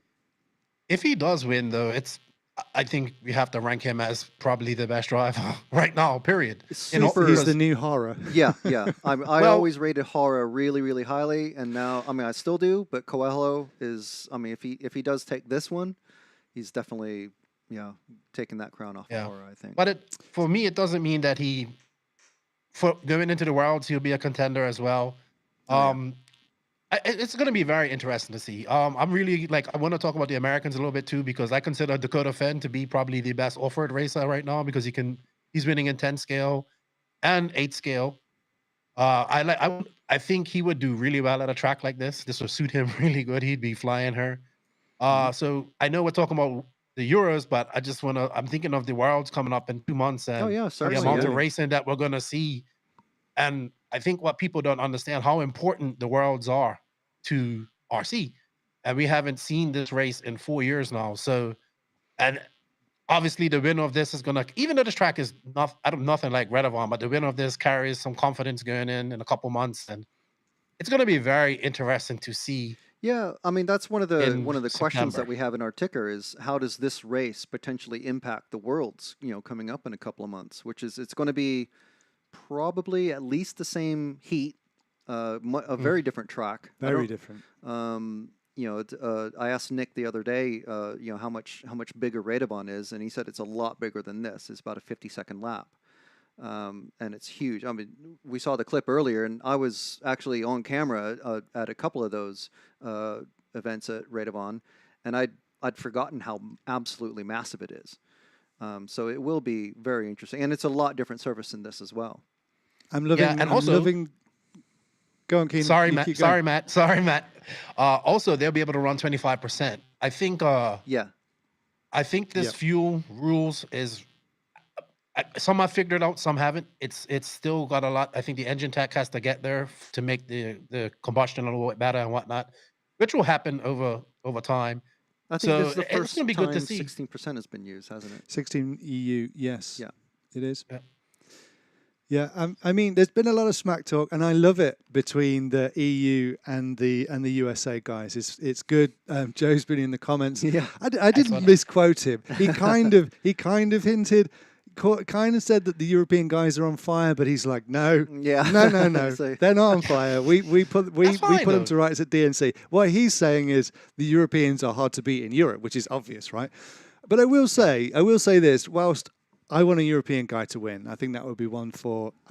Obviously, Frank, your My European loyalties are split, but loyalties are split with an American in the UK. Keenan, you spent a lot of time in the UK as well, so I don't know where your loyalties lie. But I will say this: if an American wins at Redovon in Europe, they are the best in the world. That's a proper. They show. have Yeah, pretty really much. done it.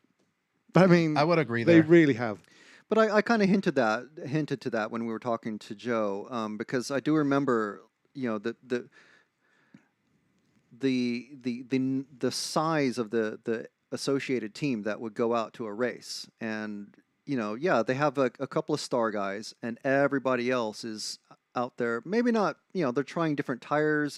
This is back in the days when it was open tires and nothing spec, and the bigger a team, the more input, the more mental power you have behind you, you know, to try out all sorts of things. Guys, I mean, you may be wondering why we're still talking to you and you're not watching the action. There has been a 10-minute delay called.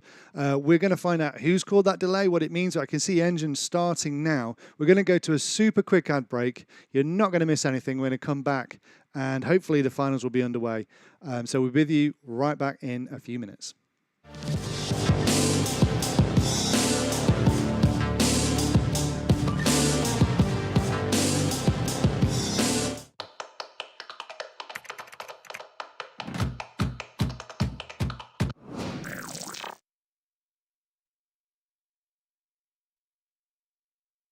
RCGP loves Great Britain. So much so, on August the 5th, 2022, we're coming home for some British hijinks and all-out Nitro Buggy racing action.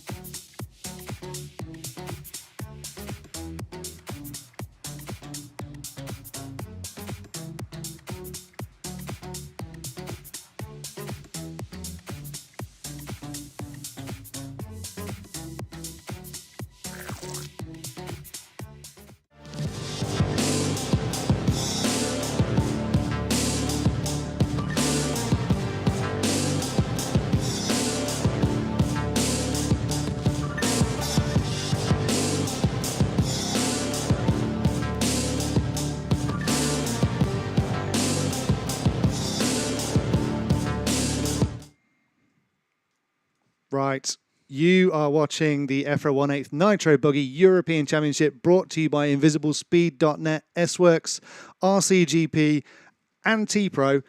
Yes. And this is it. This is the big one. We're about to go to the main final. We're going to be handing over to Nick, who is going to be talking us through 45 minutes of what we hope to be a thrilling race at Barcelos. Keenan, will you join us after the final? Sure. Good. Great. Over to Nick. We are underway with warm-up.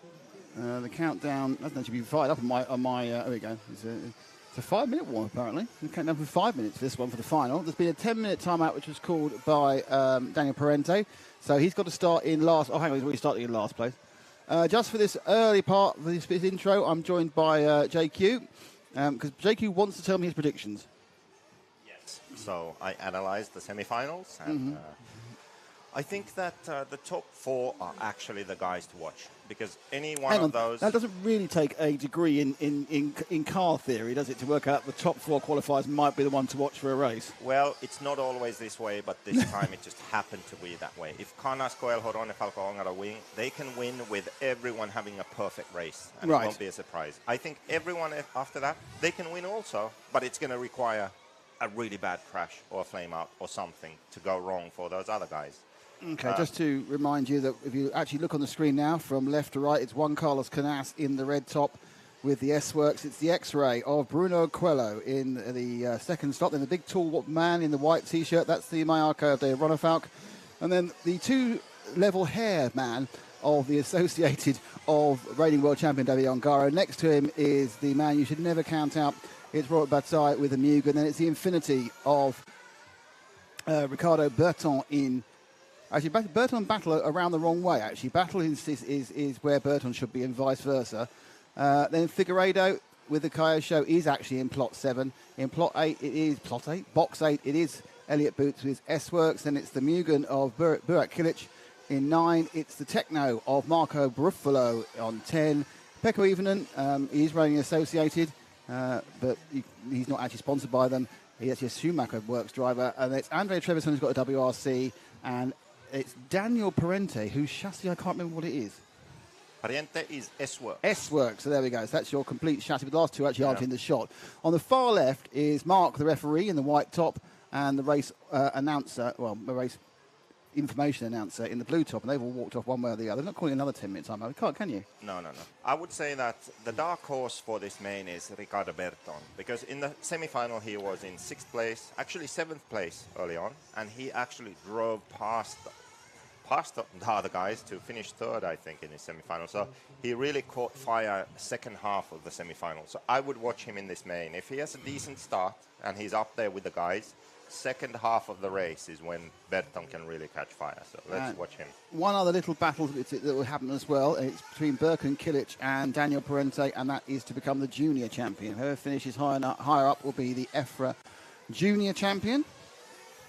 The second place finisher will be the EFRA Junior Vice Champion, apparently. And then Jake, you will write a big article how there's no such thing as a Vice Champion.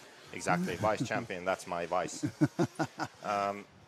Yeah, well, let's see. Canas, he has an invisible speed book. Coelho, not sure, don't think so. Ronefalk, yes. Ongaro, yes. Berton, I don't know, I have to go ask him. Robert, definitely. Figueiredo, yes. Boots, not sure. Kilic, not sure. Baruffalo, not sure. Ivonen, come on, he has to support. He's finished, he has to. He's got no choice. He's not. Trevisan, don't think so. He's not allowed out the country without it. Well, we're like 50% here. That's not bad. Jakey, thank you very much. I shall see you, I'm sure, after the race. Have a good one. Enjoy. And don't shout too loud if your man doesn't win. He will win. I have a good feeling. Okay. That's my retirement present. Excellent. Okay, so that's JQ, who's going to go and be very loud with a bottle of beer and a Red Bull outside as we now wait for the finish of the warm-up. 30 seconds to go. Just a reminder again of who's in this event. It is Juan Carlos Canas in 1, Bruno Coelho in 2, David Ronefalk in 3, 4 is Davide Ongaro, 5 is Ricardo Berton, 6 is Robert Bataille, 7th is Hal Figueiredo, 8th Elliott Boots, 9th Berkan Kilic, 10th is Marco Baruffalo, 11th Pekko Ivonen, Andrea Trevisan is 12, Daniel Parente is 13. Let's go and look at the front of the grid as the final nerves settle down. Not the drivers just not holding it with both hands at the start, it's kind of loosely held as the car's about to go down. The nerves in the mechanics is probably greater than the nerves in the drivers. The last bit of top up, which they do with these little bottles rather than the speed guns. Let's get to the front, please.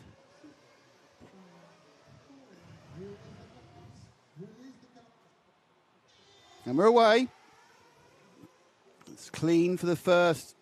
Everyone, actually. A little bit of a kerfuffle at the top corner, but it's away goes Canas, followed by Coelho.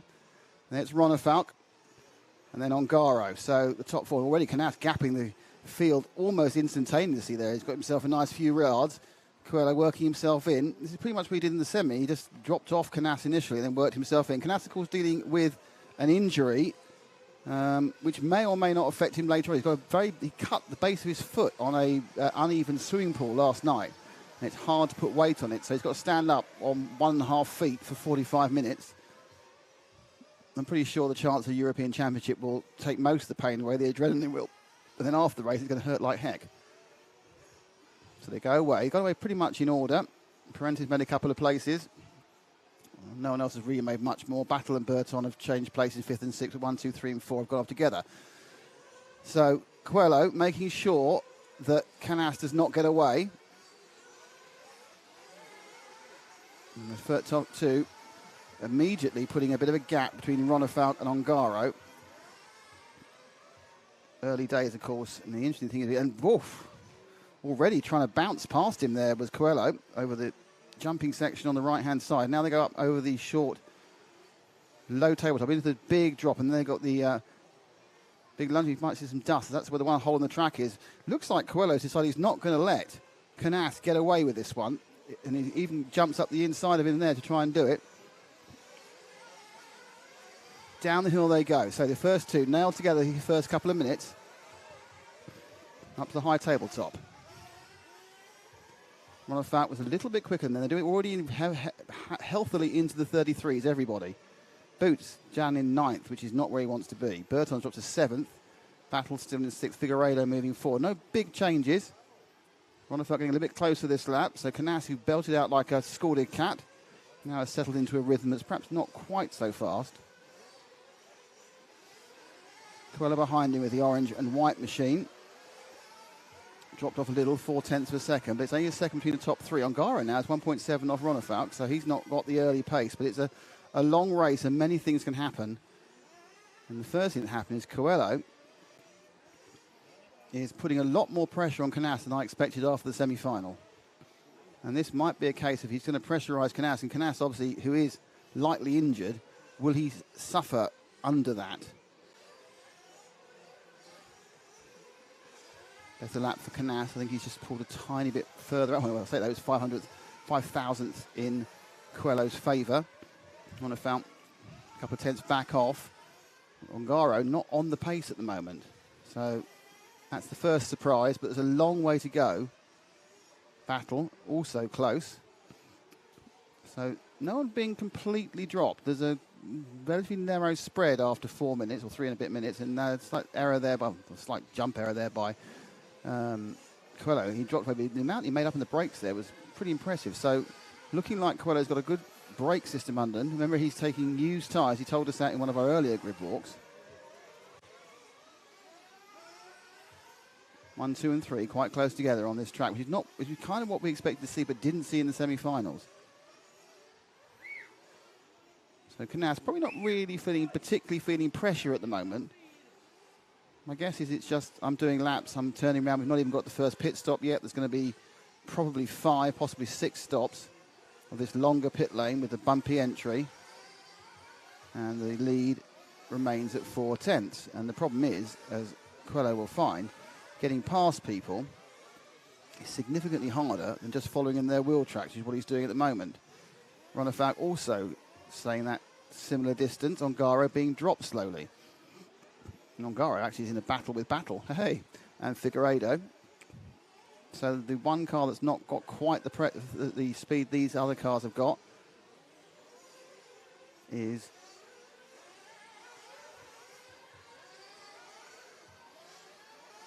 Ongaro. Just what he dropped. Nope, he gained it. Ronafalk made a minor mistake there and dropped about 7/10, put himself a little bit more into the clutches of Ongaro. But Ongaro's got Battle on his back, but obviously we can't really move away from this first. Oh, look at that. The way he speeds up. Coelho really very, very good at kind of speeding up behind Canas. He comes at every braking zone. Look at, you're going to gain a bit more, Canas. I know distant times foreshortens under a braking, so it obviously looks less, but he does seem to be coming up behind him. So it's kind of a different style in that it's kind of a smooth braking into the corner for Coelho, whereas Canas is doing it in a much more typically aggressive Nitro fashion. Perhaps we're seeing Coelho braking in a touring car fashion. That's a tiny bit there. Everyone's going pretty well at the moment. The field spread is about 18 seconds between all 13 cars, with the biggest gap actually between 10th and 11th is Berifolo and Trevisan, which isn't a massive surprise.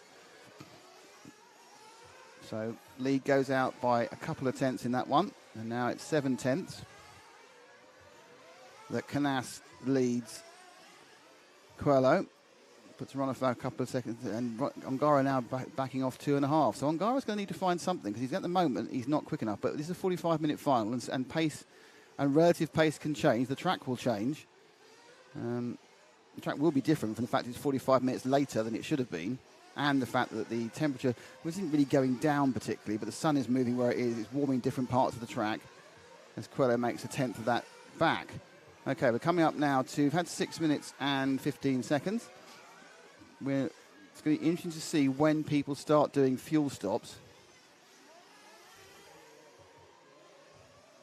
So, Zach, if these two cars are really close, when they come in for fuel, just go with the one who stays out, unless they both come in. Because that will be interesting to see whether that undercut over, get an idea of how many extra laps they're doing. Okay, stay with Bruno. So, Juan Carlos Canas comes in before 7 minutes. So, he's coming at before 7 minutes. Neither Coelho nor Ronefalk have come in yet. First and second, Ongaro a couple back.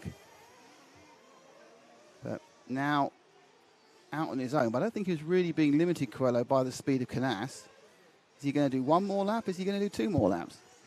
Canas seemed to come in early, but it may well have been tactical or anything else. And no, another lap, so down he goes. So is Canas already committing to an extra stop? If he is, that's 8 seconds he's got to find on the track. So Coelho, 2 laps free. Canas has come out actually just behind Ongaro, so he had a very quick stop in fairness to him. Only about 6-7 seconds, so he certainly hasn't lost any momentum due to his stop. We are now at 7.5, so perhaps just an early first stop. We're at 7.5 now, yep. In goes on, let's take Bruno all the way through this one.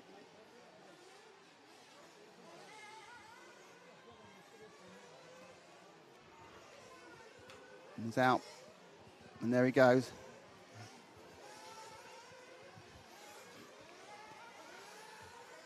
He's right behind Canas again, so they are nailed back together again. Ronefalk's taken fuel as well. So in all 3 of those things, they are, the net effect actually, in fairness, he's about a couple of tenths nearer. Now also, he's lasted 2 laps longer. Now whether that's just the first stop, or whether Canas is going to consistently be a lap or 2 short, which is eventually going to mean he's going to need an extra stop. That's kind of one of the mysteries, of course, of the joy of Nitro racing.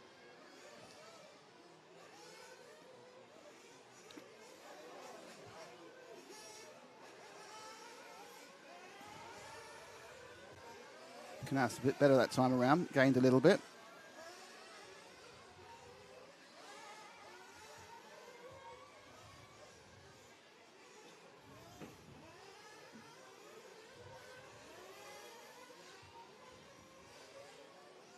Round they go. Oh.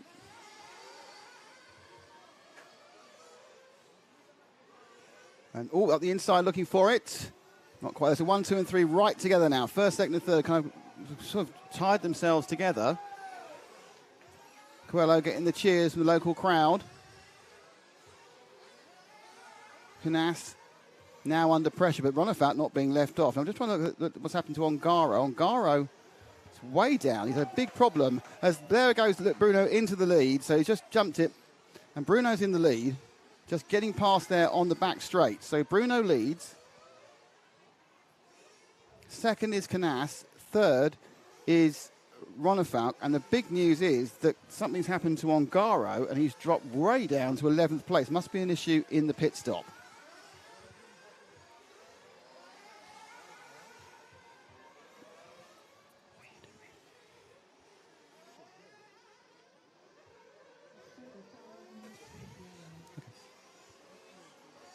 So now Bruno beginning to slightly gap Canas. Now he's got ahead, a couple of tenths of a second. So it looks like Canas's early pace has slightly disappeared. Ronefalk also not quite as quick. So Bruno Coelho now for Portugal leading in the X-Ray. Orange and white car.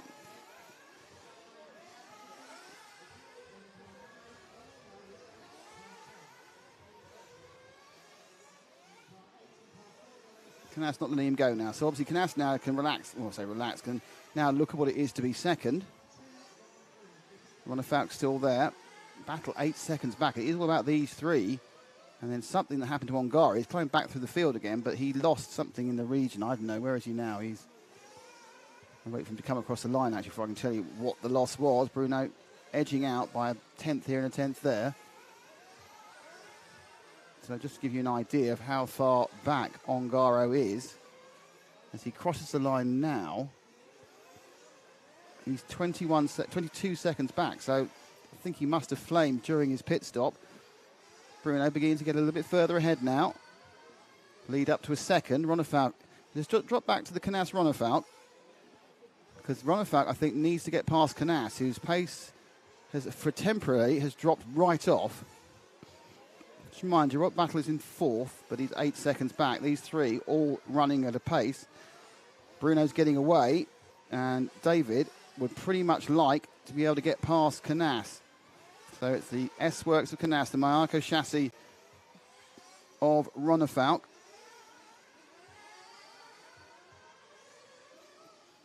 Ngara back up to, up to 2 wheels there. It's good. Oh, it was a chance, wasn't it, really? Chance for Ronafalk, because there was a mistake on 2 wheels there by Canas going into turn 1.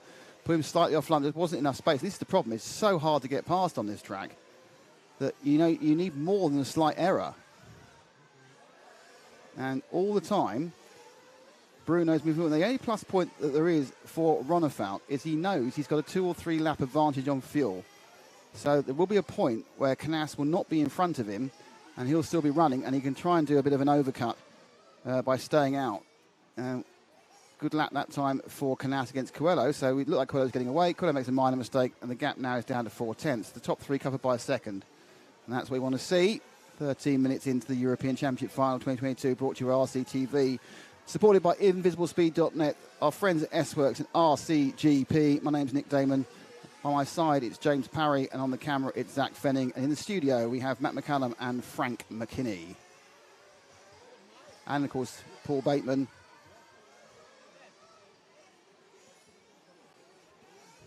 Doing other stuff, but not talking.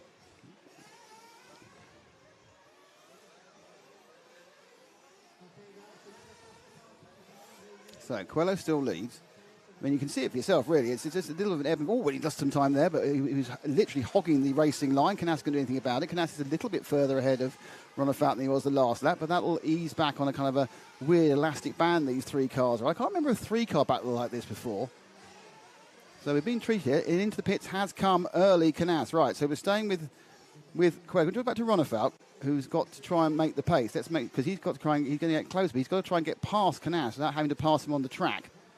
So Ronafalk was 1 second, effectively, behind Bruno. Now, remember, we've seen Canas go, and there's some back marker, which I think is Trevisan, it is.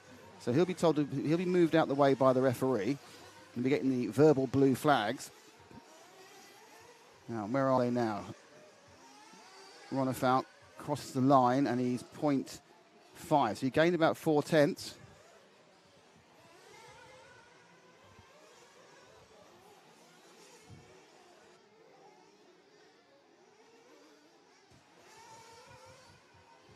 So the top 2.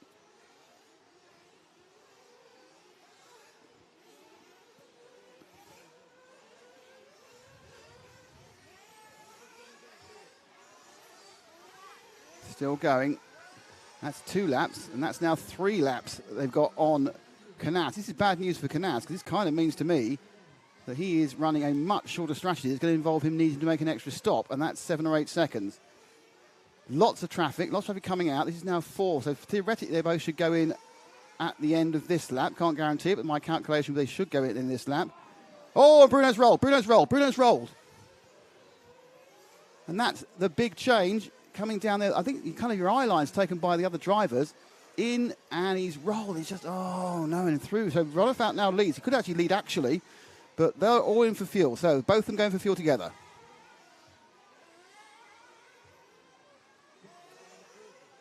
And they're out again. And Canas is right with them. So there we are, 4 laps in, and all of that work, and Ronafalk is still behind Canas. But I think that means Coelho is behind both of them after the roll. So it's now Canas from Ronafalk. Yeah, Bruno's had a bit of a bad lap and is quite a long way behind. So Canas ran 4 more laps, had all that instant, and actually ended out exactly the same distance ahead of Ronafalk than he was in 4 laps before. But there is a worry here for the Canas camp. He's going to have to stop once more. Fuel looks like it's about 12 laps. I'm not sure if he will have to stop once more. He's been very close.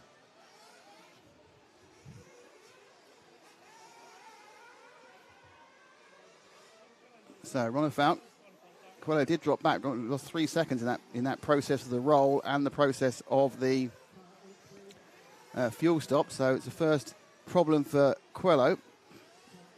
Canas leads again. Ronafalk in second. So Canas, who has ebbed and flowed a bit in this race and has obviously got the issue with his foot. But now he's got the issue with Ronifat behind him. Behind them, Battle is 9 seconds off. Coelho's having a bit of a problem for having a bit of a down period here, and leaving these two to get away slightly. And it's Ricardo Berton in 5th, Birkenklic in 5th, and Pekko Irvin in 7th. Ongaro in 8th at the moment after the problem he had at his first stop. So it looks like it's a European Championship where we're just not going to see an awful lot of Davide Ongaro. Good lap for Canas, pulled out quite a bit, 4/10 he pulled out that time. So his second set of fuel was a little bit of a downside. This third set looking pretty good. Probably doing about 12, 13 laps for tank full. I just can't work out in my head whether that means he's going to stop once more or not. Possibly not. The kind of point where you think, is David going to need to do a splash right at the end on the last lap? The point about it is, you're such a small saving of not putting a lot of fuel in compared to actually running down the pit lane. So Ronifat now a second back as Canas just begins to ease it out a bit. It's 4 more seconds back to Bruno Coelho and 6.5 seconds back to Robert Battle. And then Ricky Burton's now 7 back. So really, this is where the action is at the front. Better couple of corners for the Swede now. He's a little bit closer to Canas with the S-Works. Actually, looking at those last couple of corners, Canas looks very quick around those last couple of corners, and the lead went out. So Canas absolutely nailed the final third of the track and pulled out another 2/10 from Ronifat. Ronifat's going to avoid panicking at this point because he can see his prey creeping away. However, there may be a fuel advantage where it means he's actually in the lead on Stagger. If it was a Le Mans race, you say he's definitely ahead because of the amount of time it takes to fuel the cars. Of course, with the Nitro cars, it's not the case. The fueling is the ultra-fast part. It's the trolling down the pit lane that's the issue. My car lapped there for Canas. Quite short laps mean quite a lot of lapping. Good drive, my heaver that was. It might be evening. Good driving. Oh, slightly overshot the corner there. Did Ronifat. So Juan Carlos fighting through the foot-based pain barrier.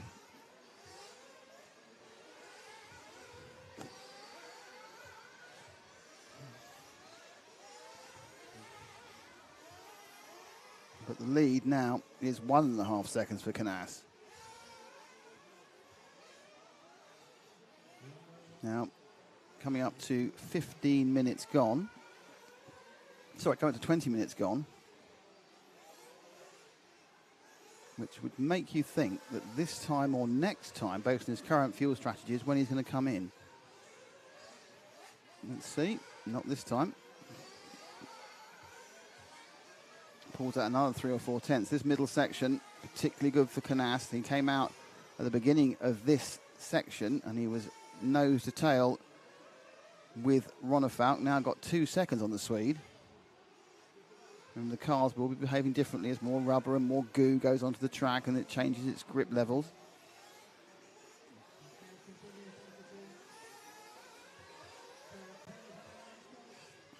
There we go. So next up, and is it this time? Yep, so he stops on 20 minutes. Comes right down to the end, left-hand corner. Fuel in, down the way. And falls into track. Oh, he's lucky there. He's got boots. He was. Sometimes you just need to be good. You need to be lucky. He's got boots on the inside of him. Who's not giving his teammate much space there. Not sure he's aware. Is that boots or is that?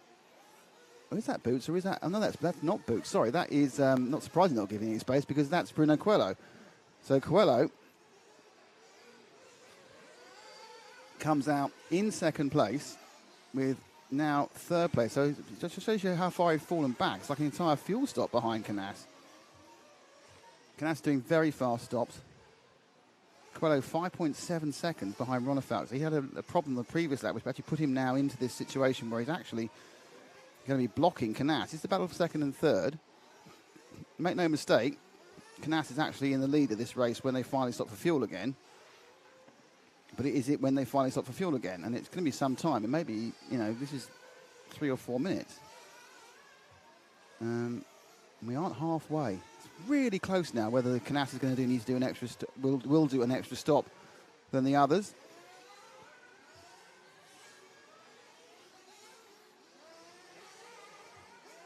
Like Coelho. Coelho there. Going for fuel? I don't know. It's weird. I was looking elsewhere in the time in. Coelho's disappeared. Is he just a long way ahead? Yes, he's got too far ahead. That's why. Which is interesting. So is Canas now a bit slower? I mean, obviously when Canas meets up with the other drivers, they've obviously got more fuel on board, but that's only about 100 grams of extra weight. But certainly, Coelho's been able to pull a little bit of a gap from Canas. So Canas certainly, if Ronefalk's stop goes well when it happens, will not have the same problem. Oh, Marshall runs out in front of him. So he's dropped 1.1 seconds off Coelho. Coelho is in the pits. Not sure if Ronefalk's in the pits. I don't think he is. I'm not sure if Ronefalk's pitted. Can't watch two cars at once. Ronefalk had pitted. There we are. Ronefalk's taken the lead, I think. Or was that another green car? There's a number of cars that look very similar. I'd be surprised he's that far ahead. Here's Ronefalk. Yep, Ronefalk's now in the lead. So, usually not stretching the pits out as much as I thought they would. Stopping just over halfway. So they've got 3 more stops. So I think we are now on the same strategy. But somehow, Ronefalk has got into the lead. Some very fast pit stoppery that time around. Or was it? That's so fast. I think actually Ronefalk may have made a mistake. That was too quick for a pit stop. Let's go to Ronefalk ahead. Ronefalk did 39. That sounds a little bit swift for a pit stop. So we know he's extending his run. He's extended his run more than Coelho has. And I'm not sure whether he needs to stop. It's one of those times where what you need is a little ticker on the side saying how many stops they've made. He pulled about 4/10 on Canas that time, so perhaps he's just got the pace. I don't know. 2/10 it was, actually. There's a lot of traffic in front of Ronefalk and with the Marco. And there's a kind of a wonder of where they are fuel-wise. Ronefalk running very, very long if he's going to come in at all. No, I think he must be ahead. So he just did an incredibly quick fuel stop.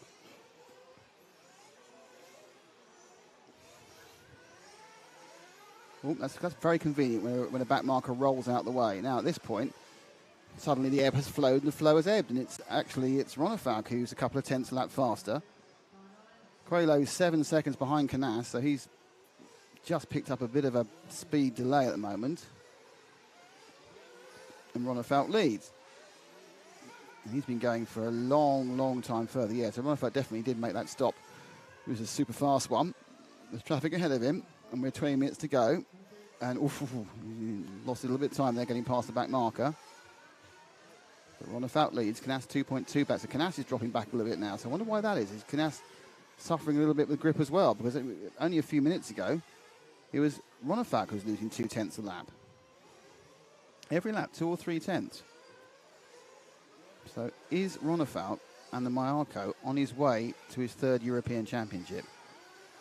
Over the past few years, ever since he won the World, he's had monumental bad luck. So, you wouldn't necessarily put any money on it at this point. Gains again. This time he gained 7 tenths. So, Canas now 3 seconds back from Ronefalk. Coelho in 3rd. Battle actually now is getting quite close to Coelho. Burton is the big gap, 15 seconds almost behind Battle. Ongaro up to 6th, but that 20-second problem at the first pit stop, that's taken him out of contention for the entire event. So David Ronefalk, the Swede, double European champion, but he's not won it since 2014. So he won in 2013, 2014. He's been second a couple of times since then, but he's not won it. And Canas, Ronefalk just did 32.8 in the last lap, so this car's absolutely flying now. It's nothing to do with Canas's speed. suddenly in the middle of the race, whatever's happened to the track surface, the oil that's gone down, the rubber that's gone down, or whatever's gone on in Ronald Falk's brain.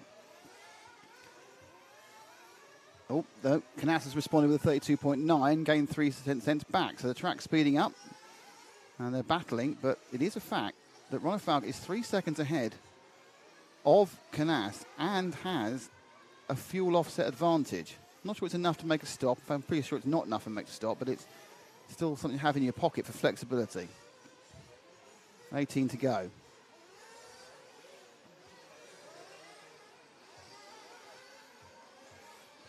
There's probably a point here, and Canas comes in for fuel. So Canas comes in for fuel with exactly 18 minutes to go. So he will stop twice more.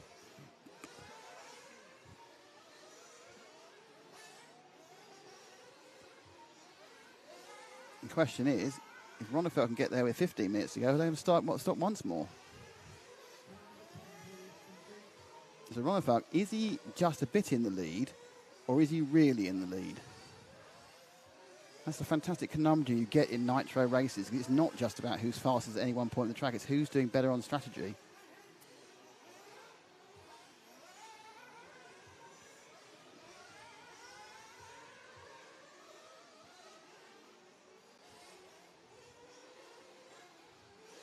The massive fuel runs we've seen in the past seem to be a thing of the past, the 10-minute runs. I'm not sure that's the reduction in nitro or just the way the cars are run now, much more pushing all the time.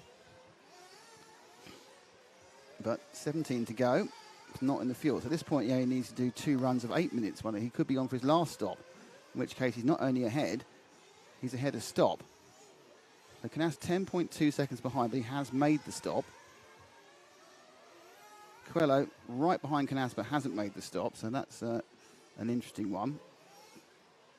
Ronefeld. Oh! That's not what you're going to do. It's not the end of the world. Let's watch that one again. It's not the end of the world, but it's the first mistake he's made. We've been watching. We've been watching him pretty solid for the last 10 minutes. Now, the problem with that is it's a little bit of a roll.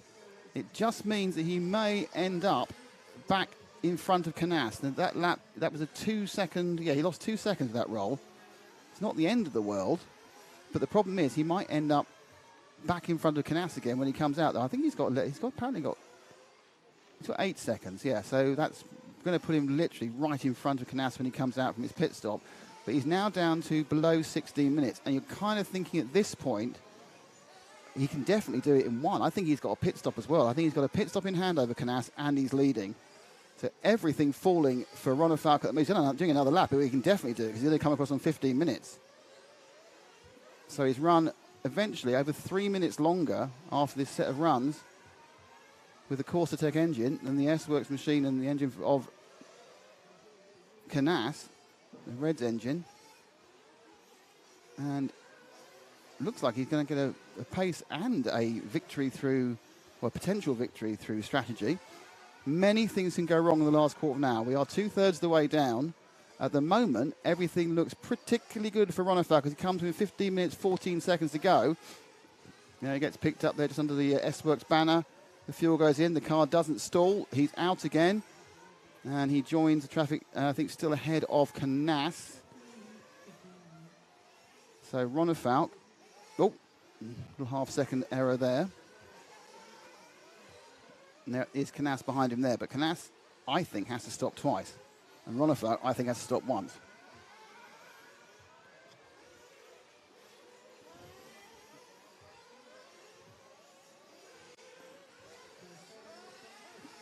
So Ronefeld in that pit stop as well goes over in a 40.7. Yeah, he made a mistake as well, so it explains that 39 was a really good pit stop.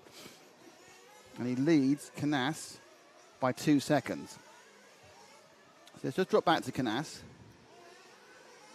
who's got a bit of a problem. It's not a ground speed problem. His ground speed's fine. His problem now is he's not actually leading, though he is closer than he was before the last set of pit stops. He's not actually leading, but he's got to make an extra stop, and, well, I think he's got to make an extra stop, and he's 2 seconds behind. Coelho 7 seconds back from there. Battle 5 from that. 17 back from Berton. Ongara now to 6th and challenging Ricardo Berton for a 5th. So the next question is when does Canas go in for his next stop? Has he been sandbagging? Has he had a long run? And will he get to within the point, like with 8 minutes to go, where he can actually also do just one more stop? He is, in fact, though, dropping away from Ronefalk. He's about half a second slower than Ronefalk on that last lap. Very hard to tell. Down they go again. I think Buffalo has had a problem. Is now several laps off the end.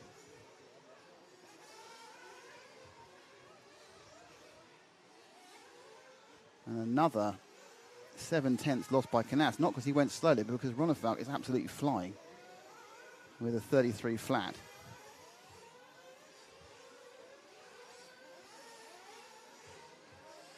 If it was anyone than Ronefalk, I'd say, yep, this is going to be his. But Ronefalk has had such monumental poor luck and mistakes and damage and breakdown over the past few years that nothing is guaranteed for the Swede. And Canas knows that. He was another 10th slower last time, so he's actually 3.2 seconds behind on the track. There's Ronefalk just going around that second corner.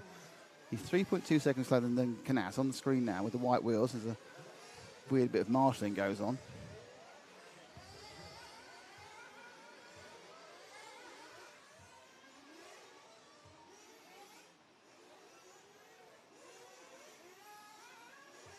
So 12 minutes to go. Now, Canas has been coming in at sort of sixes. Kind of really waiting to see what happens and whether he comes in. Ongara's got another problem, I think. I don't think he's just pitting. I think he's got another problem. I think Ongara's race is pretty much run, I'm afraid. So Ongara's obviously picked up some engine issues during the course now. See, he's gone round again. I would expect him, if he's on his standard run time, he should come in this lap. If he's been clever, and he's got a bit closer that time around. He was a bit faster than Ronefalk, and maybe a couple laps back. If he's been clever, and he's just now putting everyone off, if he gets, I mean, he needs to get really down to minute 8, and I think it's very unlikely, 8.5 perhaps at the outside. If he stops now, we know he's stopping again. And he stops now, he's stopping again. So down he comes, Canas. He's got one more stop to make, and I think that Ronefalk's only got one more stop to make. So this may be the actual thing. Oof.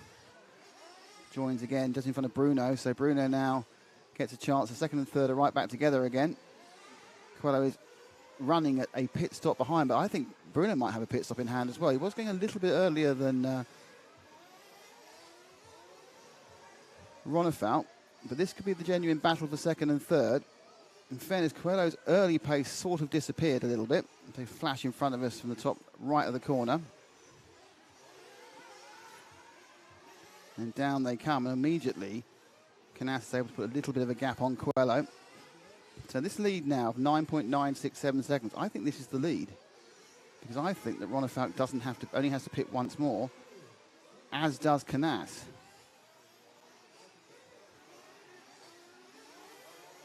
Ongaro is back out, but he's down in 11th after a second slight problem. I think maybe Evenens also had a problem there. So Evenens had a flame issue. Bad news for Pecco. As the sun gets down, the colour gets washed out of the back end of the circuit. Second, third, right back together again now. Now the interesting question is, when does Bruno go in? Because if Bruno goes in within a single pit stop, then he is also, this is a real battle. This is not a battle, this is a battle of where they really are. So second and third very close at the moment, but it's all down to fuel strategy. Ronefalk's still out there. 9 minutes, 27 seconds. Keeping an eye, Bruno does another lap. So he's definitely going to have at most 8:40.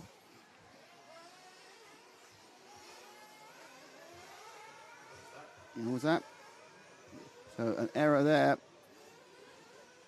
I think it's a... Oh, and it's Canas and Bruno come together. I don't think anyone's... We didn't see whether anyone gets called for that one, because that was kind of a bit of bad luck on both sides there. I'm not sure who ended up in the lead of that one. I think Coelho actually got the gain out of it. But will anything get called by the referee? Doesn't look like it. So Canas loses out. Can we move forward to Coelho, the orange and white? Because I'm interested to see whether he actually needs to come in for a stop and go. It was a pretty much 6, 1.5 dozen the other. Well caught there by James. I missed that one, so thanks for that, James.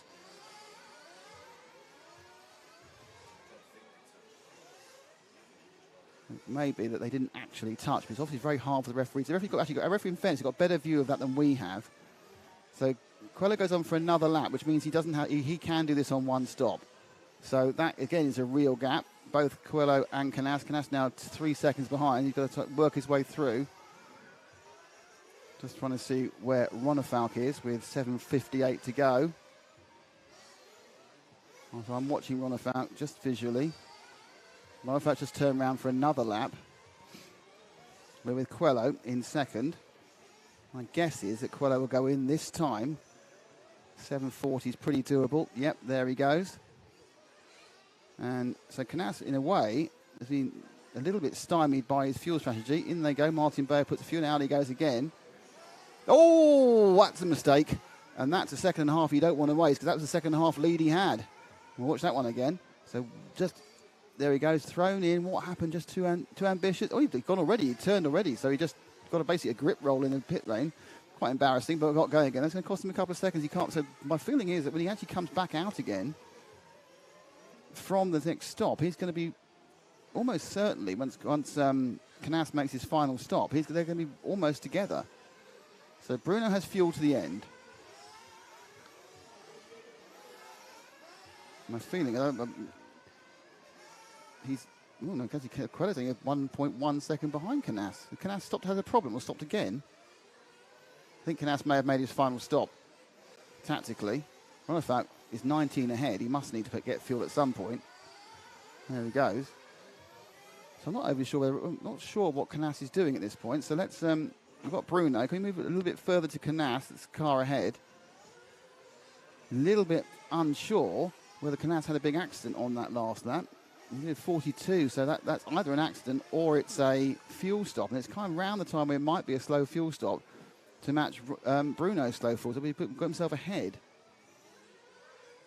Ronefalk has stopped the last lap. So he did make his final stop. You've got Canas just ahead of Bruno.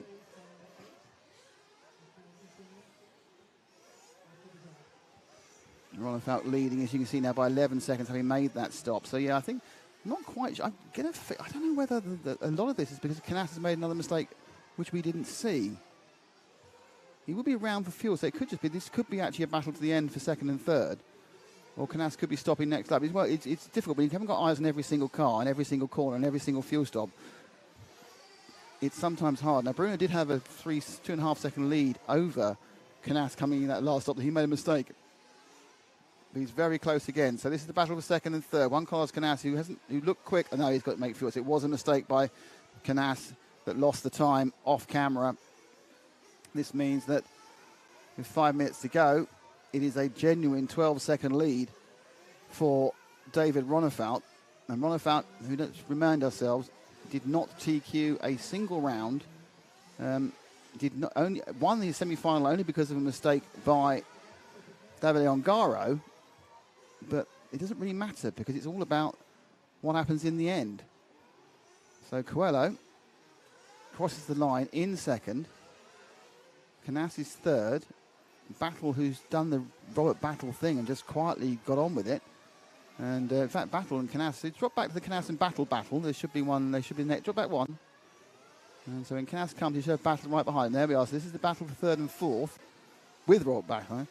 So Canas, so it's an all Spanish meeting there. Canas got a little bit more than the half second now. He's managed to shake that round. But Robert, with 15 minutes more, there's been an hour-long final where he wouldn't have bet against anything against it. Ongaro not showing in this one due to a couple of problems, technical. Ricardo Burton currently in fifth. That's our reigning European champion. He's about 4 minutes from not being European champion anymore. And Battle's actually coming for fuel, so it's that whole endeavour has disappeared with 3 minutes to go. As Ronefalk clocks up his 73rd lap, and Canas, I don't really know whether Canas will know what went wrong. I mean, the fuel strategy wasn't great, but he was out and he was pulling away, and a couple of times he looked good. But it's really odd that he would have one, fuel session, one section, one stint where the car looked great, and the next stint where it didn't look great, and it's a really strange situation. But by that I mean there's like a 0.2 or a 0.3 difference in what he was doing.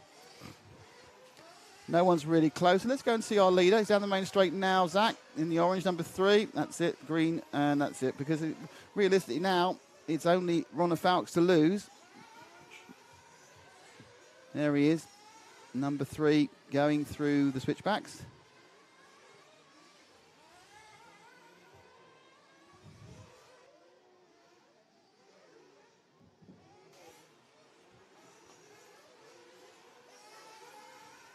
I think you want to go back one, I think. It's the brighter colour green and white car behind them, so there we are. Ronefalk. He wasn't in frame the whole time, so it's fine.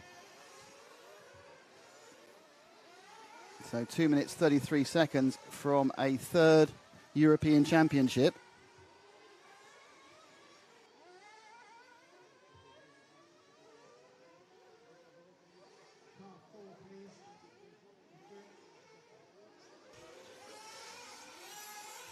Ronefalk making it all look easy. Throughout his career, things haven't always been easy. First met Ronefalk in 2010 here in Portugal in the European Championship, where I think he was a junior champion. 2011 in Sand. 2012 he was very close to winning the European Championship in a battle in Fairing with Darren Bloomfield, who's here this weekend. Bloomfield and he battled it all out, and in many ways the young Ronefalk just tightened up too much at the end, and Bloomfield got through. The following year in Reims, another monumental battle between Ronefalk and Renault Savoia. Again, it got down to the last couple of laps. It was so close. The Shark hunting him down, looking for his 4th European Championship. Ronefalk just held on. And then we got 2014. And 2014 in Sand, he absolutely dominated. It wasn't even a competition. No one else was involved in it. One of the best outright performances I've seen. 2015, I'll be honest with you, I can't remember what happened in Sand 2015, but I know Rock Battle won.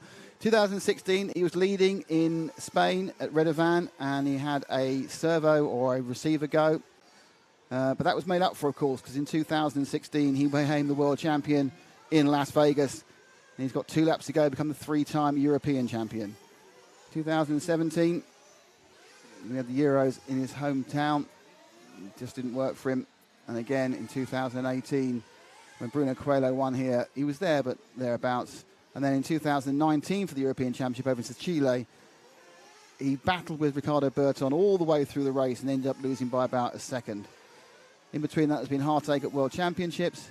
There's been heartache at RCGP, where he just couldn't find a way of... He battled Ongaro again and again and again. Finally got the better of him in the final round in 2019 and was leading by a lap. He had just lapped Davide Ongaro in an hour-long final at Thunder Alley, and his receiver pack went. And he walked off, and it was a cruel sport. We've had a couple of quiet years, of course, with COVID, and we've come back. He's come back with a new chassis. He's come back with a new engine. He's come back with a new package. He's come back as a new David Ronefalk. He's come back as your new European champion. 3-time winner, David Ronefalk, takes the Euros in fantastic style. Bruno Coelho should be coming on in 2nd. Canas in the end, his fuel strategies cost him. He's in 3rd. Rock Battle, well, it's always Rock Battle, is in 4th. In 5th, it's going to be Ricardo Berton. Birkin Kilic is in 6th and wins the junior battle by 1 place from Daniel Parente, who's in 7th. Elliot Boots, quite anonymous in this one, in 8th. Davide Ongaro came through in 9th for Italy, but unfortunately all sorts of problems during the race. He ended up 3 laps off. Pekko Ivonen had a flame out and is in 10th. Hal Figueiredo must be disappointed with 11th in his home race, well, home country race. And Andrea Trevisan on 12th. And it was Marco Barufalo, the only guy who didn't make the trip, 4 laps behind. So what a performance by David Ronefalk. Takes the European Championship for Mayarko after a long wait. Bruno Coelho 2nd for X-Ray. Juan Carlos Canas third for S-Works, Robert Battle fourth for Mugen, fifth it's Ricardo Bertham for Infinity. So 5 different manufacturers in the top 5. Then it's Kilic, who of course is Mugen, Parente for S-Works, and then Boots, Ongaro, Even and Figueiredo to represent Buffalo. And it has to be said that a great race, a great environment. We'll get some comments from everyone of the finalists that we can. But what a result for David Ronefalk. No one's pick apart from JQ's really. Came from nowhere. Started slow, started third. It looked like it was going to be a Bruno show, or a Canache show. It looked like it was going to be a Bruno show, but it was neither. It ended up being a show of the Swede, and a great result for Ronefalk as he takes the victory. And we get ready for a presentation ceremony at some point as the crowd drifts away. The huge crowd that came to watch this final. High quality racing. Most of the actual high competition was concentrated in the first 25 minutes, and then after that became a real guess about what was going with fuel strategy. But through it all, Ronefalk got quicker and quicker and quicker. He actually did have the fastest lap time. That was actually in the end went to Bruno Coelho by 200th a second from Robert Battle, but obviously his average time was way quicker, and he won the race by 9 seconds. Well, fantastic race. What can I say? I'll be going around to talk to people in a minute. But until then, back to the studio.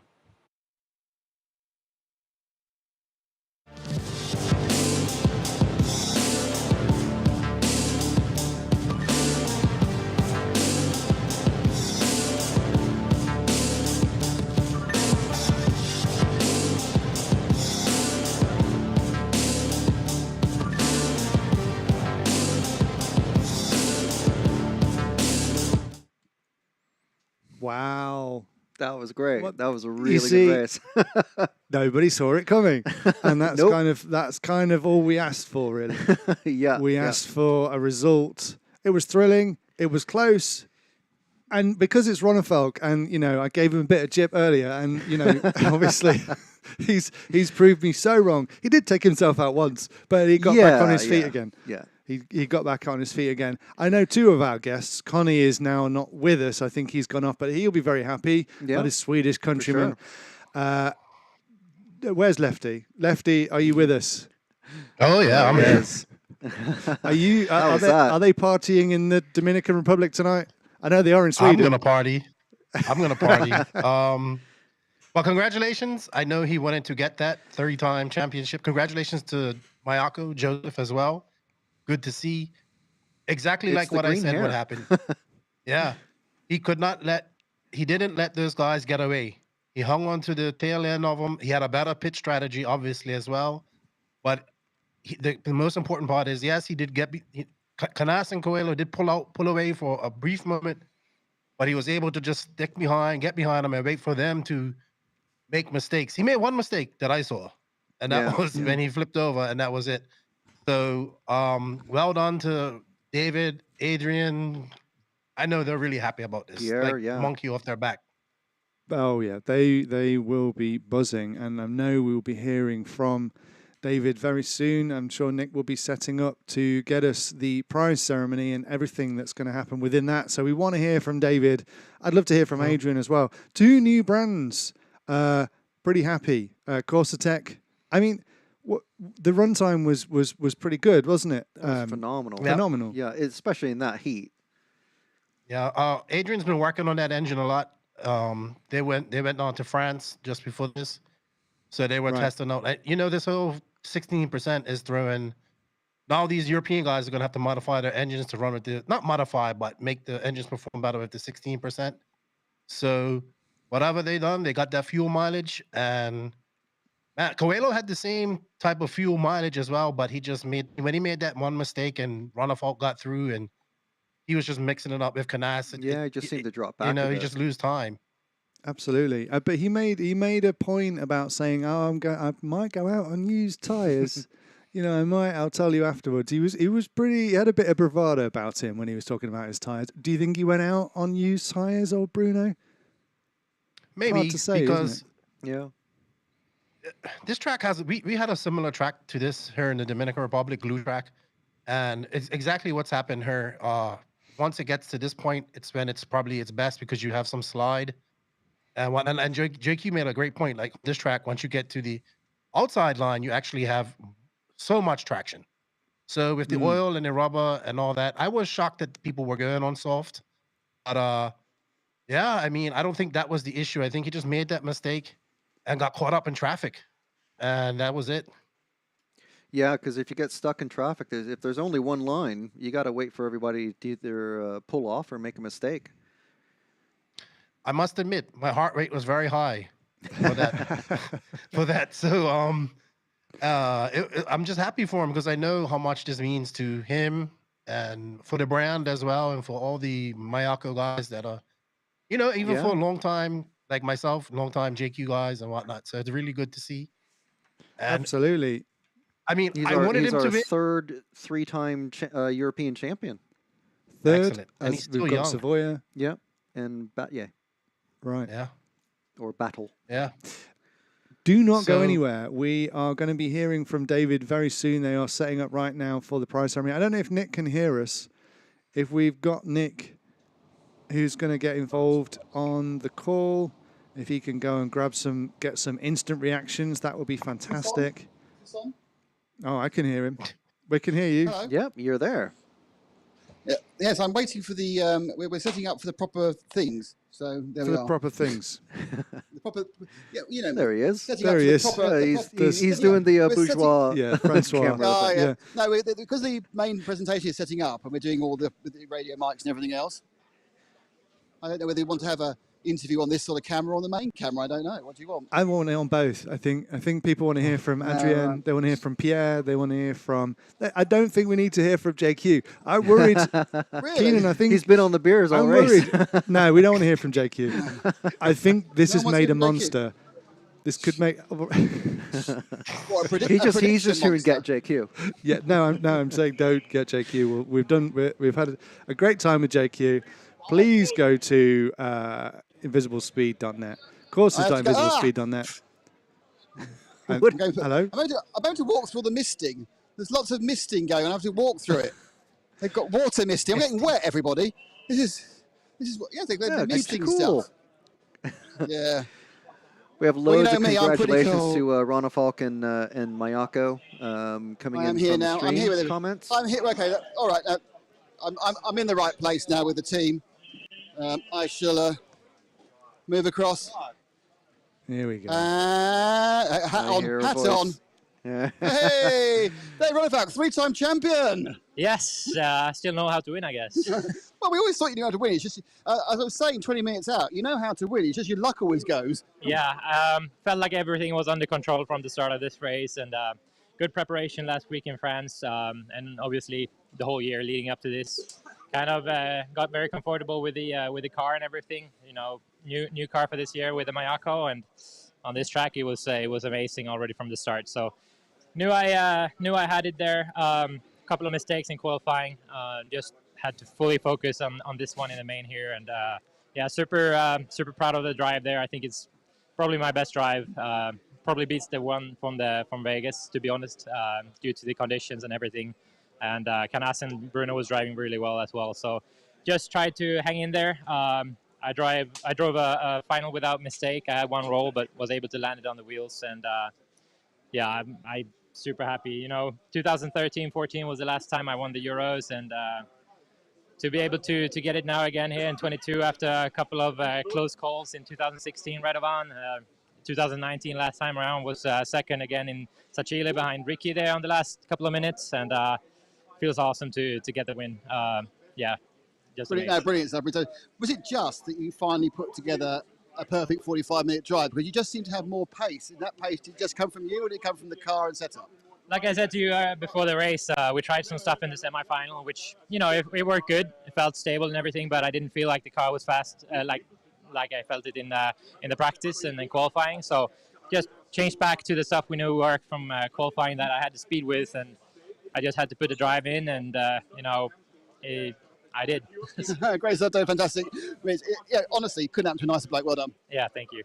So we're a three-time champion. Let's see if we can find Is other happy Adrian people. around? Let's. Is No, Adrian hanging around? I'm talking to the most important person, the man who created him. How's it feel? How's it feel to have a three-time champion son? Yeah, it's really amazing. We were waiting for this. So now it's time for the bad luck to go away. So now we have the Euros and soon we have the Worlds. Well, let's see. You've got to carry us on for a couple more months into Redovan. Different track. Yeah. But we will be prepared.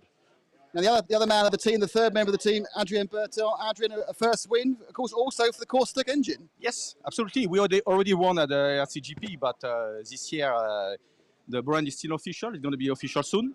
But starting with a European title, we can't ask for more. But especially happy because we have been able to, after the last race, to work better, take a different approach with David, and the work that's paid, and he just made an incredible, no mistake at all, and it was under control. So yeah, really pleased. Well, obviously, the other good thing for the engine manufacturer is you also had a mileage advantage over Canas, weren't you? You were doing 2 laps more a stop. The thing is, he didn't want it to race for 9 minutes, but we could have done 9 minutes as well. But yes, since the beginning and his new project, yes, I've been cautious of working on this aspect too. And yes, mileage all the year has been a good advantage for us, and we hope to keep that advantage in the future. Big difference for the Worlds as we go back to 25% nitro. A lot of extra work for you? No, not really. Actually, the engine is already okay with 25. I have also some couple of new things I will test in August to try to maximize everything. It's what his racing is about, is trying to get the best all the time and keep pushing. Great stuff. Thank you, Adrien Berton. That's Team Ronnefalk there, who have taken the European Championship, surprising everyone except Jake. You're not allowed to say anything apart from I told you so. You know what? You told us so. Oh, no. I told you so like 20 years ago, maybe. Thank you very much. That's what we're allowed to say. You're not allowed to say any more. Yeah, that'll do. I think Jakey will We don't need definitely any more have of some that, drinks do we? tonight. We do. Oh dear. I'm just, Right, I'm just worrying about my own job here. Oh dear. Oh, dear. I'm going to grab a quick word with Davide to see what went wrong. Yes, let's do that. He's a great Davide, sportsman. Obviously, very disappointing. You know, what was the problem? Did you have a couple of flame outs, or? Yeah, I don't know. I had a flame out on the first pit stop, and then I take something on the jump and then flame out again. But yeah, well, maybe not my day. Do you feel that without the flame outs you had the pace, or you were just a little bit off? Yeah, I think I did the best lap on the final. So yeah, I think without the flame out, I was with them for sure. And then was another race, but yeah, I flame out, and congrats to David for his win. Yeah.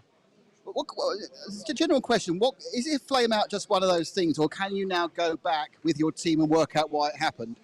Yeah, for sure. We go in my home track, we test, and we see what was the problem, and then we work hard for the award in Spain, and then we see. Well, we're going to see you in 3 weeks' time in RCGP, and that should be fun. Yeah, for sure. Great stuff. Thanks, David. Well done. And as always, incredibly sporting. Wishing his main rival in Europe. It has been, as I said before, it's been the David and Davide show for so long now. And we had 2 interlopers, well, more than interlopers, 2 top drivers who came round to try and get in the way. Now, they're both based around here somewhere. I'm not sure whether they are available for bar mitzvahs, but in interviews. So it's Bruno Coelho, who, of course, was our runner-up in the end, and Juan Carlos Canas. I can see Bruno. He can see me. He's running away. No, he's not. He's coming towards me. Chase him. I've got Bruno. There he is, Bruno. Bruno, shall I say congratulations on second or commiserations on second? I think congratulations. I think, yeah. We did a great final. I think we three. I think Ronnefalk for sure deserves the win much better than us because he didn't make any mistake. And I think it's a really well deserved for all the work he has been done until now and all the bad luck he is passing through the last races. Because it's for sure he's one of the guys that worked the hardest on this class. So I think it's a very, very well-deserved win for him. For me and for Canas, I mean, we fought a lot during the final. I had two big mistakes that it cannot happen on this level. That cost me for sure the fight for the win. That's very honest with you. So what do you do now over the next 2 months to make sure you're completely prepared for the World Championship? Now I will for sure go on holidays because this is my last day of work after 1 month complete of races. Yeah, don't blame So I think I deserve it. Yeah, I will stop a bit, like for 2 weeks now, to completely stop the RC, and then I will go back for practice and make me ready for the Worlds. When we talk about your work, you won the 1/10 electric touring car Euros. You were second in the four-wheel drive. You're second again. That's Atsushihara standards of versatility. You're trying to win you are trying to gain that award that we've always given Hara as the most versatile racer. And all you need to do is win the World Championship in 2 months' time. You've got it. Easy, no? Easy. No, I mean it's very good, and I would like to say thank you to all the team, to the touring team, the 110 team, the 18 team, because nothing of this was possible without them. I mean I don't have time to practice all the categories, so it means all the work is here is not only about me. It's about all the team and all the X-Ray team that work to make the cars good. And when I came here, I need some help, and they'll help me immediately to try to find the best setup for the race. So I mean, it's not only a victory for me; it's a victory for all the team X-Ray. So fantastic, very generous, and a great thing to say. Thank you, Bruno. Thank you very much. What a fantastic bloke he is. It is impossible not to be a massive Bruno Coelho fan. It really is. Perhaps if Mark Reinhardt, perhaps you aren't, because you keep ball running. I was going to say. I was going to let you say that. Apart from that, here's Juan Carlos Canas. Oh, Canas is. Oh, ow. Look, there's footwork going on there for Juan Carlos. Ow. He's not comfortable. I might get. I'm not sure I can turn the camera and get laceration pictures. Is that the sort of thing you want? Possibly not. Possibly not. Yeah, no, he's cut it open in one place. Unfortunately, what it does mean is he's a little bit unable for me to annoy him. Okay, well, there are singers. There are singers setting up on the stand. Oh, that's that. We can't miss that, can we? A singer on the stand. Are you going to join him, Nick? You're going to pop up there with your dinner jacket. I'm not sure. My Portuguese isn't that good, to be honest. I'm not sure I can sing in Portuguese. You just need Obviously, to drink I'll enough give it wine. a go. Yeah. No, even then. We'll check in with Keenan, and then we'll go to an ad break, and then maybe we can come back and watch the prize ceremony unfold. Okay. Seems like a That brilliant works for you? idea. Cool. Works for me. Thanks, Nick. Keenan. What's that? There's a lot of happy sportsman-like stuff going on there, even a slightly downcast Ongaro. Yeah, I mean, these guys want to win. That's it. But at this level, they want to win, and if they ain't first, they're gonna be upset. So that's why they're professionals, and I do 1,000 cartwheels down the straightaway. So, I mean, if Runafog would have came second, he would have been upset too. So this is what competition's about. You want to win, and we got a good race. I mean, in the end, yes, it was kind of he ran away with it, but we had a good battle with Coelho and Canas. It was good to see Battier as well find some form. Coming up to the Worlds as well, that would be important at Radovan. Can't count Battier out at Radovan, but right now, Runafog wins the European Championships. It's really good. It's great for the brand as well. I mean, brand new brand. We go to RCGP, Absolutely. and we go to the Worlds, and that's the goal. The Worlds is the goal. So we'll see. We shall see. Absolutely. But yeah, I'm sure JQ will be very much happy. Very happy. For Absolutely. JQ, Certainly. happy. Yes. He'll probably complain. He'll probably say David should have went faster. But he will definitely be happy. Well, Adrian was saying he could have done 9 minutes. He could have done 9 minutes, but David didn't want to push it. Yeah, they've been That's working hard on impressive. that engine. So we watched them at RCGP. They were like disassembling an engine. I mean, he's like just a guru with that stuff. So that's what he knows, and that's what he does. He's also a world champion twice. So Okay. Of course. Well, don't go anywhere. If you've just tuned in, David Ronafalk is back on form, and we are going to go to the prize ceremony in just a few minutes after this very quick ad break.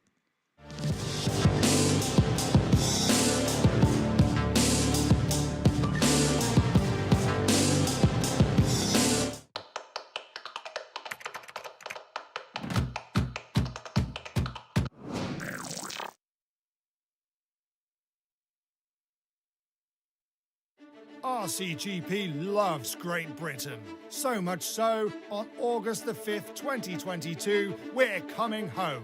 for some British hijinks and all-out Nitro Buggy racing action.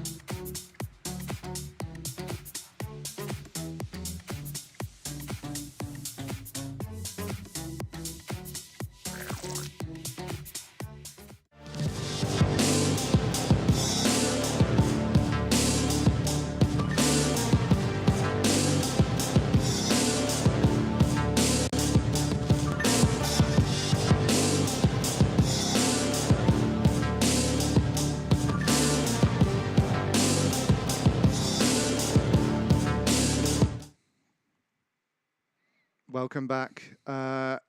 If you just tuned in, you need to press rewind. What a fantastic final. What a fantastic event.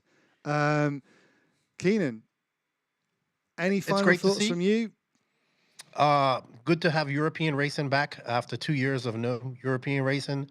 We're seeing who's developed in these 2 years. It's really good to see because I think in that 2 years of racing, there was a lot of racing in America. So a lot of people forgot how really fast these guys are and how good they are. So it's great to see all of this back. Thank you guys for the coverage. Thank you for letting me be a part of it. I had a good time. And I'm just happy. Great race. Great result, obviously. And I get to JQ retires, so that's even better. And so we got it's pretty good. It should be a good podcast this week. JQ should be in good spirits. And congratulations to you guys and all the hard work you do, because a lot of people don't really understand how much work gets done by you guys to bring this stream to people. I do, because I work with you guys. So congratulations. Yeah, you know how hard work we are. Yeah, and you guys did it with minimal guys this time. Less than what you do with RCGP. So keep up the good work, and thank you for letting me be a part of it. Absolutely, Keenan. It's been great to have you on board. It's been great to watch this event. We're going to watch the prize ceremony in a minute with Nick. We're going to see all those fantastic prizes being given out. David will be holding the giant RC rooster the roosters, aloft. They'll be Oh, partying man. in Sweden tonight when he lifts that rooster up. Can we get a shot of Nick getting ready? I think we can see him just kind of meandering around. Look. Yeah. Okay. So that's our sign. That's our sign. They're our associate members. You're watching RC Motorsport Europe. That's what this is. This is the EFRA live broadcast of the 1/8 Nitro Buggy Euros, brought to you by InvisibleSpeed.net, S-Works, RCGP, and T-Pro. And now we're going to go over to Nick. Hello and welcome to what will be at some point in the near future the presentation ceremony. At the moment, it's kind of lacking actual people to present stuff to. None of this is a surprise to seasoned European Championship attenders. It tends to happen, well, all the time. Should we go a quick look over here? Come on, follow me, Zach. We're going to look at the trophies. This is a mechanics trophy, but they have the outline of the track. I'm not sure it's actually the outline of the track we're using. Oh, is it? No, yeah. Oh, no. Yeah, it's actually the outline of the actual track. They've got the correct layout. There's a selection of chicken-based wins. This is the junior trophy. You have a lovely chicken with a car at the bottom. It's kind of like the championship of peri peri chicken. So this is the Nando's trophy. Very nice, actually. They're all, yeah, decent bit of weight to them. You know, shouldn't be too much of a problem in getting them through security. If you win the whole thing, you have a very, very kind of relaxed, sort of slightly cocky. Blimey, that's really heavy. That's going to ruin your Ryanair allowance. No chance. That's gone. It's about 4 kilograms of weight. That is. But you know, basically what every driver wants after a long weekend, isn't it? It's to win a chicken. Is it specifically why you've chosen them to win a chicken? Is it important? Yes, it is. Can you do it this way? Can you speak a little bit of English? I don't speak very well. We've already spoken brilliantly, just saying I don't speak very well. Can you explain the importance of the chicken to Barcelos? Yes, the chicken is the symbol of our land, because there is a land that is old, that is imported to Barcelos, and the people, it's our home. Everyone who knows Portugal knows the chicken from Barcelos. Barcelos is, for me, is the capital from Portugal. That's Not good. Lisbon. Absolutely. So, and your name is? Jessica. Jessica, thank you very much. We must admit they're fantastic. I would actually. Handmade. Handmade? Yes, it is. Wow. I mean, frankly, that is. It's heavy. If you take it, it's heavy. I was thinking, what we normally see is these massive trophies people bring. You're thinking, you're never going to get that on the plane home. So I'm thinking here. The free shipping as well. Yes. Oh, Jessica, you thought of everything. What a fantastic. Thank you. They look absolutely fantastic. Genuinely, they look fantastic. Enjoying? Why would you not? You know, it'd be nicer, to be honest, if we had a couple of days now, lie by the pool, have a bit of relax, because we've been running around filming. Awesome, right? Yeah, no, it absolutely is. It's quite funny because some friends of mine are working now down in Portimao, and it's boiling there as well. So obviously the weather is fabulous all across Portugal. And are you enjoying the track, the structure, the staff? No, everyone, genuinely, you've all done a fantastic job. You've been incredibly helpful. The circuit is brilliant. I have one question for you, though. The countryside is so green, so verdant, so full of fruit and vegetables, but there's no rain. How is it? Because it's just so hot and dry. How is it so green? Magic. It's magic. No, there is rain. Last week, on Tuesday, I believe, was raining. We have some trouble here, but the sun came out, so... It's Portugal. The sun came out. Exactly. It was blessed. Well, if it was, but I feel blessed to be you. Well, it must be. It's good. I love that. You go, now it did rain last Tuesday. Yes. If you're in England, you go, it rained every day. It's fine. It's much easier. I know. London, the weather is crazy in London, right? Just damp. I know. So sunny Portugal is the best. So do you normally work for the Portugal Tourist Authority? Because you're very, very good. No, I'm not. I was in Canada for 2 years, so... This is why you're English. Some English, yeah, all the English. So hey, we've got a couple of minutes. What do you do? What is your day job? I work for Figueiredo, for José Figueiredo. Okay. Yes, in his company, administration. Okay. So he's my friend and also he's my boss. So. Oh, yeah, that's the best way. Yeah, two things. Would you like to come and work for me, Jessica? And you go, and he goes, I'm your boss. Okay, yeah, I'll come. I know. But I'm sorry, but Figueiredo is unbelievable. As boss and as friend, so I don't have words to say anything from Figueiredo. You can see it now, and it's on camera. I know he's going to see this. She's going to go, okay, fine. No, it's fantastic. Thank you so much. Thank you. Thank you. Thanks, Jessica. We wait for other people to turn up. We're all. Look, this is currently we've managed to gather in goodness knows how long it is. If you look over there, there's about 15 people thinking of coming over. This is pretty much part of the course of gathering the clans of RC people. There's a few people in suits. We've got some singers in suits. Can you see the singers in suits up there? They're going to do a bit of El Devo, I think, or El Devo or something, I don't know. They're going to do some proper singing. A little bit in love with Jessica, to be honest. I think she should definitely work for the Portuguese Tourist Authority. What do you think about Jessica? She worked in the Portuguese Tourist Authority? 100%. There we are. Zach's absolutely in the right age group, so he should absolutely know. Oh, I'm a bit loud, am I? Oh. Hang on a second. Let's talk to James. Let's talk to James. Let's talk to him. Come on, James. Oh, you can't get the staff, then you can't talk to them. So anyway, there's what should we talk about in this dead air period? Oh, there's some cyclists. A couple of mammals have turned up. Well, the X-ray people. There's more of the marvellous helpers, staff there, kind of waffling around. I think you're being blocked by the other camera, are you now? I think what you should really do is you should start running a book on how long it will take for the actual ceremony to start. Now, I've got 6:05, probably 7:05 at the moment, local time. We might get going in 10, 15 minutes. The announcements to get the drivers across have been singularly unsuccessful, it has to be said. There's not even a kind of a movement down here. Oh, I think we're going to start with the singers. This could be exciting. The singers are getting ready. They've worked out the drivers are just not interested whatsoever in presenting anything. So they're actually going to get the 3 singers up there, the 3 tenors. Bit of musical fun, not like musical youth. They're going to go a cappella. Be impressive, wouldn't it? Oh, yeah, okay, right.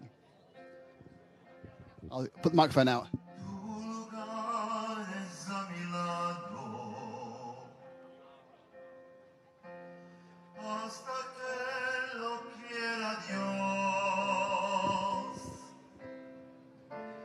Hoy sabrán cuánto te amo, cuando por fin seamos dos. Nunca estuve tan seguro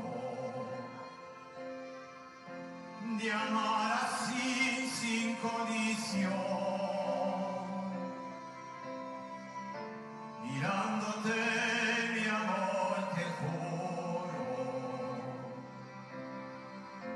cuidar por siempre nuestra unión. Hoy te prometo, amor eterno, ser para siempre, hoy hoy te demuestro.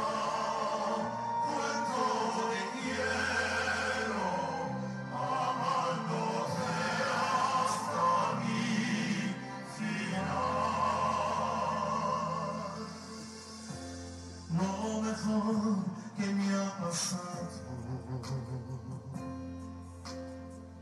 fue verte por primera vez y estar así de mano en mano es lo que amor siempre soñé. Hoy te prometo ser para siempre, hoy hoy te demuestro cuánto te quiero, amándote hasta el final.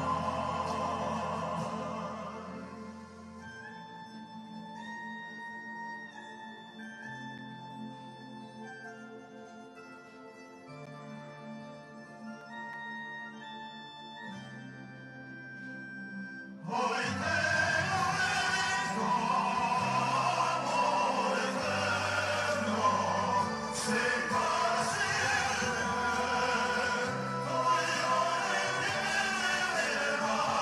hoy te demuestro cuánto te quiero,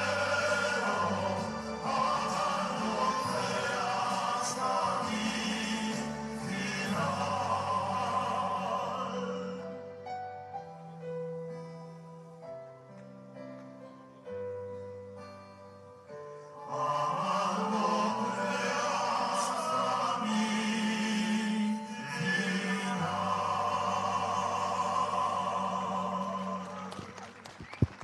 Muito obrigado. Thank you so much.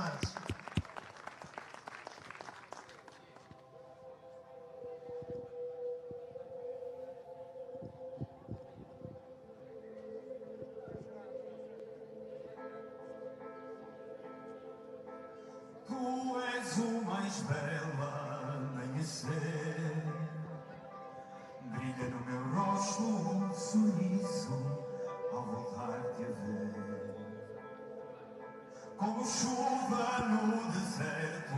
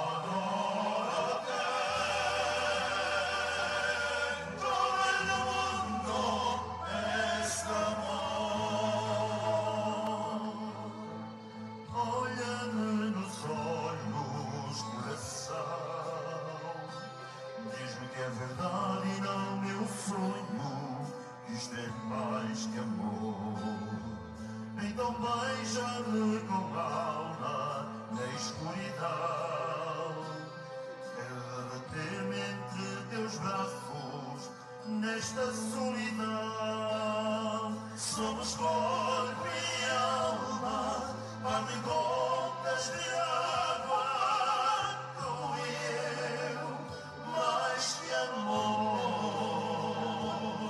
Somos noite e lua, como mar e espuma, tu e eu, mais que amor.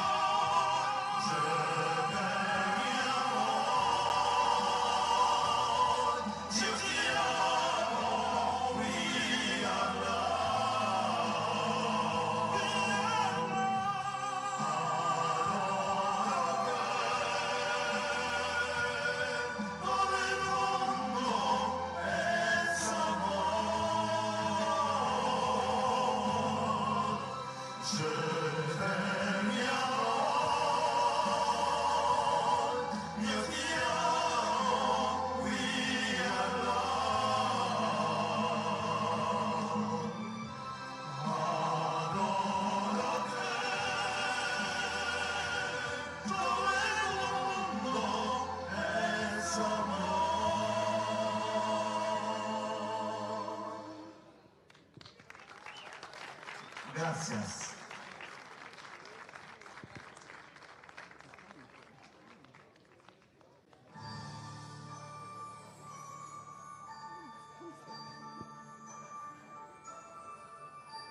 I heard there was a secret chord that David blind and pleased the Lord, but you God really cared for music, it goes like this, the fall, the fill, the violet fall, the major lead, the man for king composing, hallelujah, hallelujah,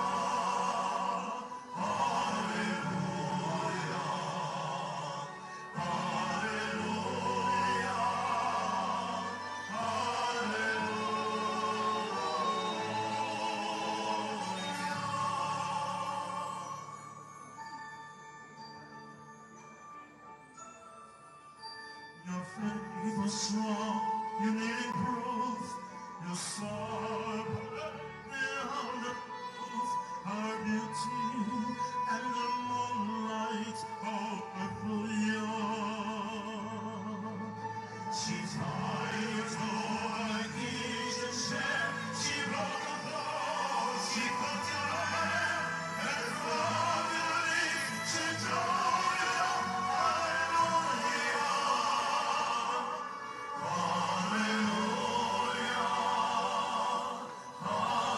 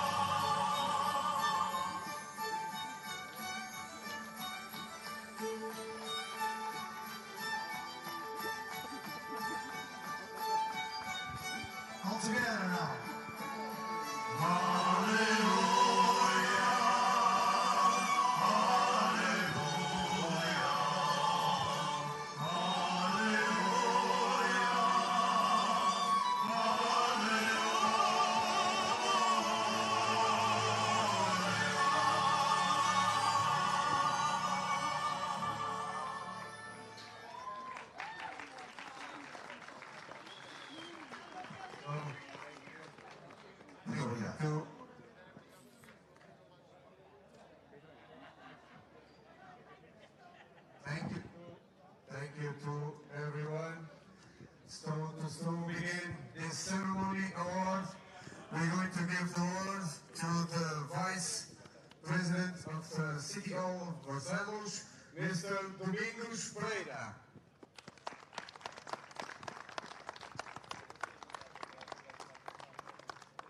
Boa tarde a todos. Aproveito para cumprimentar e agradecer o convite formulado à Câmara Municipal ao Presidente da Motogalos, Pedro Sousa, também ao seu Diretor Desportivo da modalidade do aeromodelismo, Paulo Guedes, e agradecer naturalmente a todos os presentes pelo contributo que têm dado ao Conselho e ao Distrito e também ao mundo para a divulgação da modalidade. Queria também agradecer, se me permitem, à Junta de Freguesia, da União de Freguesias de Rio Povo e Silveiros, e então dizer-vos que a Câmara Municipal de Barcelos está atenta ao fenómeno do desenvolvimento desportivo, principalmente na área da formação e não profissional. É uma entidade pública e tem a responsabilidade e a obrigação de acompanhar de perto e estar preparada para desenvolver contratos de desenvolvimento desportivo, que é o que faz com o Motogalos. Portanto, o Conselho de Barcelos é um conselho muito rico no associativismo, e queria realçar aqui o empenho e a realização que o Motogalos tem desenvolvido em prol do desporto, abarca, penso que, 9 modalidades e, portanto, está de parabéns. É este tipo de comportamento na divulgação do desporto, porque o desporto não é só futebol, tem a sua dimensão, mas também a Câmara Municipal, enquanto entidade pública, tem que estar preparada e dar resposta também às camadas jovens, à formação e à divulgação de todo o desporto, com fundamento na formação e no não profissional. Portanto, eu queria agradecer mais uma vez a realização deste campeonato europeu de aeromodelismo e fazer já aqui um repto à Associação Motogalos e dizer-vos que o município está disponível, se for do vosso agrado e do vosso empenho, dedicados à possibilidade de desenvolverem um campeonato mundial. Contem com o apoio do município e cá estaremos para continuar a ajudar a modalidade e a Motogalos. Muito obrigado aos participantes de todos os países que cá se deslocaram. Muito obrigado pela vossa participação. Obrigado. That was the Vice President of the local region, I think. We are going to hear now Fatima Araújo from the Union of the City. Okay. Boa tarde a todos. A União de Freguesias tem muito gosto em receber este tipo de iniciativas, na nossa União de Freguesias. Queremos parabenizar todas as equipas que participaram neste campeonato e também a União de Freguesias, à semelhança do município, terá todo o gosto em receber o Campeonato do Mundo aqui nesta magnífica pista em Silveiros. Thank you all and congratulations to all of the drivers and all of the teams. Thank you.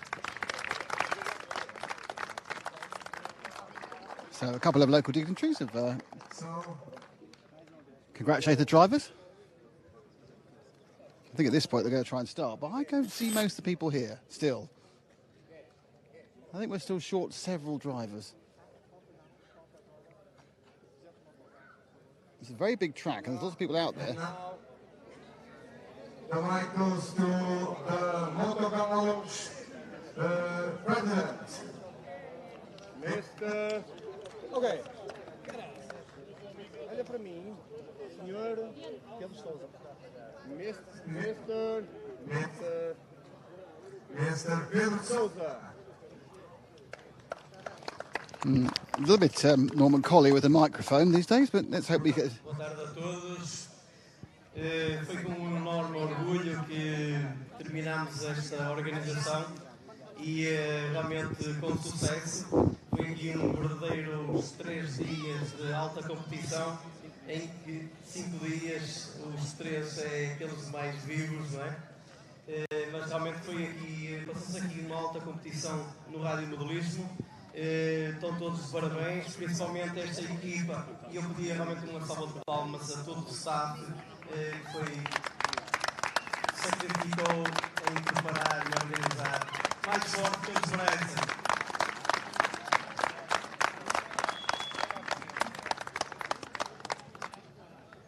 E ao Paulo Guedes, o diretor desportivo do radiomodelismo da secção do Motogalos, parabéns, Paulo, e pronto, a tal confiança que te demos está aqui provada, e obrigado. Obrigado por esta excelente prova do Campeonato Europeu. Parabéns, e o Motogalos está aqui para te ajudar e para apoiar, porque realmente é uma equipa válida. Obrigado a todos, espero que tenham passado aqui uns bons dias e levem daqui boas recordações e vontade de voltar. Obrigado, boa viagem e até casa. Eu aproveitava também já agora, tenho aqui comigo o Sr. Presidente da Federação Portuguesa de Radiomodelismo, que era uma palavrinha no final do evento. Da minha parte, como representante do radiomodelismo junto ao Clube Motogalos, obrigado a todos pela participação, obrigado a todos pelo fair play, obrigado a todos pela compreensão dos nossos erros, que também houveram alguns, mas acima de tudo acho que nos divertimos e tivemos um evento à altura. Obrigado a todos e um grande abraço, e vamos entretanto proceder à entrega dos galardões, vamos chamar galardões. Sempre Pereira.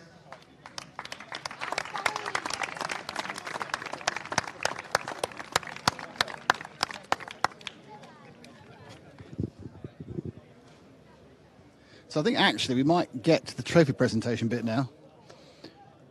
With enjoying this so far? Yeah. So far, so good. Song and speech. But no actual trophy presentation. Yeah. The trophy is very well. They're great trophies. I just wish they'd give them to some people. I've got to get home. Yeah. I don't know if you see, but there is dust from the track inside the trophy.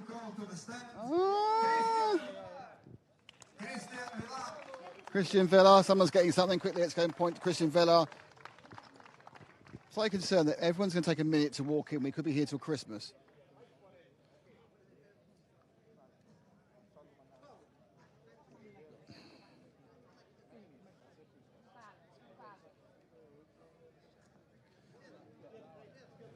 I think this could be quite a long process. So everybody, big chip, Christian Villa.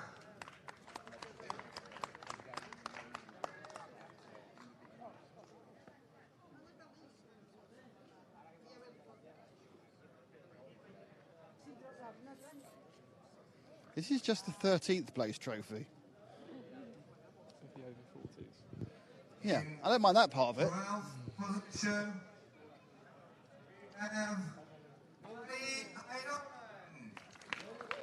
What I am enjoying, though, is the names being announced with the Norman Collier microphone. It's brilliant. You've just got to go, guess who you are? Was it me? 2 of those syllables are my name. Who knows about the rest?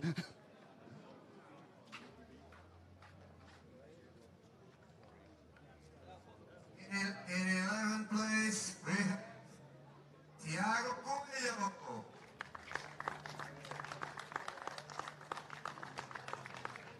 Where is Tiago? Here he comes, down the hill. Running up that hill. He's running down the hill, actually. 10th place goes to Zacarias Villalba. I love the way he pointed at you then. Zacarias Villalba has been to so many Euros. Probably when he started, he wasn't over 40, and now he is.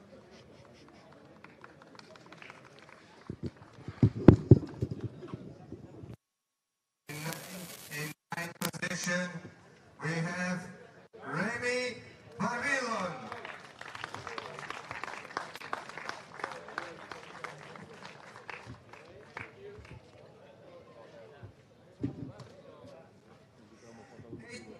Place goes to Grafiotti Kostas.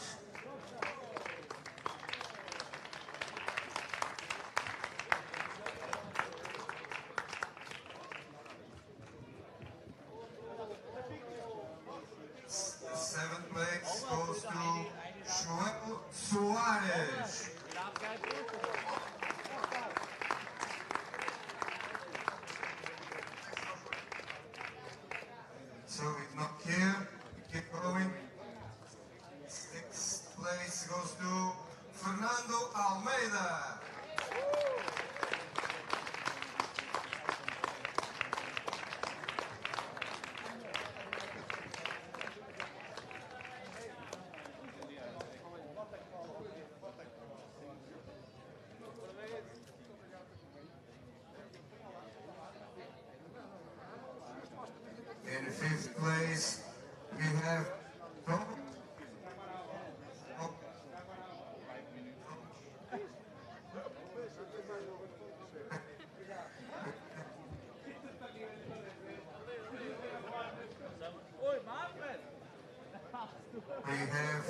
Thomas Rezadaris.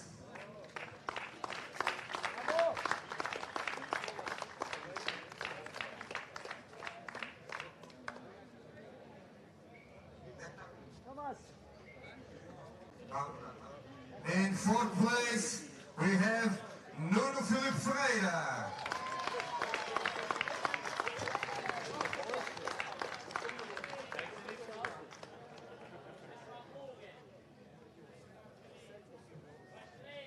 And now, top three, third position, Tony Salonen.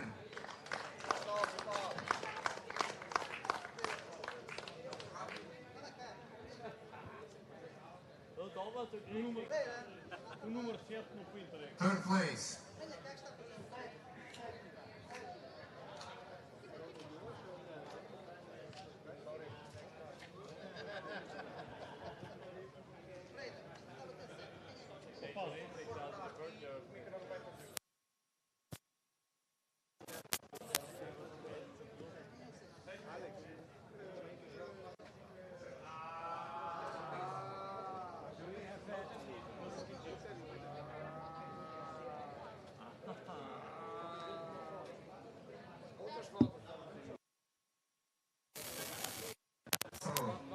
Sixth place is here.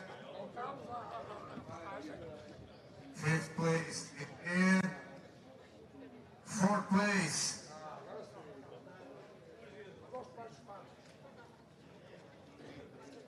Now we are going to give an award to the fifth place to Thomas Rezardes. Now Thomas, big cheer for Thomas. And now, very slowly, fourth position to Nuno Filipe Ferreira.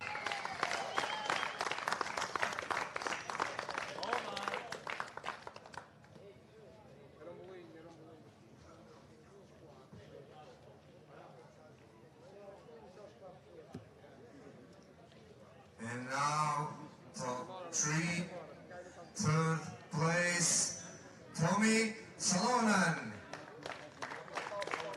Where is Tommy?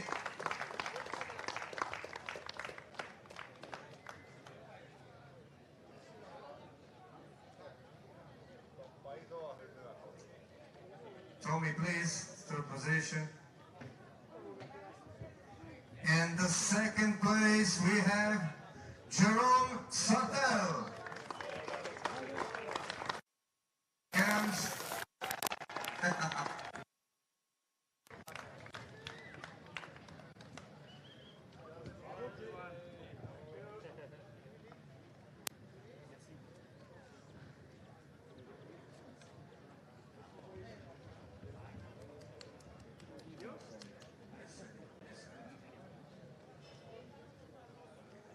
And the winner of plus 40 final goes to Jerome Agoin. Aguin, sorry for my mistake. Big cheer for Jerome.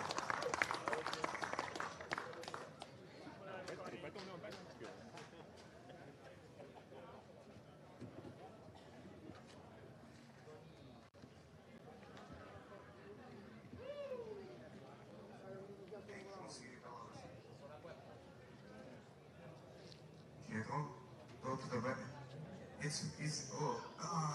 That's it.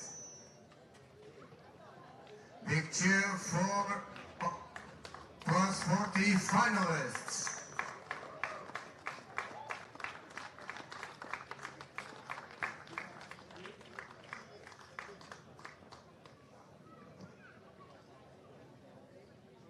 Okay, thank you, plus 40 guys.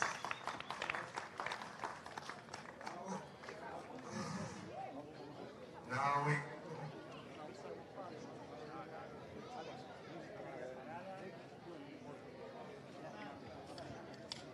Okay, now we go to Junior Final Awards. In 13th place, we have Joaquin Moreno.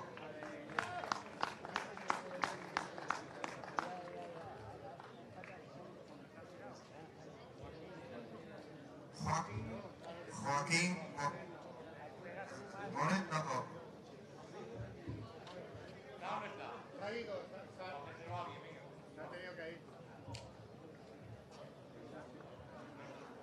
Joaquin is not here. We will deliver his award. We go to 12th place, Iker Teles. Here comes Iker.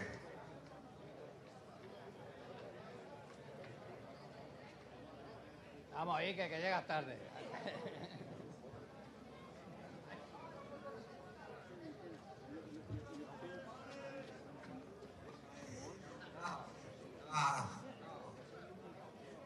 Now, 11th place. The award goes to Alessandro Caramolino.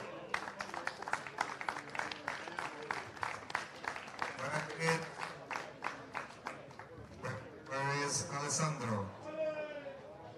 Here he comes.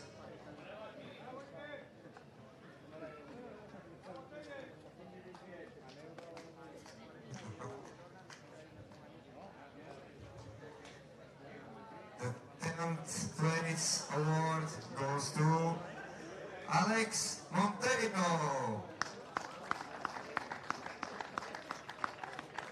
Where is Alex?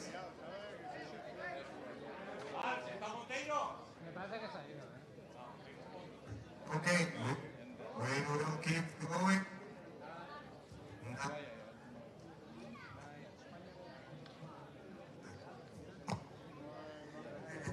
Ninth place goes to Freddie Thompson. Where is Freddie?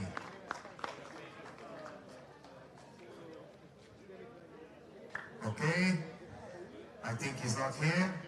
We'll keep going. Ninth place goes to Hugo Ivanes. Eighth place, I'm sorry. Eighth place goes to Hugo Ivanes.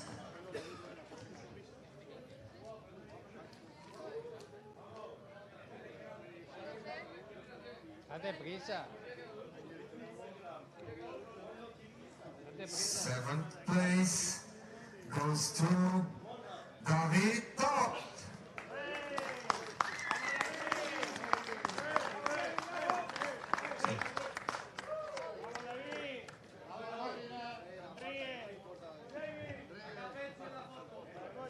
The sixth position goes to Ivan Navarro.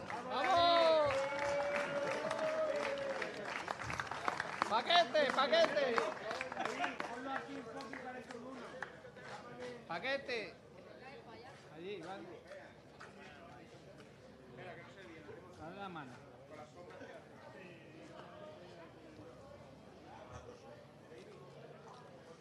So, fifth place goes to Matos Benedin. Ahí, Iván. Thank you for Matos.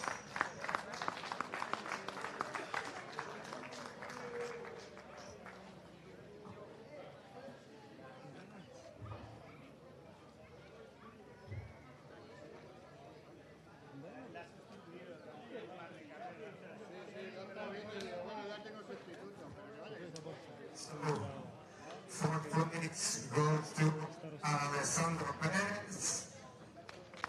He's not here. And now top three.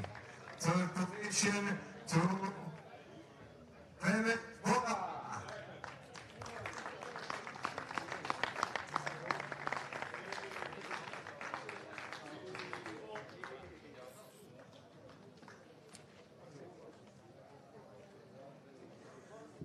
The second place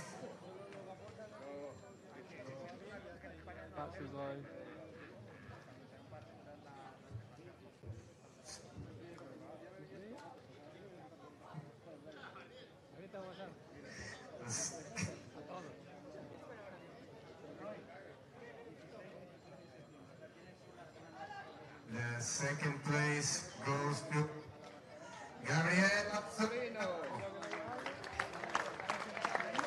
Sorry, Gabriel, but this mic is not working very well, but second place to Gabriel Azzolino.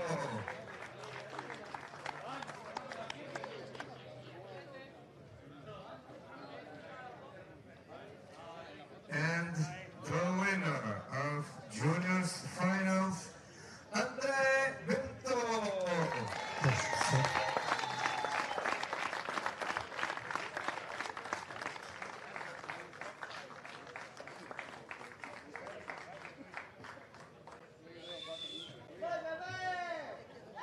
La gasolina a los pies. Así, así, así. Ponte pegado al podio.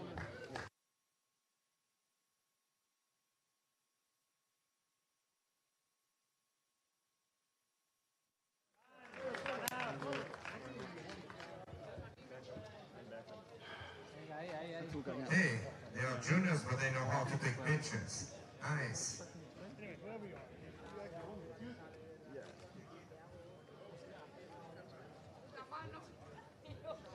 Now we are going to give the award to the top qualifier of all the event. And the top qualifier is Juan Carlos Canas. Canas, ¿dónde estás? Oh. Tienes que ir. Lento, muy lento.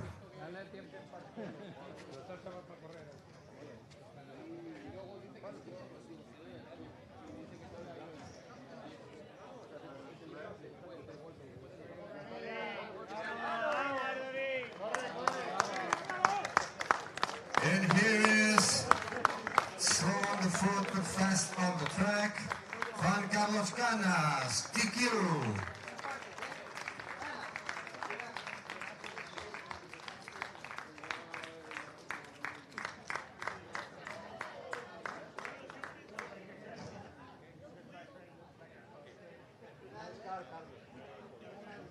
Cuidado con el gallo, no lo tires. ¿Vale o no? El gallo de morón.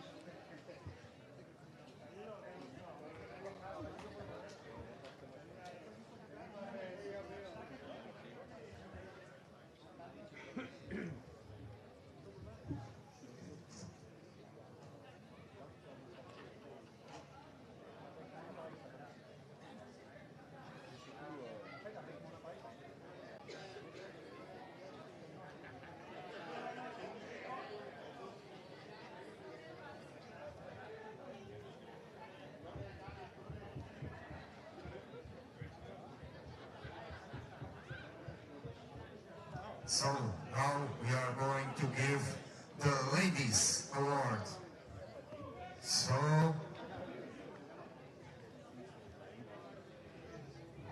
check this one.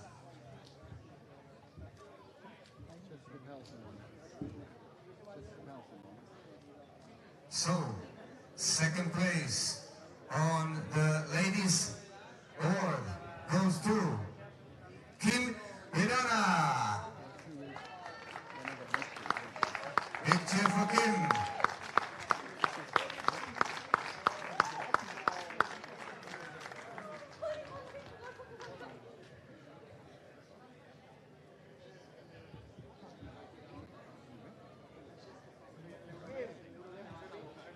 And the winner of the ladies award goes to Jessica Paulson. Where is Jessica?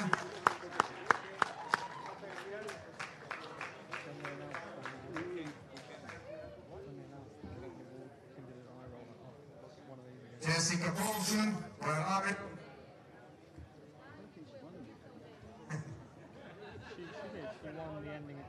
We have another Jessica on the staff, so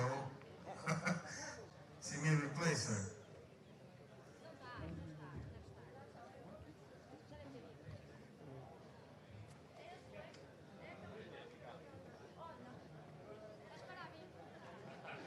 Okay, we'll give the award later. Big cheer for the ladies awards.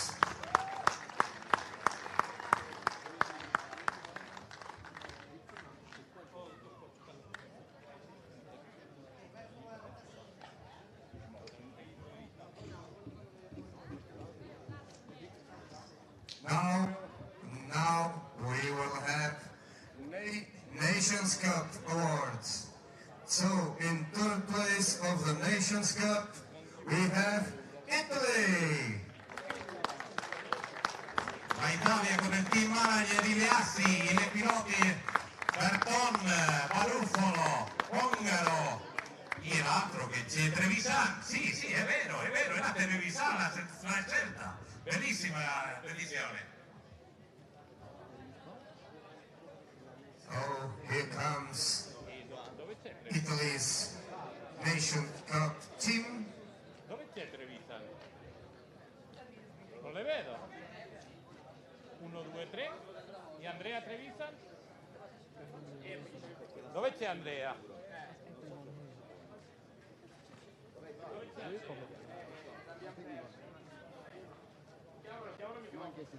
Big cheer for Italy Nations Cup team.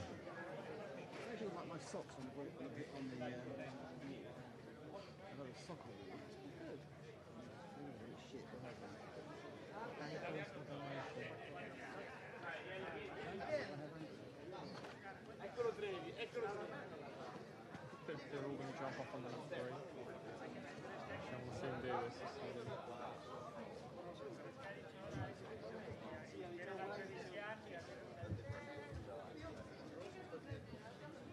How have they come third when they've got 4 people in the final?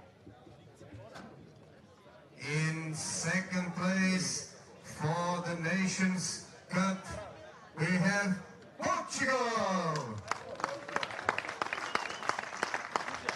Joao, team manager Carlos Barros, y después Joao Figueiredo y Bruno Coelho.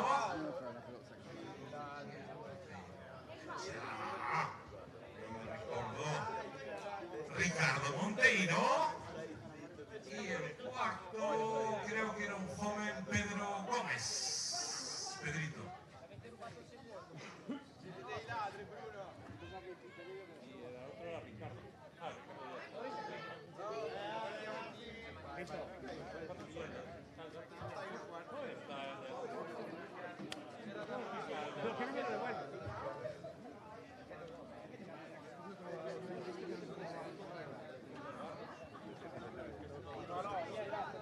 Helder Barros. O Helder Barros está por aí? Ok, passa nada. And the winner of the Nations Cup is Spain. Pedro. Team manager Fernando Álvaro. Pilotos Juan Carlos Canas, Robert Valle, Pariente y Oscar Valdo. So big cheer for the Spanish Nations Cup team. We're missing Oscar Valdo.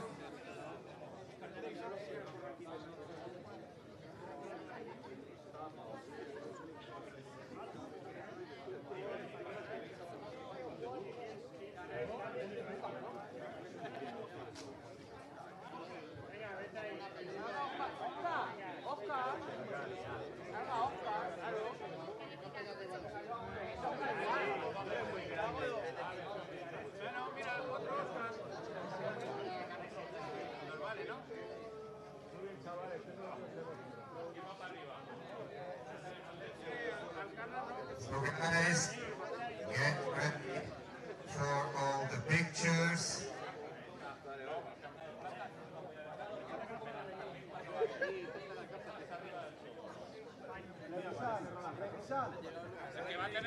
And here is Nations Cup podium. Big cheer for the Nations Cup podium.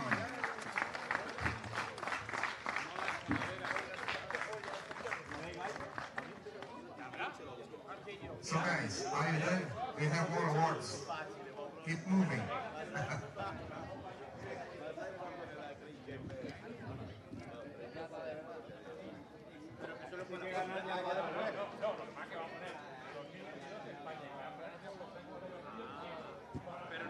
¿Cuánto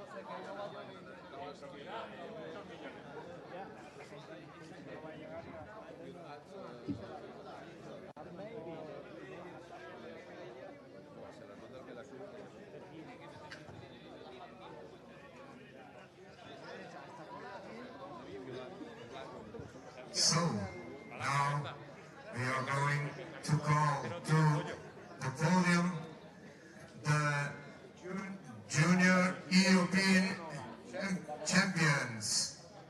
So, in third place, we call to the stand Pedro Gomes.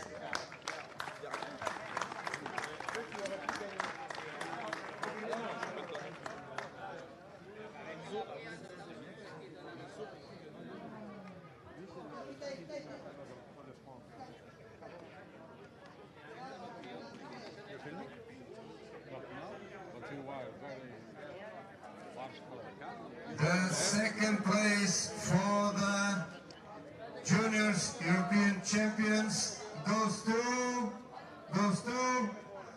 Daniel Ponente.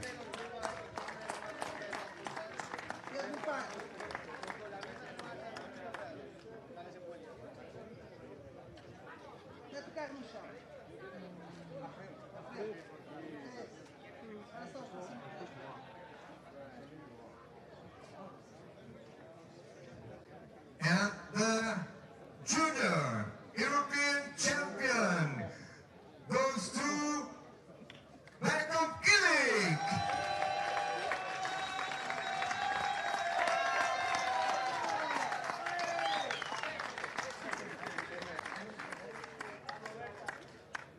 Many supporters for Beckham.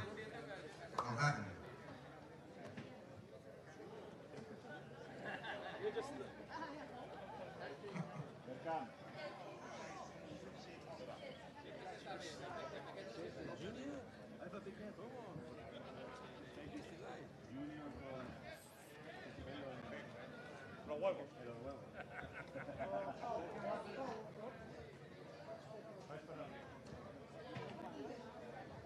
So let's take a photo from the European Champions Juniors. Big cheer for all podium. Pedro Gomes, Daniel Ponente, and Malcolm Gillick.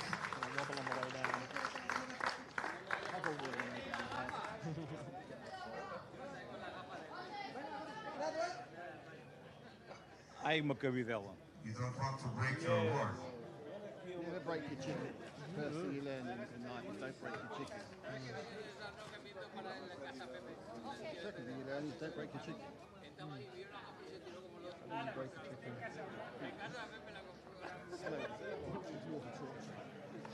Okay, now we are going to give awards to some entities that support the event, and one of the awards goes to the chairman of Motoralos.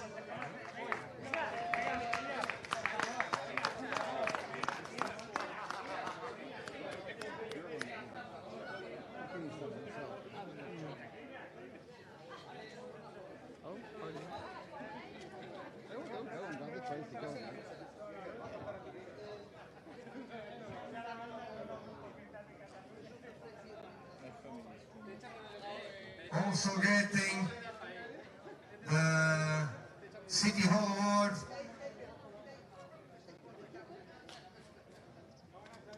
Motoralos chairman.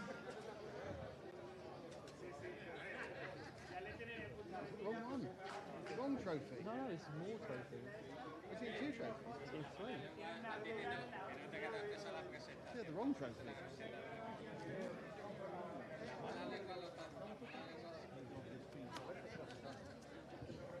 Okay, we call to the stand Carlos Gomez to get an EFRA award. Where is Carlos Gomez? This is an award For being EFRA. to EFRA. Carlos Gomez will get it. Big cheer. Hey, Carlos!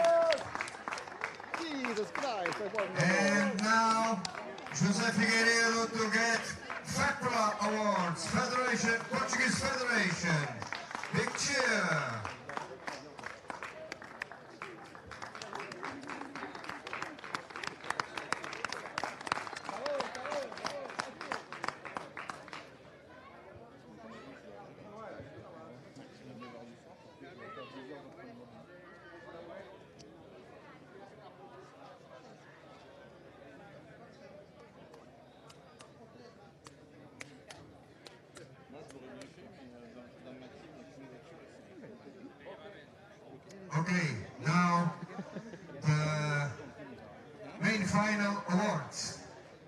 13th position goes to Marco Barofalo.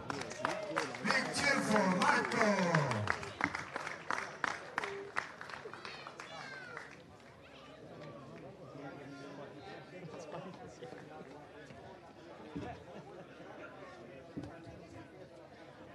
Also, it's a Marco Barofalo. Marco Barofalo. 12th place goes to Andrea Trevisan. Here comes Andrea.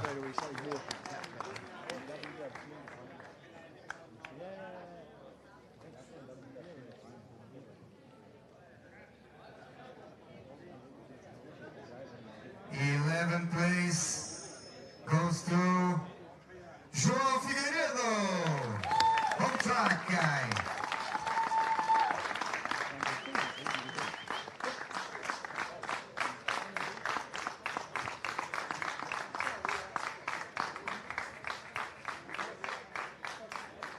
In 10th place, we have Pekko Ivonen.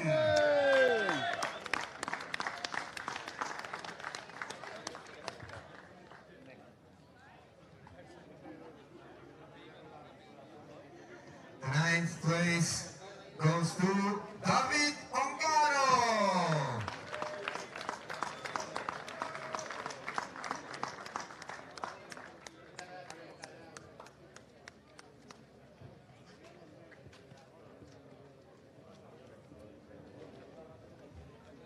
In the 8th place, we have Elliot Boots.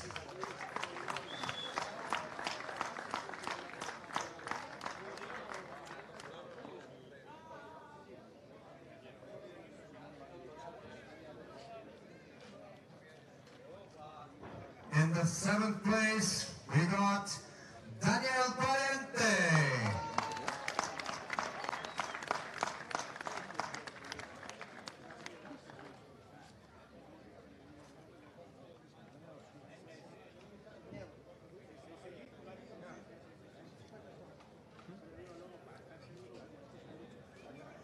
The 6th place goes to Berkan Kilik.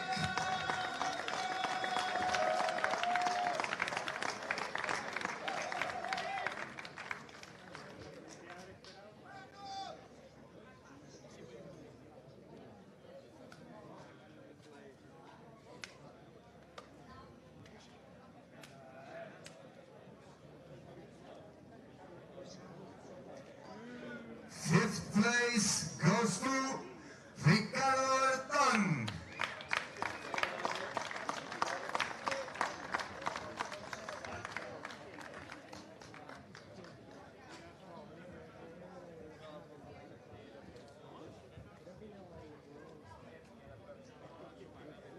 The 4th place goes to Hawaii.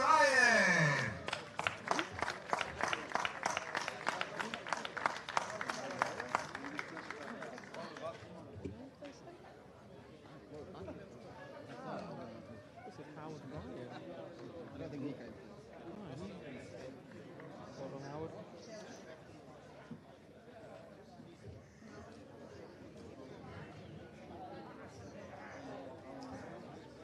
Okay, now we're going to give the award to the constructors. So, winner of Best Chassis, Mayako.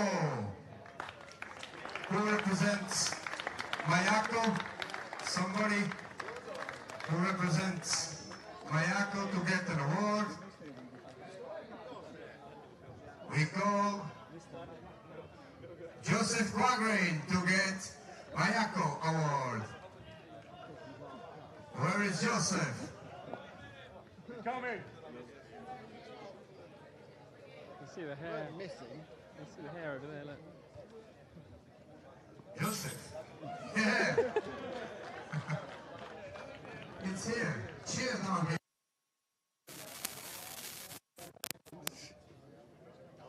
How many beers has he got? All of them.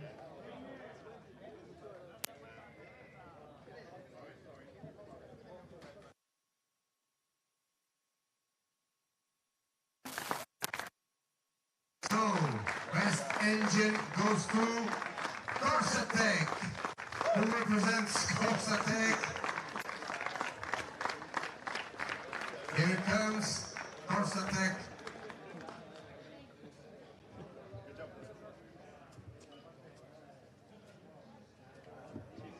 Best Tire Award goes to Hot Race. Nicola.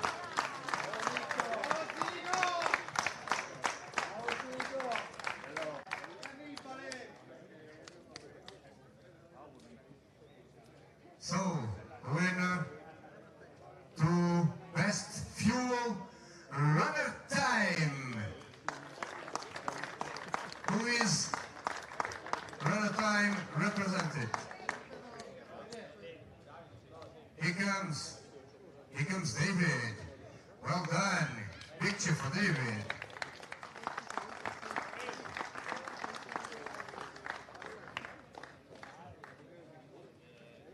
And Best Radio goes to Sama. I think David will get it too.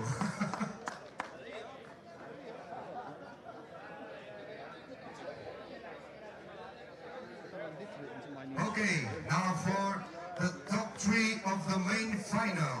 Third place goes to Juan Carlos Canas.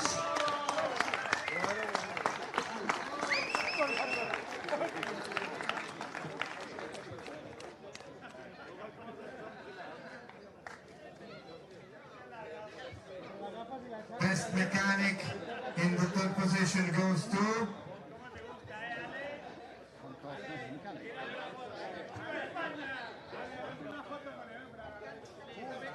mechanic of Carlos Canas.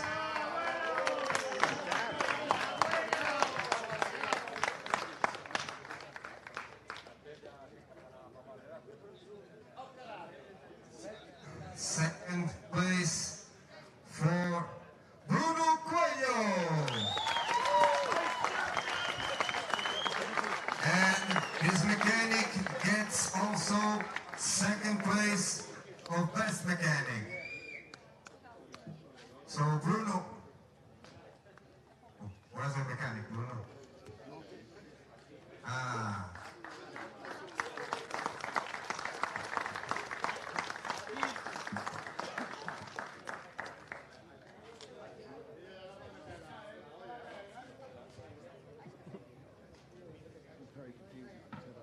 And in the first place,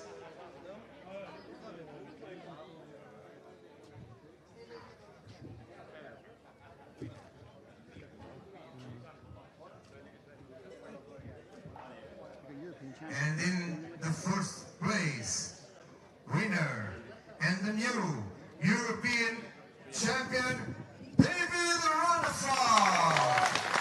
Big cheer for David.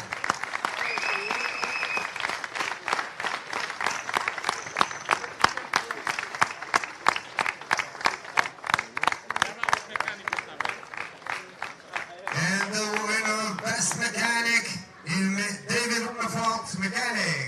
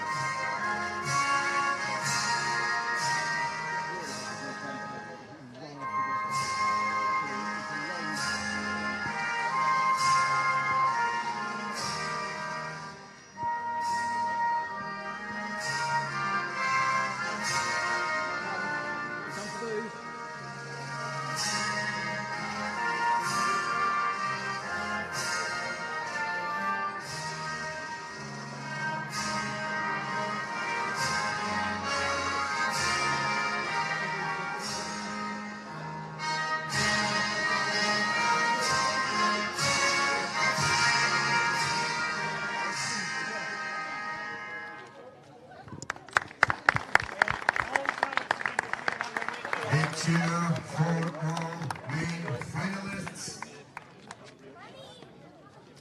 It was a pleasure having all you guys here at Castello.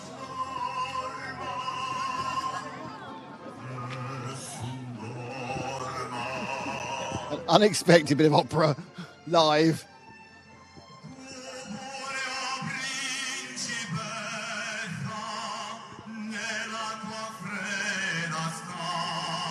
This is live.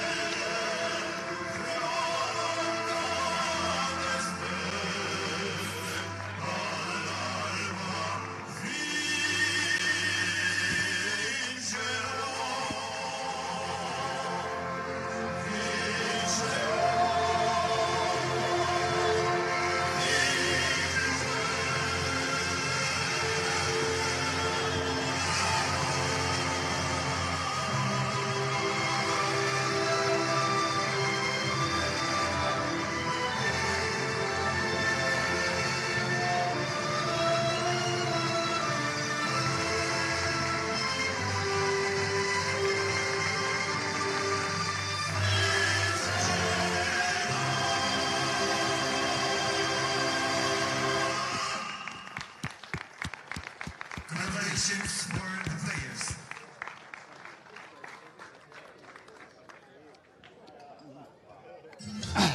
Well, don't think I can top that. So it's back to the studio.